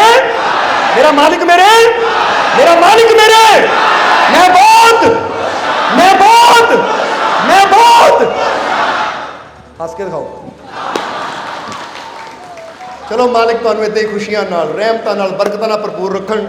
ਪੂਰੀ ਉਮੀਦ ਹੈ ਸਾਨੂੰ ਕਿ ਹੁਣ ਪੂਰੀ ਤਰ੍ਹਾਂ ਚਾਰਜ ਹੋ ਗਏ ਹੋ ਤੁਸੀਂ, ਹਾਂ? ਇਸ ਲਈ ਹੋਏ ਕਿ ਨਹੀਂ? ਆਪਣੀ ਸ਼ਕਤੀ ਦੇ ਅੰਦਰ ਬੈਠੇ ਮਾਲਿਕ ਤੇ ਵਿਸ਼ਵਾਸ ਵਧਿਆ ਕਿ ਨਹੀਂ? ਤਾਂ ਫਿਰ ਅੱਜ ਤੋਂ ਦੁੱਖਾਂ ਨੂੰ ਛੋਟੇ ਸਮਝਣਾ ਹੈ ਕਿ ਹੈ ਹੀ ਕੁਛ ਨਹੀਂ, ਮੇਰਾ ਮਾਲਿਕ ਦੀ ਰਹਿਮਤ ਬਹੁਤ, ਪਰੇਸ਼ਾਨੀਆਂ ਤਾਂ ਕੁਛ ਵੀ ਨਹੀਂ ਹੈ, ਕੋਈ ਰੁਕਾਵਟ ਐਡੀ ਵੱਡੀ ਨਹੀਂ ਹੈ ਜਿੱਡੀ ਵੱਡੀ ਮੇਰੇ ਮਾਲਿਕ ਦੀ। और मेरा मालिक मेरे, सब तो बड़ा हौसला यही है, जब मेरा मालिक मेरे साथ है तो डरने की क्या, तो डर कट दो और विश्वास प्रेम लैके जाना है, तो हर कदम ते तुहाडे नाल है, तुहानू कामयाबी जरूर मिलेगी, खुशियां जरूर मिल गई। आने वाला समा तुहाडे वास्ते कामयाबी सफलता भरिया होएगा। और हुण इन्हां वचनां नाल ही ਅਸੀਂ ਅੱਜ ਦੇ सत्संग की समाप्ति करांगे। और सत्संग समाप्त करने तो पहला दसना चाहांगे कि तुहानू सारे नू प्रोग्राम विच दस्सिया ही है कि 7 नवंबर दिन ऐतवार, उस दिन अंब दरबार विखे सालाना निशान साहब की चढ़ाई है। सो सालाना मेला है, क्योंकि मालका ने अपने हथी वो दरबार का नींह पत्थर रखा है, तो कोशिश करना है असी सारिਆਂ ने हुम हमा के उस प्रोग्राम के शामिल होना है और मालिक दी रहमतां का आनंद मानना है। और अगली 11वीं बार भी पता लग ही गया तुहानू, समझदे हो कि नहीं? क्योंकि इतना सत्संग पहुँच जाया करो, ਬਹੁਤ ਜ਼ਰੂਰੀ ਹੈ ਜੀਵਨ ਦੇ ਵਿੱਚ ਸਤਸੰਗ, ਬਹੁਤ ਜ਼ਰੂਰੀ ਹੈ ਜੀਵਨ ਦੇ ਵਿੱਚ ਇਹ ਫਕੀਰਾਂ ਦੀ ਸੋਹਬਤ, ਕਿਉਂਕਿ ਇਹਦੇ ਨਾਲ ਹੀ ਜੀਵਨ ਬਦਲਦੇ ਹੈ, ਇਹਦੇ ਨਾਲ ਹੀ ਇਨਸਾਨ ਦੀ ਕਿਸਮਤ ਬਦਲਦੀ ਹੈ, ਇਨਸਾਨ ਦੇ ਜੀਵਨ 'ਚ ਖੁਸ਼ੀਆਂ ਆਉਂਦੀਆਂ ਹੈ। ਇਸ ਲਈ ਜਦੋਂ ਟਾਈਮ ਮਿਲੇ ਸਤਸੰਗ ਪਹੁੰਚ ਕੇ ਵੀ ਸੁਣ ਲਿਆ ਕਰੋ। ਜੇ ਬੰਦਾ ਮਜਬੂਰੀ 'ਚ ਪਹੁੰਚ ਨਹੀਂ ਸਕਦਾ ਤਾਂ ਬੰਦਾ ਘਰ ਬੈਠਾ YouTube ਲਾ ਕੇ, ਜਿੱਦਾਂ ਹੁਣ ਦੇਖੋ ਆ ਇਟਲੀ 'ਚ ਵੀ ਸਾਡੇ ਤੋਂ ਕੋਲ ਪਹੁੰਚੇ ਆ ਜੀ, ਜਰਾ ਖੜ ਜਾਓ ਮਾੜਾ ਜਿਹਾ, ਕਿਉਂਕਿ ਇਹ ਵੀ ਪਹਿਲੀ ਵਾਰ ਆਏ। ਦੇਖੋ ਇਹ ਵੀ YouTube ਤੋਂ ਹੀ ਸਤਸੰਗ ਸੁਣ ਕੇ ਪਹੁੰਚੇ ਇੱਥੇ ਇਟਲੀ ਤੋਂ, ਕਿਉਂਕਿ ਕਹਿੰਦੇ ਬੜਾ ਮੈਂ ਜਦੋਂ ਸਤਸੰਗ ਸੁਣਿਆ ਤਾਂ ਇੰਨਾ ਮੇਰੀ ਲਗਨ ਲੱਗ ਗਈ, ਤੜਫ ਉੱਠੀ ਕਿ ਮਾਲਕਾਂ ਦੇ ਕਦੋਂ ਦਰਸ਼ਨ ਕਰਾਂ, ਕਦੋਂ ਦਰਸ਼ਨ ਕਰਾਂ। ਹੁਣ ਕੱਲ੍ਹ ਦੇ ਆਏ ਹੋਏ ਆ, ਕਹਿੰਦੇ ਮੇਰਾ ਜਾਣ ਨੂੰ ਦਿਲ ਨਹੀਂ ਕਰਦਾ। ਹੁਣ ਅਸੀਂ ਪੁੱਛਿਆ ਕਿ ਇਟਲੀ ਵਾਪਸ ਕਦੋਂ ਜਾਣਾ, ਕਹਿੰਦੇ ਹੁਣ ਤਾਂ ਦਿਲ ਕਰਦਾ ਇੱਥੇ ਰਹਿ ਲਵਾਂ। ਖੜੇ ਹੋ ਕੇ ਦਿਖਾ ਦਿਓ ਜੀ, ਪਿੱਛੇ ਬੈਠੇ ਦੇਖ ਲੈਣ ਤੁਹਾਨੂੰ, ਜਰਾ ਖੜ ਜਾਓ ਥੋੜ੍ਹਾ ਜਿਹਾ, ਕਿਉਂਕਿ ਪਤਾ ਲੱਗਣਾ ਚਾਹੀਦਾ ਕਿ ਇੱਦਾਂ ਦੇ ਪਿਆਰੇ ਜਿਹੜੇ ਵਿਦੇਸ਼ਾਂ 'ਚ ਬੈਠੇ ਫੋਨ ਤੇ ਹੀ ਸਤਸੰਗ ਸੁਣ ਕੇ ਇੱਥੇ ਪਹੁੰਚ ਗਏ। ਬਹਿ ਜਾਓ। ਵਾਕਈ ਕਹਿੰਦੇ ਇੱਕ ਸਤਸੰਗ ਨਾਲ ਹੀ ਜਦੋਂ ਸੁਣਿਆ ਮੇਰੀ ਜ਼ਿੰਦਗੀ ਬਦਲ ਗਈ, ਮੇਰੀ ਹਰ ਮੁਸ਼ਕਿਲ ਦਾ ਹੱਲ, ਹਰ ਸਵਾਲ ਦਾ ਜਵਾਬ ਮੈਨੂੰ ਉੱਥੇ ਬੈਠੇ ਨੂੰ ਮਿਲੀ ਜਾਂਦਾ ਸੀ। ਮੈਂ ਹੈਰਾਨ ਸੀ ਕਿ ਇੱਦਾਂ ਲੱਗਦਾ ਸੀ ਮਾਲਕ ਸਤਸੰਗ ਨਹੀਂ ਮੇਰੇ ਦਿਲ ਦੀਆਂ ਗੱਲਾਂ ਹੀ ਕਰੀ ਜਾਂਦੇ ਆ, ਇੱਦਾਂ ਦੀ ਭਾਵਨਾ। ਇਹ ਕਿ ਹੁਣ ਦਿਲ ਦੀਆਂ ਗੱਲਾਂ ਕਰਨੀਆਂ, ਕਿਉਂਕਿ ਬਸਦੇ ਜੀ ਦਿਲਾਂ 'ਚ ਅਸੀਂ, ਕਿਉਂਕਿ ਦਿਲਾਂ 'ਚ ਬਸਣ ਵਾਲੇ ਨਾ ਗੱਲ ਵੀ ਤਾਂ ਅੱਛਾ ਹੈ ਕਿ ਨਹੀਂ ਦਿਲ 'ਚ ਅਸੀਂ, ਤੇ ਉਹ ਦੇਖ ਹੈਗੇ ਆ ਬੈਠੀ। ਸੋ ਅੱਛਾ ਕਿਹਦੇ ਕਿਹਦੇ ਦਿਲ 'ਚ ਹੈ, ਫਿਰ ਉੱਦਾਂ ਹੀ ਨਾ ਕਰੀ ਜਾਓ ਦੇਖਾ ਦੇਖੀ, ਹੈ ਨਾ। ਇਹ ਕਹਿ ਦਿਓ ਦਿਲ ਤੇ ਹੱਥ ਰੱਖ ਕੇ, ਮੈਨੂੰ ਆਪਣੇ ਮਾਲਿਕ ਨਾਲ ਬਹੁਤ, ਮੈਨੂੰ ਆਪਣੇ ਮਾਲਿਕ ਨਾਲ ਬਹੁਤ, ਮੈਨੂੰ ਆਪਣੇ ਮਾਲਿਕ ਨਾਲ ਬਹੁਤ, ਕਿਉਂਕਿ ਮੇਰਾ ਮਾਲਿਕ ਮੇਰੇ ਦਿਲ 'ਚ ਵਸਦਾ ਹੈ। ਮੇਰਾ ਮਾਲਿਕ ਮੇਰੇ ਦਿਲ 'ਚ, ਮੇਰਾ ਮਾਲਿਕ ਮੇਰੇ ਦਿਲ 'ਚ, ਮੇਰਾ ਮਾਲਿਕ ਮੇਰੇ ਰੋਮ ਰੋਮ 'ਚ, ਮੇਰਾ ਮਾਲਿਕ ਮੇਰੇ ਰੋਮ ਰੋਮ 'ਚ, ਮੇਰਾ ਮਾਲਿਕ ਮੇਰੇ ਰੋਮ ਰੋਮ 'ਚ, ਮੇਰਾ ਮਾਲਿਕ ਮੇਰੇ। ਸੋ ਮਾਲਿਕ ਹਮੇਸ਼ਾ ਹੀ ਤੁਹਾਡੇ ਨਾਲ ਹੈ। ਆਉਣ ਵਾਲਾ ਸਮਾਂ ਤੁਹਾਡੇ ਸਭ ਦੇ ਵਾਸਤੇ ਖੁਸ਼ੀਆਂ, ਰਹਿਮਤਾਂ, ਬਰਕਤਾਂ, ਕਾਮਯਾਬੀ, ਸਫਲਤਾ ਭਰਿਆ ਹੋਵੇ। ਮਾਲਕ ਤੁਹਾਡੀਆਂ ਸਭ ਦੀਆਂ ਤਕਲੀਫਾਂ, ਦੁੱਖਾਂ, ਦਰਦਾਂ ਨੂੰ ਦੂਰ ਕਰਨ ਔਰ ਤੁਹਾਨੂੰ ਇਹ ਸਮਝ ਦੇਣ, ਸੋਝੀ ਦੇਣ ਕਿ ਤੁਸੀਂ ਰੋਮ ਰੋਮ 'ਚ ਆਪਣੇ ਮਾਲਿਕ ਨੂੰ ਮਹਿਸੂਸ ਕਰ ਸਕੋ, ਉਹਦਾ ਨੂਰ, ਉਹਦੀ ਸ਼ਕਤੀ ਨੂੰ ਮਹਿਸੂਸ ਕਰ ਸਕੋ, ਤਾਂ ਕਿ ਉਹਦੀ ਸ਼ਕਤੀ ਮਹਿਸੂਸ ਕਰਕੇ ਆ ਤੁਸੀਂ ਤਕਲੀਫਾਂ, ਦੁੱਖਾਂ ਦੀਆਂ ਜੋ ਤੁਹਾਡੀਆਂ ਪਰੇਸ਼ਾਨੀਆਂ ਹੈ ਇਹ ਉਸੇ ਤਰ੍ਹਾਂ ਦੂਰ ਕਰ ਸਕੋ ਜਿੱਦਾਂ ਇੱਕ ਪ੍ਰਕਾਸ਼ ਅੰਧੇਰੇ ਨੂੰ ਦੂਰ ਕਰ ਦਿੰਦਾ ਹੈ। ਕਿਉਂਕਿ ਜਿਹੜਾ ਉਸ ਸ਼ਕਤੀ ਨੂੰ ਆਪਣੇ ਅੰਦਰ ਮਹਿਸੂਸ ਕਰ ਲੈਂਦਾ ਹੈ ਤੇ ਕੋਈ ਦੁੱਖ, ਕੋਈ ਪਰੇਸ਼ਾਨੀ ਬਹੁਤੀ ਦੇਰ ਉਹਦੇ ਕੋਲ ਠਹਿਰ ਨਹੀਂ ਸਕਦੀ। ਸੋ ਮਾਲਿਕ ਤੁਹਾਨੂੰ ਹਿੰਮਤ ਦੇਣ, ਹੌਸਲਾ ਦੇਣ, ਸਾਹਸ ਦੇਣ, ਸ਼ਕਤੀ ਦੇਣ, ਤਾਂ ਕਿ ਤੁਸੀਂ ਜੀਵਨ 'ਚ ਕਾਮਯਾਬ ਹੋ ਸਕੋ, ਸਫਲ ਹੋ ਸਕੋ ਔਰ ਆਉਣ ਵਾਲਾ ਸਮਾਂ ਤੁਹਾਡੇ ਸਭ ਦੇ ਵਾਸਤੇ ਕਾਮਯਾਬੀ, ਸਫਲਤਾ, ਖੁਸ਼ੀਆਂ ਭਰਿਆ ਹੋਵੇ। ਦਿਨ ਦੁਗਣੀ ਰਾਤ ਚੌਗਣੀ ਮਾਲਿਕ ਤੁਹਾਨੂੰ ਤਰੱਕੀ ਦੇਣ। ਔਰ ਜਿੱਦਾਂ ਅੱਜ ਤੁਸੀਂ ਸਤਸੰਗ 'ਚ ਆਏ ਹੋ, ਇੱਦਾਂ ਹੀ ਸਤਸੰਗ ਤੁਸੀਂ ਆਉਂਦੇ ਰਹੋ। ਇਹ ਆਨੰਦ, ਇਹ ਰਹਿਮਤ, ਇਹ ਹਿੰਮਤ, ਹੌਸਲਾ ਇੱਦਾਂ ਹੀ ਸਤਸੰਗ 'ਚੋਂ ਆ ਕੇ ਲੈਂਦੇ ਰਹੋ। ਮਾਲਿਕ ਦੀਆਂ ਰਹਿਮਤਾਂ ਨਾਲ ਝੋਲੀਆਂ ਭਰਦੇ ਰਹੋ। ਔਰ ਅੱਜ ਜਿੰਨੇ ਵੀ ਜੀਵ ਉਸ ਮਾਲਿਕ ਦੇ ਦਰਬਾਰ ਤੇ ਆਏ ਹੈ, ਮਾਲਿਕ ਤੁਹਾਡੀ ਸਭ ਦੀ ਹਾਜ਼ਰੀ ਆਪਣੇ ਚਰਨਾਂ 'ਚ ਕਬੂਲ ਕਰਨ। ਔਰ ਜਿਹੜੇ ਜੀਵ ਅੱਜ ਮਾਲਿਕ ਦੇ ਨਾਮ ਦੀਆਂ ਨਿਆਜ਼ਾਂ ਲੈ ਕੇ ਆਏ ਹੈ, ਕਿਉਂਕਿ ਬਹੁਤ ਜੀਵ ਹੈ ਜਿਹੜੇ ਆਪਣੀ ਤਕਲੀਫ, ਦੁੱਖ ਦੀ ਨਿਆਜ਼ ਲੈ ਕੇ ਆਏ ਹੈ, ਉਹ ਜਿਸ ਭਾਵਨਾ ਨਾਲ ਨਿਆਜ਼ ਲੈ ਕੇ ਆਏ ਹੈ, ਮਾਲਕ ਉਹਨਾਂ ਦੀ ਨਿਆਜ਼ ਨੂੰ ਕਬੂਲ ਕਰਨ, ਉਹਨਾਂ ਦੀ ਉਹ ਭਾਵਨਾ ਨੂੰ, ਫਰਿਆਦ ਨੂੰ ਪੂਰਾ ਕਰਨ। ਔਰ ਜਿਹੜੇ ਜੀਵ ਅੱਜ ਖੁਸ਼ੀ ਦੀ ਨਿਆਜ਼ ਲੈ ਕੇ ਆਏ ਹੈ, ਮਾਲਕ ਉਹਨਾਂ ਦੀ ਖੁਸ਼ੀ ਦੀ ਨਿਆਜ਼ ਨੂੰ ਕਬੂਲ ਕਰਨ ਔਰ ਉਹ ਜੀਵ ਦੀ ਝੋਲੀ 'ਚ ਇੰਨੀਆਂ ਖੁਸ਼ੀਆਂ ਪਾ ਦੇਣ ਕਿ ਉਹਨੂੰ ਕਦੀ ਫਰਿਆਦਾਂ ਕਰਨ ਦੀ ਲੋੜ ਹੀ ਨਾ ਰਵੇ। ਮਾਲਕ ਤੁਹਾਡੇ ਤੇ ਇੰਨੀ ਰਹਿਮਤ ਕਰਨ ਕਿ ਜਦ ਵੀ ਨਿਆਜ਼ ਦੇਵੋ, ਖੁਸ਼ੀਆਂ ਦੀ ਦੇਵੋ, ਤਾਂ ਕਿ ਦੁੱਖ ਕਦੀ ਤੁਹਾਡੇ ਨੇੜੇ ਆਵੇ ਹੀ ਨਾ। ਔਰ ਜਿਹੜੇ ਜੀਵ ਲੰਗਰ ਦੀ ਸੇਵਾ ਜਾਂ ਉੱਦਾਂ ਦਰਬਾਰ ਤੇ ਜੋ ਕੰਮਕਾਰ ਚੱਲ ਰਿਹਾ ਹੈ ਉਹਦੇ ਵਿੱਚ ਯੋਗਦਾਨ ਦੇਣ ਵਾਲੇ ਹੈ, ਜਿਹੜੇ ਆਪਣੀ ਕਿਰਤ ਕਮਾਈ 'ਚੋਂ ਜਿੰਨਾ ਵੀ ਉਹਨਾਂ ਦੀ ਸ਼ਰਧਾ ਹੈ ਯੋਗਦਾਨ ਦਿੰਦੇ ਹੈ, ਮਾਲਕ ਉਹਨਾਂ ਦੀਆਂ ਕਮਾਈਆਂ 'ਚ ਬਰਕਤਾਂ ਪਾਉਣ, ਉਹਨਾਂ ਨੂੰ ਵੀ ਦਿਨ ਦੁਗਣੀ ਰਾਤ ਚੌਗਣੀ ਤਰੱਕੀ ਦੇਣ, ਤਾਂ ਕਿ ਇਸੇ ਤਰ੍ਹਾਂ ਉਹ ਸੇਵਾ ਕਰਕੇ, ਕਿਉਂਕਿ ਜੋ ਵੀ ਉਹ ਸੇਵਾ ਕਰਦੇ ਨੇ ਸੰਗਤ ਦੀ ਸੇਵਾ ਹੈ, ਸੰਗਤ ਵਾਸਤੇ ਬਹੁਤ ਕੁਝ ਬਣ ਰਿਹਾ ਦਰਬਾਰ ਤੇ, 24 ਘੰਟੇ ਲੰਗਰ ਚੱਲਦੇ ਆ, ਬਹੁਤ ਕੁਝ ਹੋ ਰਿਹਾ ਹੈ। ਔਰ ਜਿਹੜੇ ਵੀ ਯੋਗਦਾਨ ਦਿੰਦੇ ਹੈ, ਮਾਲਕ ਉਹਨਾਂ ਨੂੰ ਵੀ ਦਿਨ ਦੁਗਣੀ ਰਾਤ ਚੌਗਣੀ ਤਰੱਕੀ ਦੇਵੇ, ਉਹਨਾਂ ਦੀ ਕਮਾਈ 'ਚ ਵੀ ਬਰਕਤ ਪਾਵੇ, ਤਾਂ ਕਿ ਦਰਬਾਰ ਹੋਰ ਸੁੰਦਰ ਬਣੇ। ਕਿਉਂਕਿ ਅੱਗੇ ਤੋਂ ਅੱਗੇ ਜੀਵਾਂ ਦੀ ਗਿਣਤੀ ਵੱਧ ਰਹੀ ਹੈ, ਹੁਣ ਸਤਸੰਗ ਹਾਲ ਵੀ ਬੜਾ ਕਰਨਾ ਹੈ, ਸਮਝਦੇ ਹੋ ਕਿ ਨਹੀਂ। ਸੋ ਮਾਲਕ ਤੁਹਾਨੂੰ ਇੰਨੀ ਤਾਕਤ ਦੇਣ ਕਿ ਜੋ ਮਾਲਕ ਦੇ ਸੁਪਨੇ ਹੈ ਉਹਨਾਂ ਨੂੰ ਪੂਰਾ ਕਰਨ 'ਚ ਤੁਸੀਂ ਵੀ ਯੋਗਦਾਨ ਪਾ ਸਕੋ। ਔਰ ਆਪਣੀ ਕਿਰਪਾ, ਦਇਆ, ਮਿਹਰ, ਰਹਿਮਤ, ਬਖਸ਼ਿਸ਼ ਹਮੇਸ਼ਾ ਮਾਲਕ ਤੁਹਾਡੇ ਤੇ ਬਣਾਏ ਰੱਖਣ। ਔਰ ਫਿਰ ਕਹਾਂਗੇ ਮੇਰਾ ਮਾਲਿਕ ਮੇਰੇ, ਬਸ ਇੱਦਾਂ ਹੀ ਇਹ ਜੋ ਤੁਹਾਡੀ ਆਵਾਜ਼ ਹੈ ਨਾ, ਇਹ ਦਿਲ ਦੀ ਆਵਾਜ਼ ਬਣ ਜਾਵੇ ਔਰ ਮਾਲਿਕ ਹਰ ਕਦਮ ਤੇ ਤੁਹਾਡਾ ਸਾਥ ਦੇਣ, ਤੁਹਾਨੂੰ ਕਾਮਯਾਬੀ ਦੇਣ, ਸਫਲਤਾ ਦੇਣ। ਇਹੀ ਸਾਡੀ ਉਸ ਮਾਲਿਕ ਦੇ ਚਰਨਾਂ 'ਚ ਅਰਦਾਸ ਬੇਨਤੀ ਹੈ। ਔਰ ਹੁਣ ਅੰਤ ਵਿੱਚ ਤੁਹਾਡੇ ਸਭ ਦੇ ਅੰਦਰ ਵਸਦੇ ਉਸ ਮਾਲਿਕ ਨੂੰ ਅਸੀਂ ਪ੍ਰਣਾਮ ਕਰਦੇ ਹਾਂ। ਸਾਡਾ ਪ੍ਰਣਾਮ ਸਵੀਕਾਰ ਕਰੋ। ਜੈ ਮਾਲਕਾਂ ਦੀ।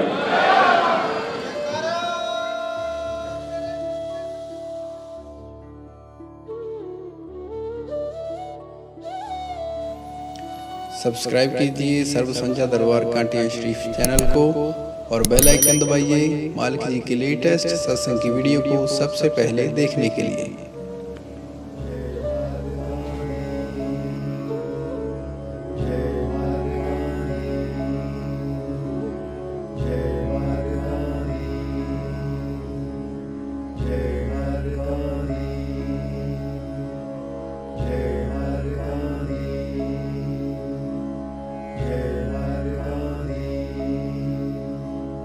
ਜੈ